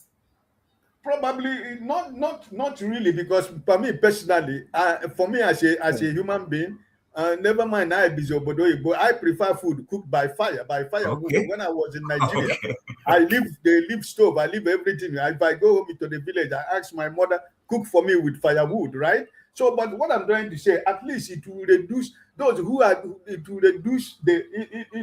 the level of people who are using the firewood. It will reduce it a lot, because if that person is somebody who has a lot of customers, it will even create more customers. So I think that the electricity is very, very important in everything that we do every day in our life. So it's not something that we have to argue. All right, sir. It's not about maladministration and bad governance that we find ourselves where we are. All right, sir. Thank you very much. So, Maska, I'm going to come to you, then go back up before I come to Oti, please. So, Maska, I was in a function somewhere, and someone said that that if your late grandfather, who died, let's say 20 or 30 years ago, is revived and he's able to find his farmland and locate his house that your city has not developed. I'm throwing that in with respect to development, and then, this electricity we're talking about. Do you think that part of our lack of development is a mind thing, or is it purely an infrastructural thing? And then as we're talking about electricity, is it an infrastructural thing, all down to infrastructure? Or is there somewhere that there's some mindset issue involved in it? You are sounding like Chris now. But anyway. My mindset, I'm not talking about religion. I'm just a general mindset. No, no. Well, that's it. Like, I would answer you straight. There's no mindset that will not want electricity. No mindset. Of course, obviously, there are some people who, and out of 10 million, there will be 3 of them who would just be different. They are not really crazy, but they are different. You won't just understand them. And I'm sure we're not talking about these people. I'm saying every normal person will want electricity. Every normal person. Are you So sure that's about my that? answer. Can I No, I'm throw just, this in? Let me throw this in and then you continue. Sorry to cut you short. no, no, it's When you fine. said, because when I said mindset, you haven't understood my mindset. So Okay. there is a turnaround maintenance that should be done at a specific period so that the grid will continue to perform at optimal level. We get to the point where that grid is supposed to be worked on. Somebody doesn't do it because they want to use the money to go and do something else, and then the grid fails 2, 3, 5 years down the line and it's irrecoverable. Is that not a mindset? Okay, so that is where I agree with Chris also. Okay, it's how you are looking at the issue. You are not looking at the user end. Everybody wants, even the man who would collapse grid in his house, if you go, he will find a way of putting some electricity there. Even the man that will collapse the grid. In Aso Rock, there's already solar system, isn't it? Okay, so I'm saying from a user perspective, everybody in this century will use electricity. Now, what you are looking at is not the user end of things. You're looking at how, where, and this is what forefathers was saying. Because that individual, or let me put it this way, I've said it before on this platform. See, there is certain level of thinking that you do at an individual level that is okay and is correct. But at a collective level, there are certain things that it's correct at an individual level, but it is completely the opposite at a collective level. For you to think of yourself alone when you're part of a collective, that would be absolutely wrong. Take it from any angle. If you are looking at a football team, if you collect the ball in a football team and you want to be the only one dribbling everybody, let's even a good example, you are the goalkeeper. They pass the ball, for instead of passing the ball and staying in the goalpost, you carry the ball and want to run. You know that you're going to create a problem for your team, right? So that's all. I think that's the problem. It's not about electricity now. It's now about the collective intelligence that forefathers was talking about. We need, as a people, to begin to make this distinction as individuals, yes, but also to know that this thinking should be a collective thinking. That, I think, honestly, I think we should even start talking about collective intelligence as a field of discipline now, in knowledge terms and in psychology, because it's beginning to be very increasingly clear to me that this is where we are very lacking. We lack the capacity to have this collective intelligence, to start, how intelligent are you to think in terms of the collective? Black man is always thinking individualistic. If he goes far, he goes to his tribe. Everybody will talk about his tribe as if you leave him with the tribe, they can thrive. No, there has to be some collective intelligence. There has to be some collective intelligence. And I think the problem is not to do what you're pointing out, is not electricity need or mindset about electricity, is the collective intelligence that forefathers was talking about, where we are lacking. And it cuts across everywhere. If you are driving, somebody will drive against the one way, not understanding that, okay, if you block that road yourself, now if somebody is coming, the whole place will go into a jam lock. There's a roundabout, traffic light in this Abuja. At 5 o'clock, if you go there, you will weep, shame. We black people, the place will clog up. Everybody will sit in his car, and the whole place will clog up. These are not illiterate. Okay, so Masker, in a traffic light, don't you need electricity for the traffic light to work? Even I'm telling you that there's electricity, but people will flaunt it. Well, yeah, I will take that. See, in fact, sometimes in the traffic, I will take that video one day. I will make out time. I take the video. The traffic is working, and you see that the traffic has jammed in that traffic light.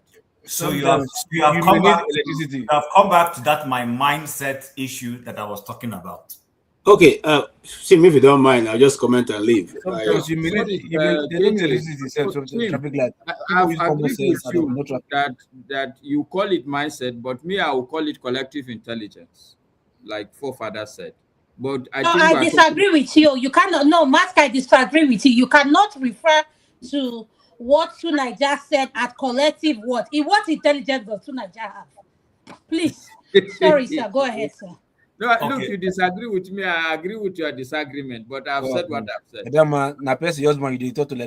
hold on. Can I just AJ, go ahead and say what you want to say. Let's move on. Thank you so much. I thought I would have spoken earlier, but it's like you understand, but it's okay. I appreciate Dr. Dama for realizing that I present the Biafran or IPOB ideas here. I like that. I also I thought I also have presented both the North, the Middle Belt, and other interests here. So to, they don't shave a man's head in his absence. So I think I will speak for myself. Yes, I present IPOB, Biafra, anything that has to do progressive ideas. And that's not the only thing I presented. I presented also other views. Having said that, I'm going to go straight to the topic, which is the electricity. That figure that is being bantered right now is the second time it's being talked about in the Nigerian forum. The last one was last year. The same figure was quoted by the same man, the same Naluga, that had been released and signed, and nothing was ever done. So let's not take it. These are just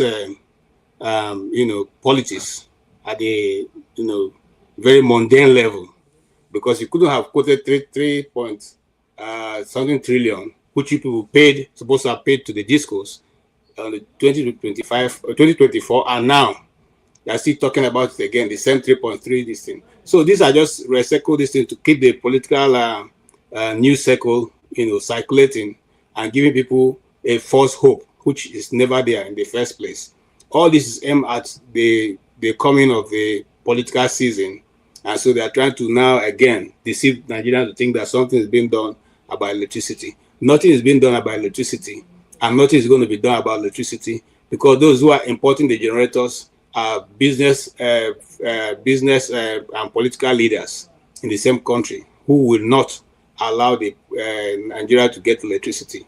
If the president was serious about getting electricity, I don't think he will have removed Aso Villa from the national grid and put it on solar, which means that whether people have light or not is not his business. So the idea of getting electricity in Nigeria, I'm afraid to say, it has become like the Proverbian tortoise who has his stories, always telling the stories and giving himself victory at every point in time of how he overcome the people. It's not going to change. It didn't start now. It was better before when we were younger people, children, but now it has gone worse. And it's going to keep going down and down, because we're not a true people. We're not a people who are serious with developing our nation. We are more concerned about stealing money from our nation and using that same money to put in other nations to develop their economy. I don't think, and I repeat myself, except Nigerian electricity distribution is broken into states, into every state country, get your electricity, and some kind of a national grid is kept so that whatever is generated outside of your state you cannot use, you donate to the national grid. Until we come to that level, nothing is going to happen. It's not going to change. I heard the Abia State governor saying that he wants to make sure that before the end of his term, Abia will be totally on his own when it has to do with electricity. Until such wide moves are made and implemented, not just discussed, not just bantered around as a news cycle, nothing is going to happen. And I don't think any serious country will not think of generating electricity. Because what really happens without electricity? What really happens, really? What? Okay? And so, if we are talking of industries, all the industries we know when we are growing up have all gone. Bata, Leventis, Dunlop, Michelin, Steer, Volkswagen, Peugeot, have they not all gone? The textile industries in Kano, are they not all closed down? How many of them are functioning? Because you can't run a country, your company on generating plants. It will be too expensive. And so that is the situation Nigeria is facing. And rather than we face these issues and sort it once and for all, we keep moving the goalposts. Before APC came into government, he said PDP spent 16 years and with 16,000, is it 16 million now, $16,000, $16 million, and could not do anything. It's only 4 years before APC will complete their own 16 years. Just 4 years. And they've not done anything either. And they came on the fact that if we cannot give you electricity, don't vote us. But you're almost completing that. And now you people are already setting the Nigerian people up for another 4 to think that you are doing something about electricity, whereas you are doing nothing about it. And that's where we are. We sell a lie to ourselves. We tell ourselves the lies. We form groups and to continue to banter that lie across. And at the end of the day, we don't realize that all of us are going to be affected at the end of the day. It doesn't matter whether you're APC or PDP or whatever you are. At the end, you need electricity. And so if we keep lying to ourselves, I wonder who is going to solve our problem. It's not there's not going to be any there's a saying in theater where you bring in the guy who comes to resolve it, drop from heaven and come and solve the problem and go back to heaven. It's not going to happen. That edge maintainer, I think that's what they call it. It's not going to happen. It's not going to happen. And so that's the truth. That's the reality of our situation where we are right now. That's it. It's just short. Thank you very much, KJ, for that. I appreciate that. So forefathers, you're next before I come to Ososo or OVA before, and then diaspora and OT again. Please. Oh, I thought they were okay. Regarding electricity, isn't it? Yes. Wow. Our electrical problem, from what I can see, is something that can be dealt with since we already have power lines and we have what they call it,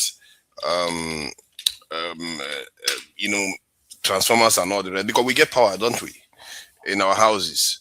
So you find I find it strange that we cannot build mobile power plants to supply, let's say, an area in Abuja constant power. All you need is fuel to power the mobile power plant instead of people running generators like mad people everywhere.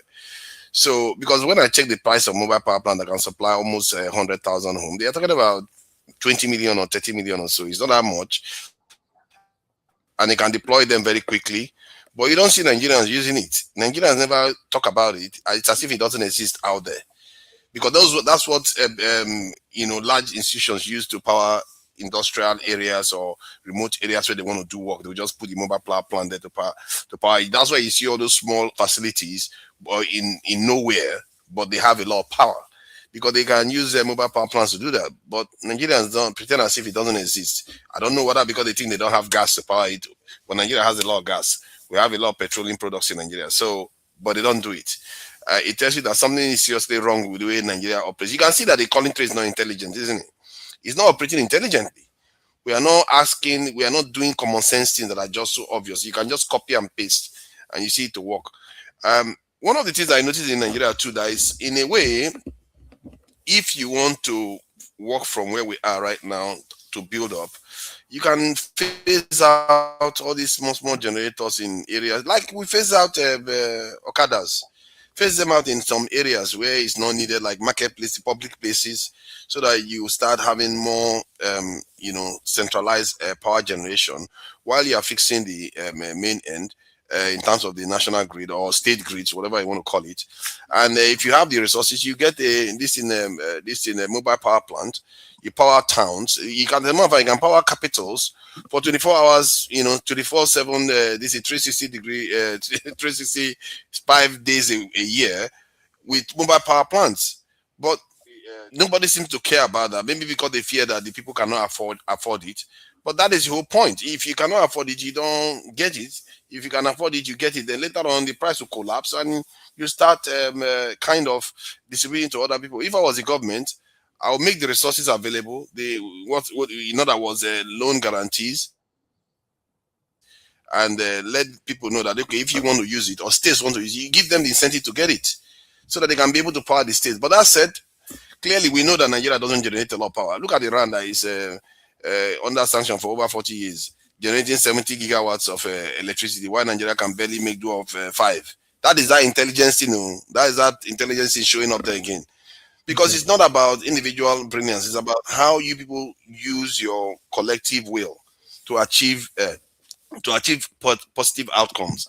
And when I look at Nigeria, if you look at the way we operate, in a way, collective intelligence is a mark of our culture, isn't it? Culture is not inconsequential, because culture has implications in real life. If you have a culture that leads to decay of your system over and over again, that doesn't prioritize security of anything, that doesn't prioritize innovation, that doesn't prioritize achieving efficiency, what do you get? A decay. You get the kind of decay that you are seeing in Nigeria. We have to start appreciating things that offers efficiency, appreciate intelligence, because this is another thing we do here. I remember when some people we keep insulting me for using ChatGPT. It's like, what is that? That is anti-intelligence culture, and some of it I see that in the West sometimes, whereby Please people are stop it. scientists. You overuse it. Don't even reference that, please. I agree with you, Adama. Forefathers, you should stop using ChatGPT. It's not basis of intelligence. See, so we have this anti-intellectual culture whereby if somebody knows something, he starts using that to insult them. And I see that sometimes in the West, where if somebody is intelligent and technically sound, they'll call them geeks. They'll say they are not cool. While in China, they are promoting those people. Guess what is going on now? China's overtaking them in innovation. So if you have a culture that it kind of undermines the brains in your society, don't be surprised you get rubbish for a country. And this is something we have to truly start appreciating, because when somebody has brains, it's not just nothing. That person, it means that person is more in touch with the reality of the world. That's what intelligence is. If you are able to interpret the realities of this world and use it for your own good, that is what it is, basically. Okay. And if you have that in your society, why would you want to destroy them? You want to grope in the dark and keep destroying things all over the place and become the laughing stock of the world like we are today. So electricity is important for our country, and there's a lot of common sense that can list 1,000 ways we can solve the problem. But until we start using common sense to solve things, first you have to stop people from stealing this thing. You saw the video that was played, because that video, it reminded me of where I just went to. And I can tell you, say whatever you like. I saw some progress in Port Harcourt and Bayelsa, which is one of those areas we'd like to talk that there's something going on there. I saw there are actually being built. I don't know about the power station, but you can see the towers, and they are saying people should not come and steal it. How can you use words to say people should not come and steal it? You have to protect it, because they will come they will obviously come and steal it. That's what they're going to do. You protect it, and you're able to chase them down and hunt them down to make sure that they don't do such a thing again. They will steal it again, and then we're back to square one again. So these are the kind of things we have to start doing to ensure any progress we make is sustainable. Not you go forward tomorrow, somebody steals it, and some other person is given a contract again. It just goes round and round and round. Nobody needs that. I agree with you. I agree with you, forefathers. Oti, I'm going to come to you. You've been here for quite a while. Can you hear us, Oti? Can you hear? Oti, can you hear? Oti, can you hear? Okay. Oti, can you hear? Oti. UK, this can you hear Oti need to get on his mandate. Can you hear Oti? You need to be on the mandate network. Can you hear me? Oti, hello? Oti, you are a city boy. You need to join the mandate. So Oti, I want to bring you into the conversation. Nigeria's government is trying to pay. Can you hear me? We can hear you, Oti. Can you hear? Can you hear? Say yes. All right. support diaspora. I'm going to have to come to you. So the federal government says they want to clear out the debt they owe Gencos, 3.3 trillion.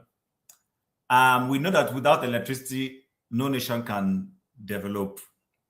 So my question to you is this. You heard what forefathers said, and people say it here all the time. Iran is fighting a war, but there is still electricity. How is Iran able to, with sanctions, generate the amount of megawatts they generate? And how are they able to be in a state of war and they still have electricity? How is Ukraine able to be in a state of war and they have electricity? Why is Nigeria, that is not in that kind of war situation, at least Boko Haram is not going around knocking down electric poles? Why are we not able to generate electricity for our productive needs? And how can we solve it?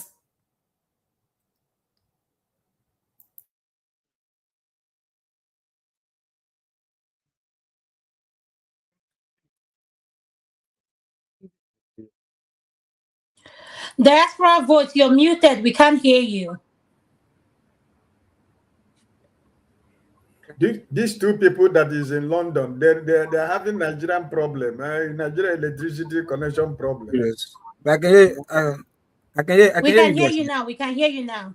I can hear you guys now. So, except maybe it's delayed. I don't know. Probably it's delayed or something. Oh yeah, go ahead. Go ahead, sir. I can hear you guys clearly. Anyway, look, when it comes to developing a nation, yeah. Who was that? I think I was telling forefathers or something the other day. Like, look, when the people that even built this world, most of them are skilled workers, and today probably you find all of them, they are all Freemasons. And the word Freemason, they are Masons, they are all Masons, and they have handwork skills. That's how they be able to like develop and build. And I think, and also, even if you don't have that handwork or skills, it's good you also have the mindset to build, to develop. Now what I'm saying is, like, I remember some time ago when I went to Portugal. I went to Portugal, and for Portugal I was going to Lagos in Portugal. I don't know if many people know, there's a place called Lagos in Portugal. Yeah, so I was going to Lagos, and another thing, like, even the word Lagos is a Portuguese word. The Lagos we have today in Lagos is from Portugal, Portuguese word. So I was going to Lagos in Portugal. And on my way driving there, because I do rented the car to self-drive, I saw a large piece of land, solar farm. My brother, if you see land, if you see solar, as the whole place was black, I was like, which kind structure be done black? Until I drove closer, I saw that it was solar. As a massive acres of land, solar. These people are not really, I don't know if they're lacking generation or whatever, but at least they have means of generating power. Today, if you take your phone, Google how to generate power, you have different ways of generating power there. So it now depends on the capacity that you want to generate. That's where you start going maybe to physics or engineering terms or whatever. But how to generate power, they are there on the internet. Simple ways of generating small battery-like power, they are there.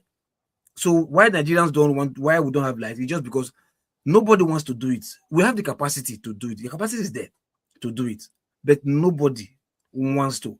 For whatever reason, maybe gains of, like the Masker said, political reasons, supplying of generator, list the diesel generator or this and that, whatever reason, maybe. But the will is not there intentionally, not maybe not knowing it. The intentional will to do it is not there for future gains or whatever. What have you not? That's it. That's just the simple reason. Because I see no reason why. And when you said war, people have war in Ukraine, I know it's not a part of Ukraine that has the war. That's why I said there's really no. Ukraine has partial war. When the war restarted in the Ukraine, when the Zelensky was crying up and down, there were videos coming out from a place where people were clubbing the beach, going to beach, doing their party, whatever. So I don't think it's everywhere in Ukraine, but hence, power failure is not something that is that you easily experience. Why? Because in physics electricity is not connected in series. They are connected in parallels. So that in case any junction or any whatever is shut down, you understand, it only few places that are connected to that grid or to that parallel connection, you understand, that is affected. light still remains in the whole place. But in Nigeria, whereby something will just happen, that would not be a reason. Yeah, imagine in Nigeria, rain level start to fall, turn that your strike, never your take light. Which grid for? Which grid for? Turn that your strike, never your take light. Even breeze they blow, never your take light. You understand? They will tell us, okay, now so pull fall from that street, and so pull from that street. So I think it's just the willingness not just to put us where we are, so that people will gain. Just like in insecurity, people are making billions of naira from insecurity. So those people will not allow security to happen. So this is intentional. You get my point? And talking about when it comes like people progress when there's electricity, yes, people will progress, because trust me, you see this brain has a way of bringing ideas, of getting thoughts that can become fruition if there's just something like light. Aki was talking about akara frying, was it akara frying, whatever, you understand? You never can tell. Anybody can come up with anything, just like even baking. You understand? People used to use firewood to bake. Now they're now using oven. You understand? Which is because there was constant electricity. Somebody was able to sit down and why not do this stuff? So by the time you see that when there's electricity in the country, people will be having ideas. You understand? Those ideas are already exist. People will expand on it. You understand? The ones that are unthinkable, people will manifest it. They're like, oh, it's possible to do this thing and do that thing, and it will work. You understand? And I guess if there was even constant electricity in Nigeria, maybe the monorail that was there in Port Harcourt, they would have converted it to electrical, is light rail, the one in Port Harcourt, converted to electric, and it's working. You know, so this idea of electricity and people in Nigeria, look, the simple truth is, it is intentional to keep us in where we are when it comes to electricity. Nothing more, nothing less. You get my point? So electricity matter, there's no need. Even if you try and okay, was it not what's it called? Akon, the American artist from Senegal, Akon, he partnered with China to try and electrify Senegal. You understand? They gave him a ridiculous amount of bill. You saw the interview, amount of bill. And the president said they did not think he would pull it off. And he went to China to go and give a proposal. And China was able to pull out the funds. And he went back to the president. Okay, now the funds is here. Okay, how do we start? And the president looked left, looked right, and called him to a corner. Oh, bro. Well, I don't know. I thought that money that I gave to you, you will not be able to pull it off. I just told you that amount to push you your way. That is impossible. I never knew you come off it. My brother, don't worry. Generating light in Africa is not a problem. It is intentional for us to keep us in darkness or come where we are. So he now used one whatever and dismiss Akon, and that's why Akon left. That's why tomorrow they don't have whatever light they want to have in Senegal. So when it comes to African lighting up Africa, look, my brother, it's intentional. It's not a mistake. It's not a mistake. Sorry, diaspora local. That story was a true life story. He said it. Yeah, the interview. Check it. Akon talking about having light in Senegal. Check it. It's there on the internet. Akon. Okay. He said interview is there. Like he went to China to pull out the funds, and the president called him to like, no, like I told you that ridiculous amount. That must have been the former President Maki. I'll check when he did that interview. Cannot be this current young guy. No, but what Local P is saying is true. No, This young guy, his country, is recent, and he's doing it with or without the government. What Local P is saying is so true. Truth. He said in the interview, but he said Google it, you see it, it's there. You know, so it's like I said, it's intentional because like it's not rocket science. Check your phone. Even if you're not a physician, for at least everybody that has gone that this physics will definitely know what I'm talking is true. Honorary bicycle, those days, those white our forefathers used to go to farm. There's a bulb there. What power is it? No battery. It's called dynamo. Once you put a motor and you rotate that motor, it will generate electricity. That small device is attached to the back tire of a bicycle those days. Once you are powering the bicycle, it will be bringing light, headlight. That's what our forefathers, the kind of headlights that are using our bicycle, to go to the farm. That is come from dynamo. Physics easy. You can do and another thing too. And by peradventure, the experience I had with working in Port Harcourt, Indorama, there's 2 power plants there. 2.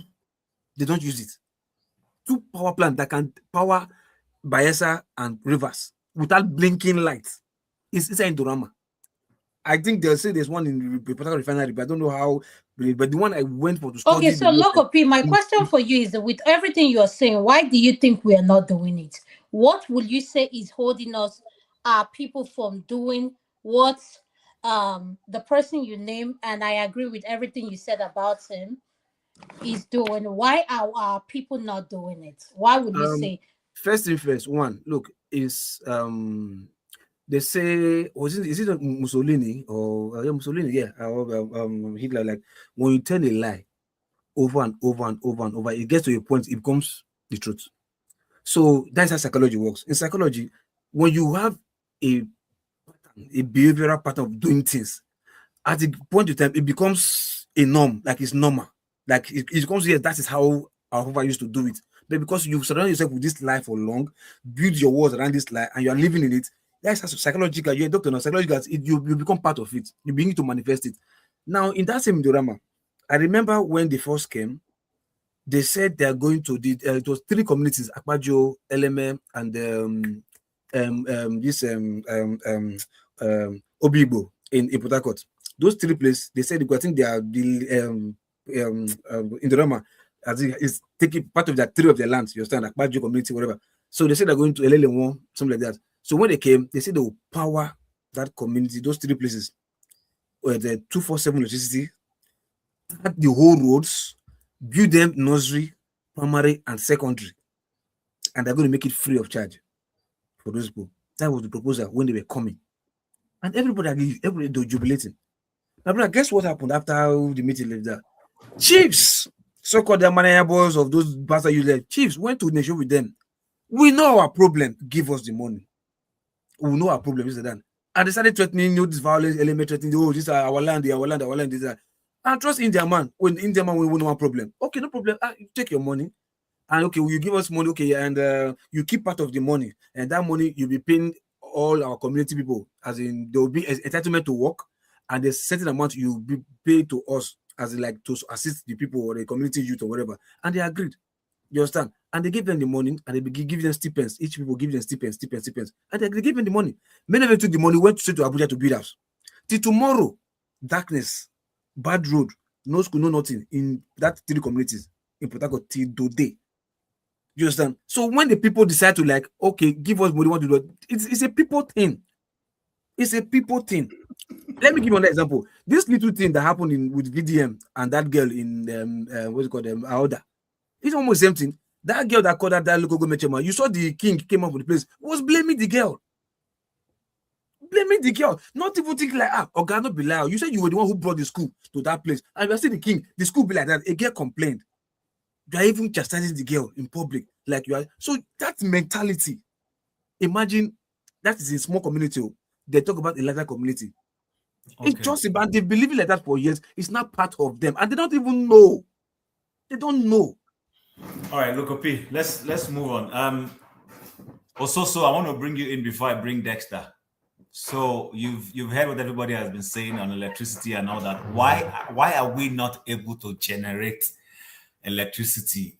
The place where you day, power not a break unless there is a major challenge. Maybe there is a tornado. I'm sorry, Tim. I'm sorry, Tim. So please, just use file. And I told you that in the Rama, yeah, we have 2 power plants there that can generate light for both Bayelsa and Rivers State, no blinking. You see those 2 when we are building the fertilizer plants for ammonia. You understand? So that they can be a chemical because they have raw ammonia from that Indorama. Yeah, we had to build artificial dam inside Indorama to generate light to power that new plant, fertilizer plant inside Indorama.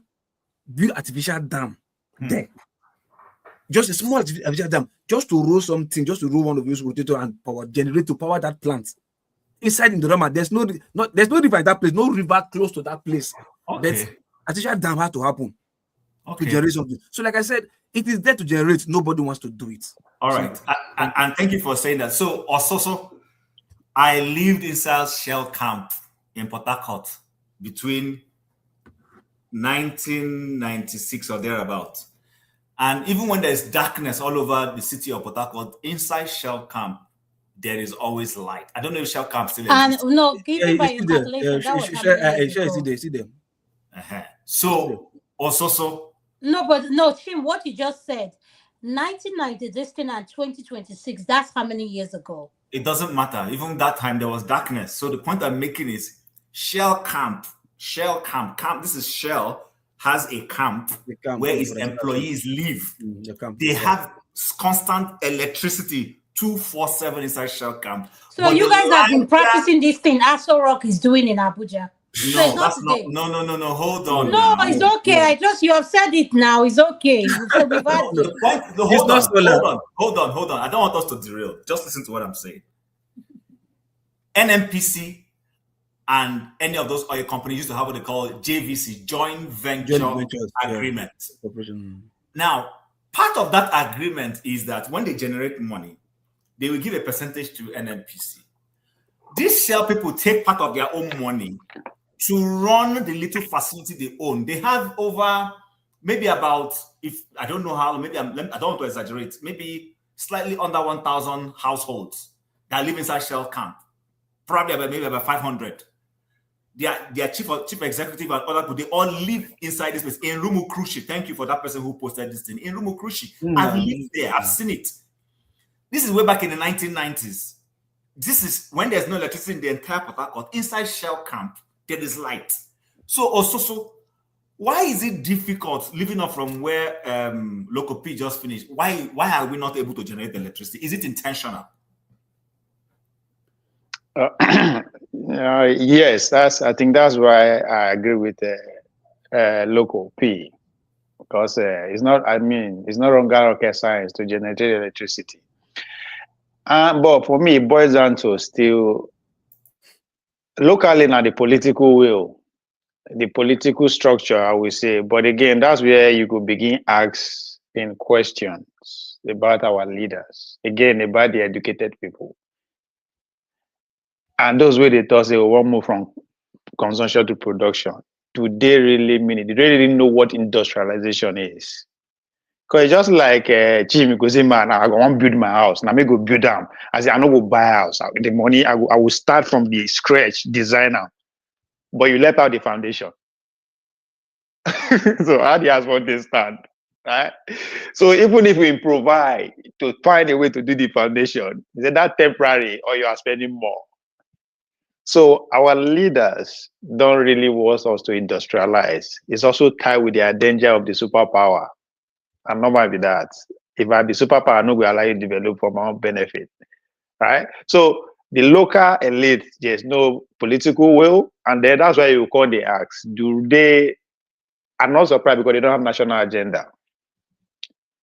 So is it that they know what we don't know regarding the future, that the country is not going to continue like this? Because it doesn't make sense. Nobody they even call for protest because they like no day. Just think about that. But I mean, the most important thing in 21st century, we don't get that, but nobody take up as even a campaign slogan. I've never had a political party. Bola Tinubu talk out of saying the campaign, but it's not be saying a normal slogan. So when you think and work, we say, okay, this is more than, it's not something, it's about, there's more to it that has to do with people, especially our leaders, than say we no feed one. Because, and it's going to be difficult. I don't even know how it will happen unless we destroy the system.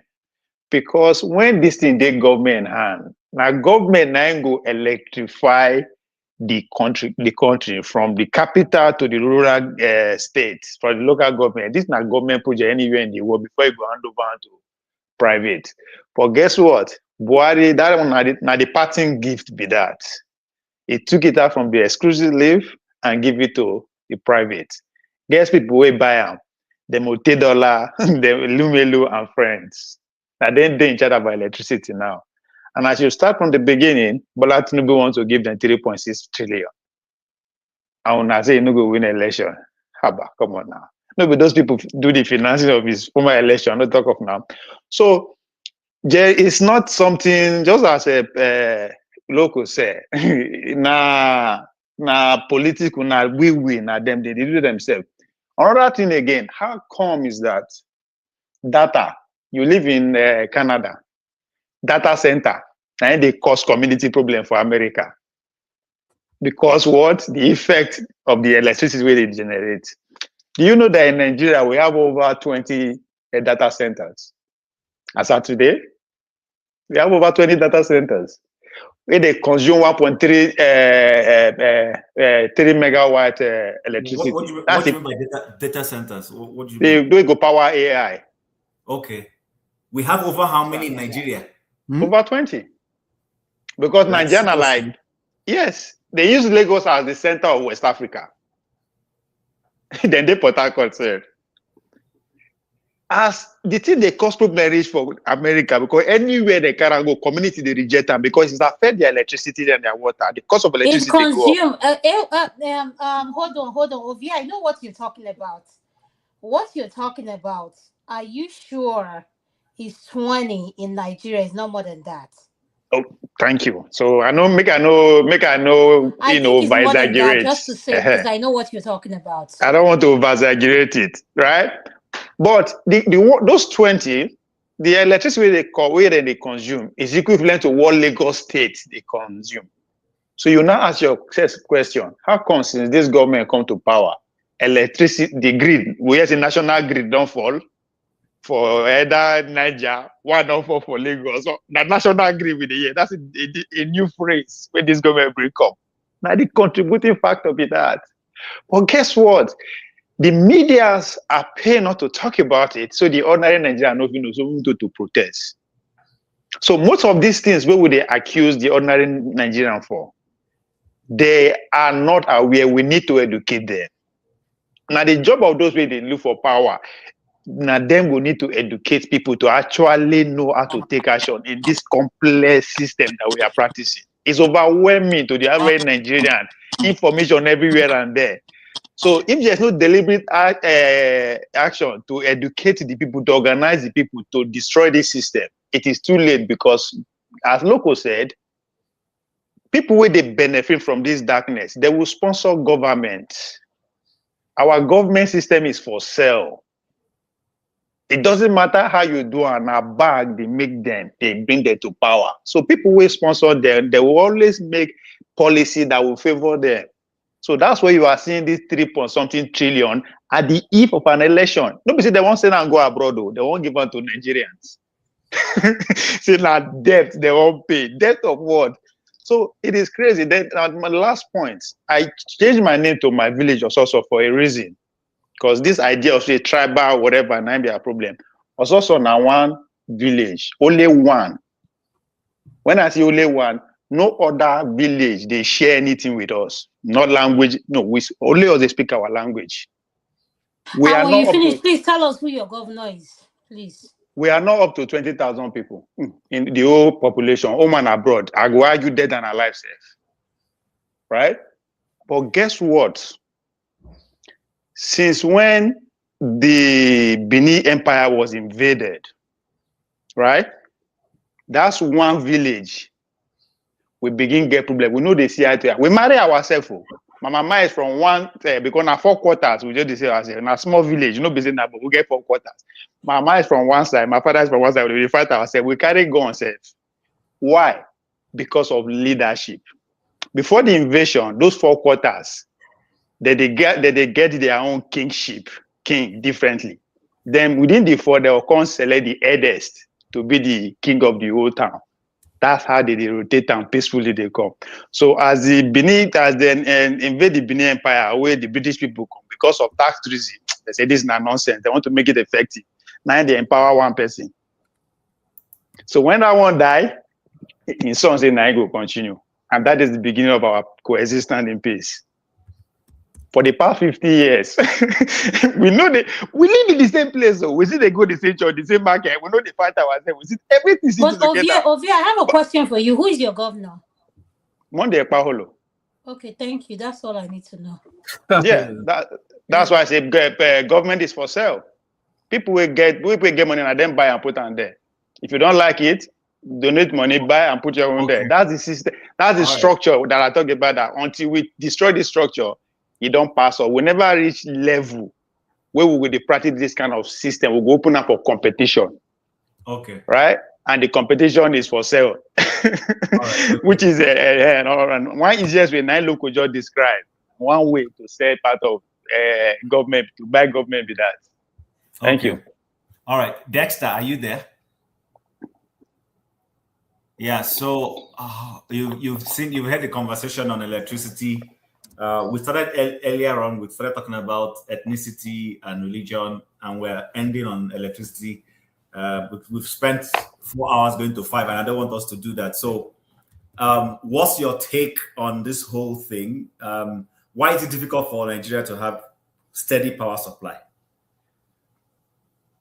Thank you, Chin, and everybody. I've been listening in the background throughout.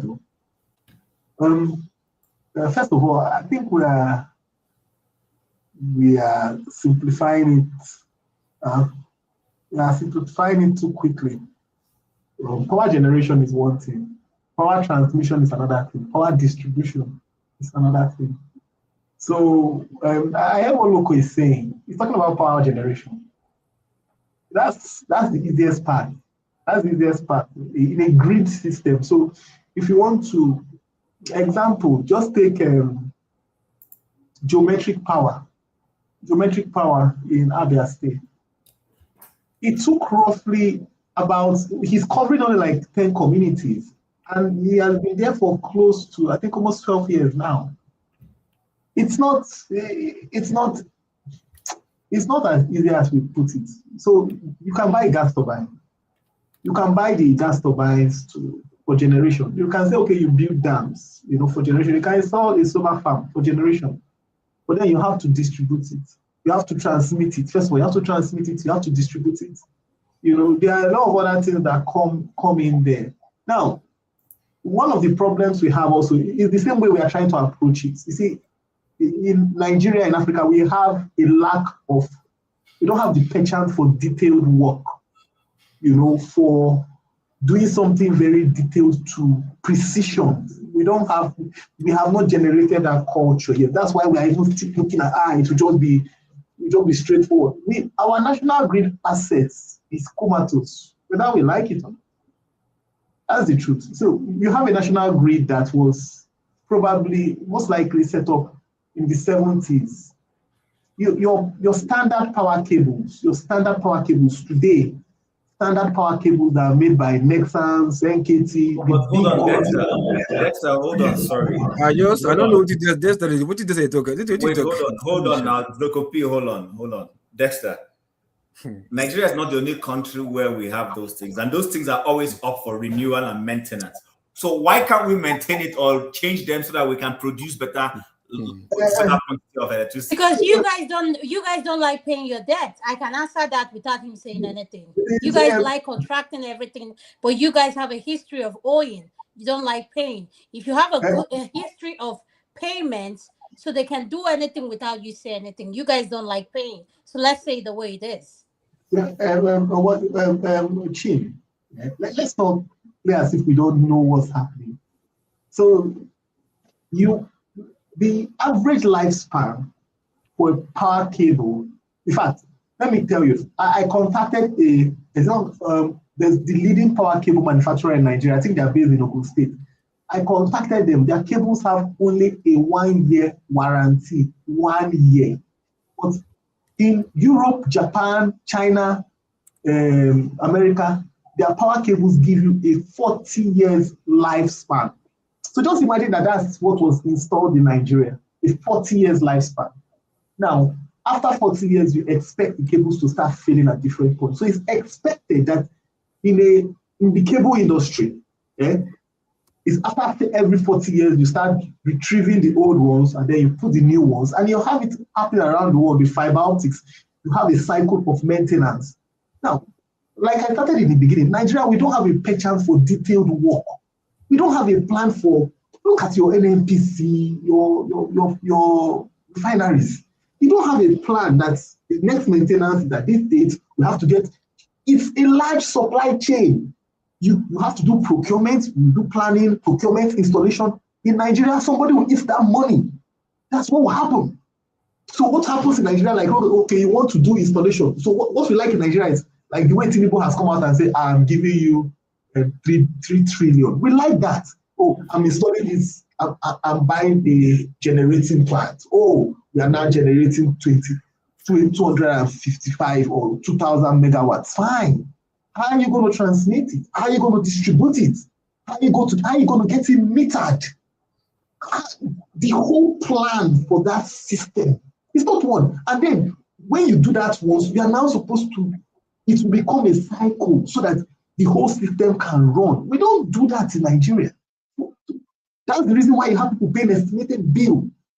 Because, okay, how is it? Look, if in Nigeria today, if like Loco was saying, rain falls, transformer blows. Why?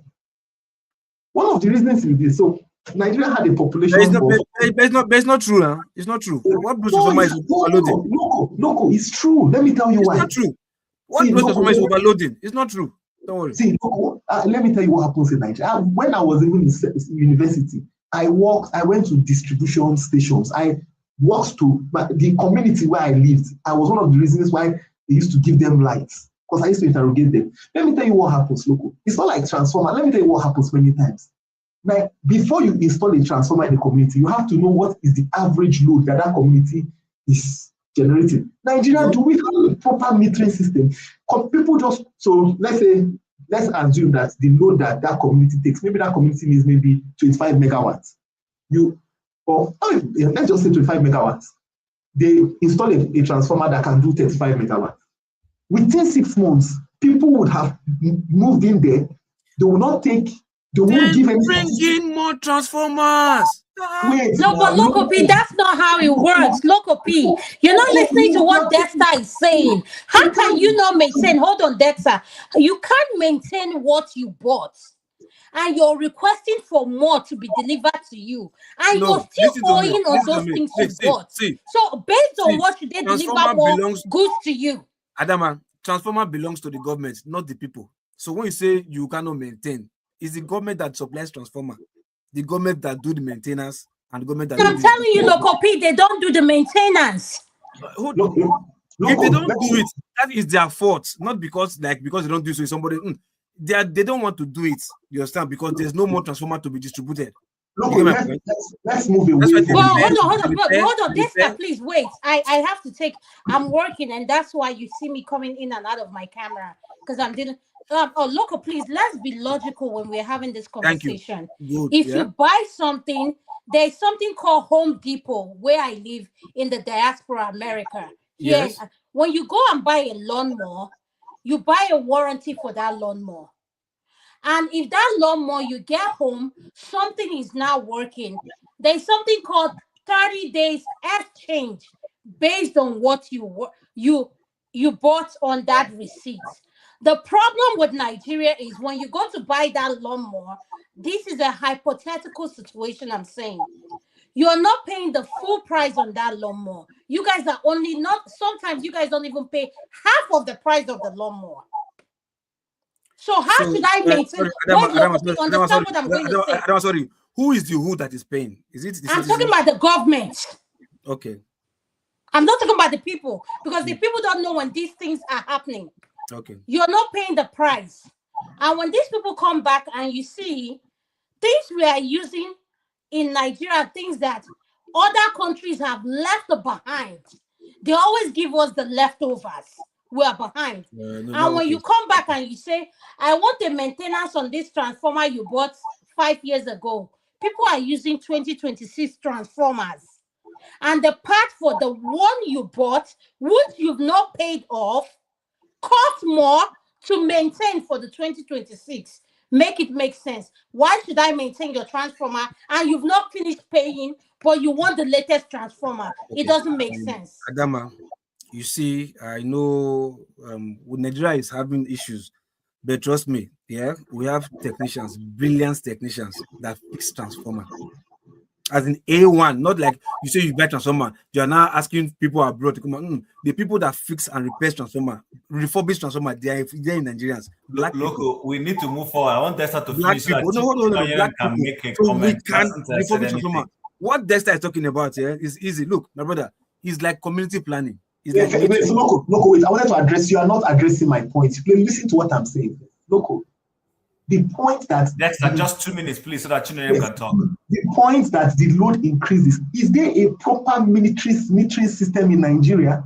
What I was trying to tell you that they install a transformer that is 35 megawatts within a 6 months period. The requirement in that area becomes 60 megawatts. There is no metering system. There's no system in Nigeria where we are taking statistics. What is the load usage in this area where we have done this? How you start to get to know about that is that it's now become a trip system, whereby when they try to load the place, there's a trip back. And then that's when they'll say, oh, your transformer is underloaded. So my point is that it's not the way you're making it, you're just trying to solve one. It is a grid system. It's not just one. And Dex, I'm supporting you. We are always behind. We always buy the leftover. If you build house in a new development, the electric pole that you are tapping from, who is installing the electric pole? Is it you or NEPA? 90% of the time it's you in Nigeria. No. That one is not because of, hold on, my brother, listen. Yeah. Ideally, when you build a house, and you understand, before they give you meter, you understand, you can't tell NEPA that I've built this house and this and that. They will come inspect your house. They can do just estimate like plus or minus what the kind of load you carry by the number of points, sockets, and lights that you have. Yeah, they will check number of points you have and just give you average, not overloading. Then, as you tell them, they give you 30 days. They come and install meter in your house. But before you take that electric pole, that 2 naked wire, and come and put in your house and supply whatever, in fuse. You understand? They know. They are the ones who do the installation. Sorry. 1 minute. Because I have to run. No, but what you're doing is not right. Please let me say what. Dexter, hold on. I want to understand where Locopi is coming from. Locopi is trying to say that what the government. I'm not understanding what he's saying. I see where Dexter is coming from, and I agree with him. Locopi, what is your point? That's where I want to understand. Okay, hold on, Locopi. Sorry, hold on. Please, just hold on. I want this gentleman to talk. He's been here, and we haven't allowed him to talk. Please. Oh, who is the gentleman? Is this Tunagoram? Please let Tunagoram wait. Let the Locopi. They're all in the same place. Please, I beg. Let Locopi answer the question. Well done. Let Locopi he will come back to your question. I want the gentleman to talk. Please, Chinayam, go ahead. Unmute yourself, sir. Yeah. Thank you, Mr. Tim, and good evening, everyone. We can't hear you, sir. Sorry, your voice is cracking. Please log off and come back in. I can't hear you. Adam, relax now. Show what you have. Relax. I'll do that. Your mic. I think your mic is like. Your mic is horrible. Your mic, yeah. Can you try speaking? Say something again. Oh, Adam, I don't push you on that. Okay, guys,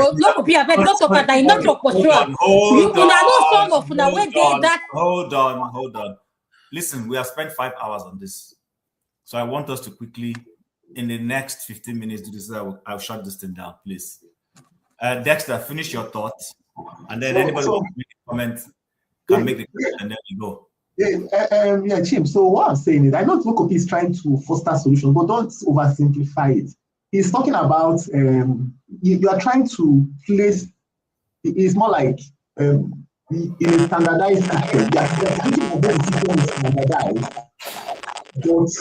But the system in Nigeria is clearly on governed spaces. It's not standardized. The example, he said, "Oh, if you are putting up your house, you need poles." So let us hypothetically say that I'm moving into an area. I'm the first person moving into an area. Yes. And I'm putting poles. I put poles, maybe 10 poles. NEPA puts 10 poles, and they get the metering for my house. I'm the first person that moves in there. Mm-hmm.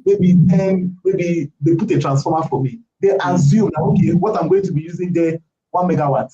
Within a space of 6 months, other people moving. Those people will not report. They'll get the local electrician. They'll get the local electrician to tap into the line. They're not going to report to the NEPA. The authorities don't call. That's a crime being committed. Hold on. They will not, let me tell you the truth, that they don't call electrician sometimes, but they do call NEPA staff to come and help them to fix it, which is not supposed to be. I'm just telling you, at this situation, that's how it's supposed to be. But look, we both know. Let's not put an idealistic thing on a realistic thing we know. So that you are talking idealistically. This is how it's supposed to be. But it will solve the problem. That's why I said it's unintentional. They are deliberately unintentional. Yes, that's what I'm saying. Okay, guys. I need to go. Chinayam, is your volume good? You're going to be the last speaker. I can't hear you. I'm not sure. Am I coming across clear? There is this. Are you using the headset? Okay, Sorry, maybe Wait, I should use hold on. Are you using a headset? No. Your volume is horrible. You're very bad. Try headset. Try headset. Is your mic on the computer? There is even no need for that. Look, guys, I need to run. I have an appointment. It's been a wonderful conversation. We've been on this since 2 p.m. New York time. The whole idea was to link how electricity. Sir, please, what do you mean you need to run? I've not given my own opinion. Everybody just spoke. I didn't say anything. I don't understand. What are you saying? You need to run based on what? What do backstage, Mr. Tim? Adam are good for you. You Okay, see, so you didn't allow to show speak. to you and then go away. So go away. No, I've not said anything now. I'm just pushing back on their question. What are you saying? You need to run. I've not said anything. Okay, all right, go ahead and say Thank you. Hey. Thank you very much. I just want to say, everything Desta said, he spoke my mind. And Loco P spoke my mind as well. Then why do you still need to speak? And yes, all of you spoke my mind. The truth is, in order for us to get where we're going, we need electricity. Nothing gets done in darkness. Darkness makes you become depressed. Anything you want to think about. And for the people in the comment section, I don't care what your comment is. You don't need to like it. If you don't like my comment in the stage and push back on what I'm saying. That's your business. So, yes, I agree with everything Dexter said and everything Masca said, including tonight. I can't believe I'm agreeing with tonight. I think I've been working too much. I can't even think straight. But it's okay. But the truth is, in order for us now only my governor, I agree with. Of you, stop this thing where you do. You see where let's stop me. Let me just keep quiet. In order for us to get to where we are going, we need electricity. And Africa is not, Nigeria specifically is not where we are.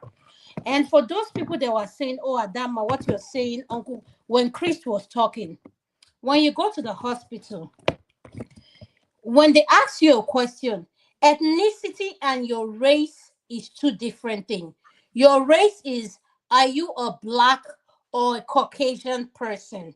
Mean, are you black or white? Race means ethnicity. Are you Calabar, Uyo, Hausa, or whatever? And I just want to tell you guys, maybe I'm wrong and I'm willing to learn.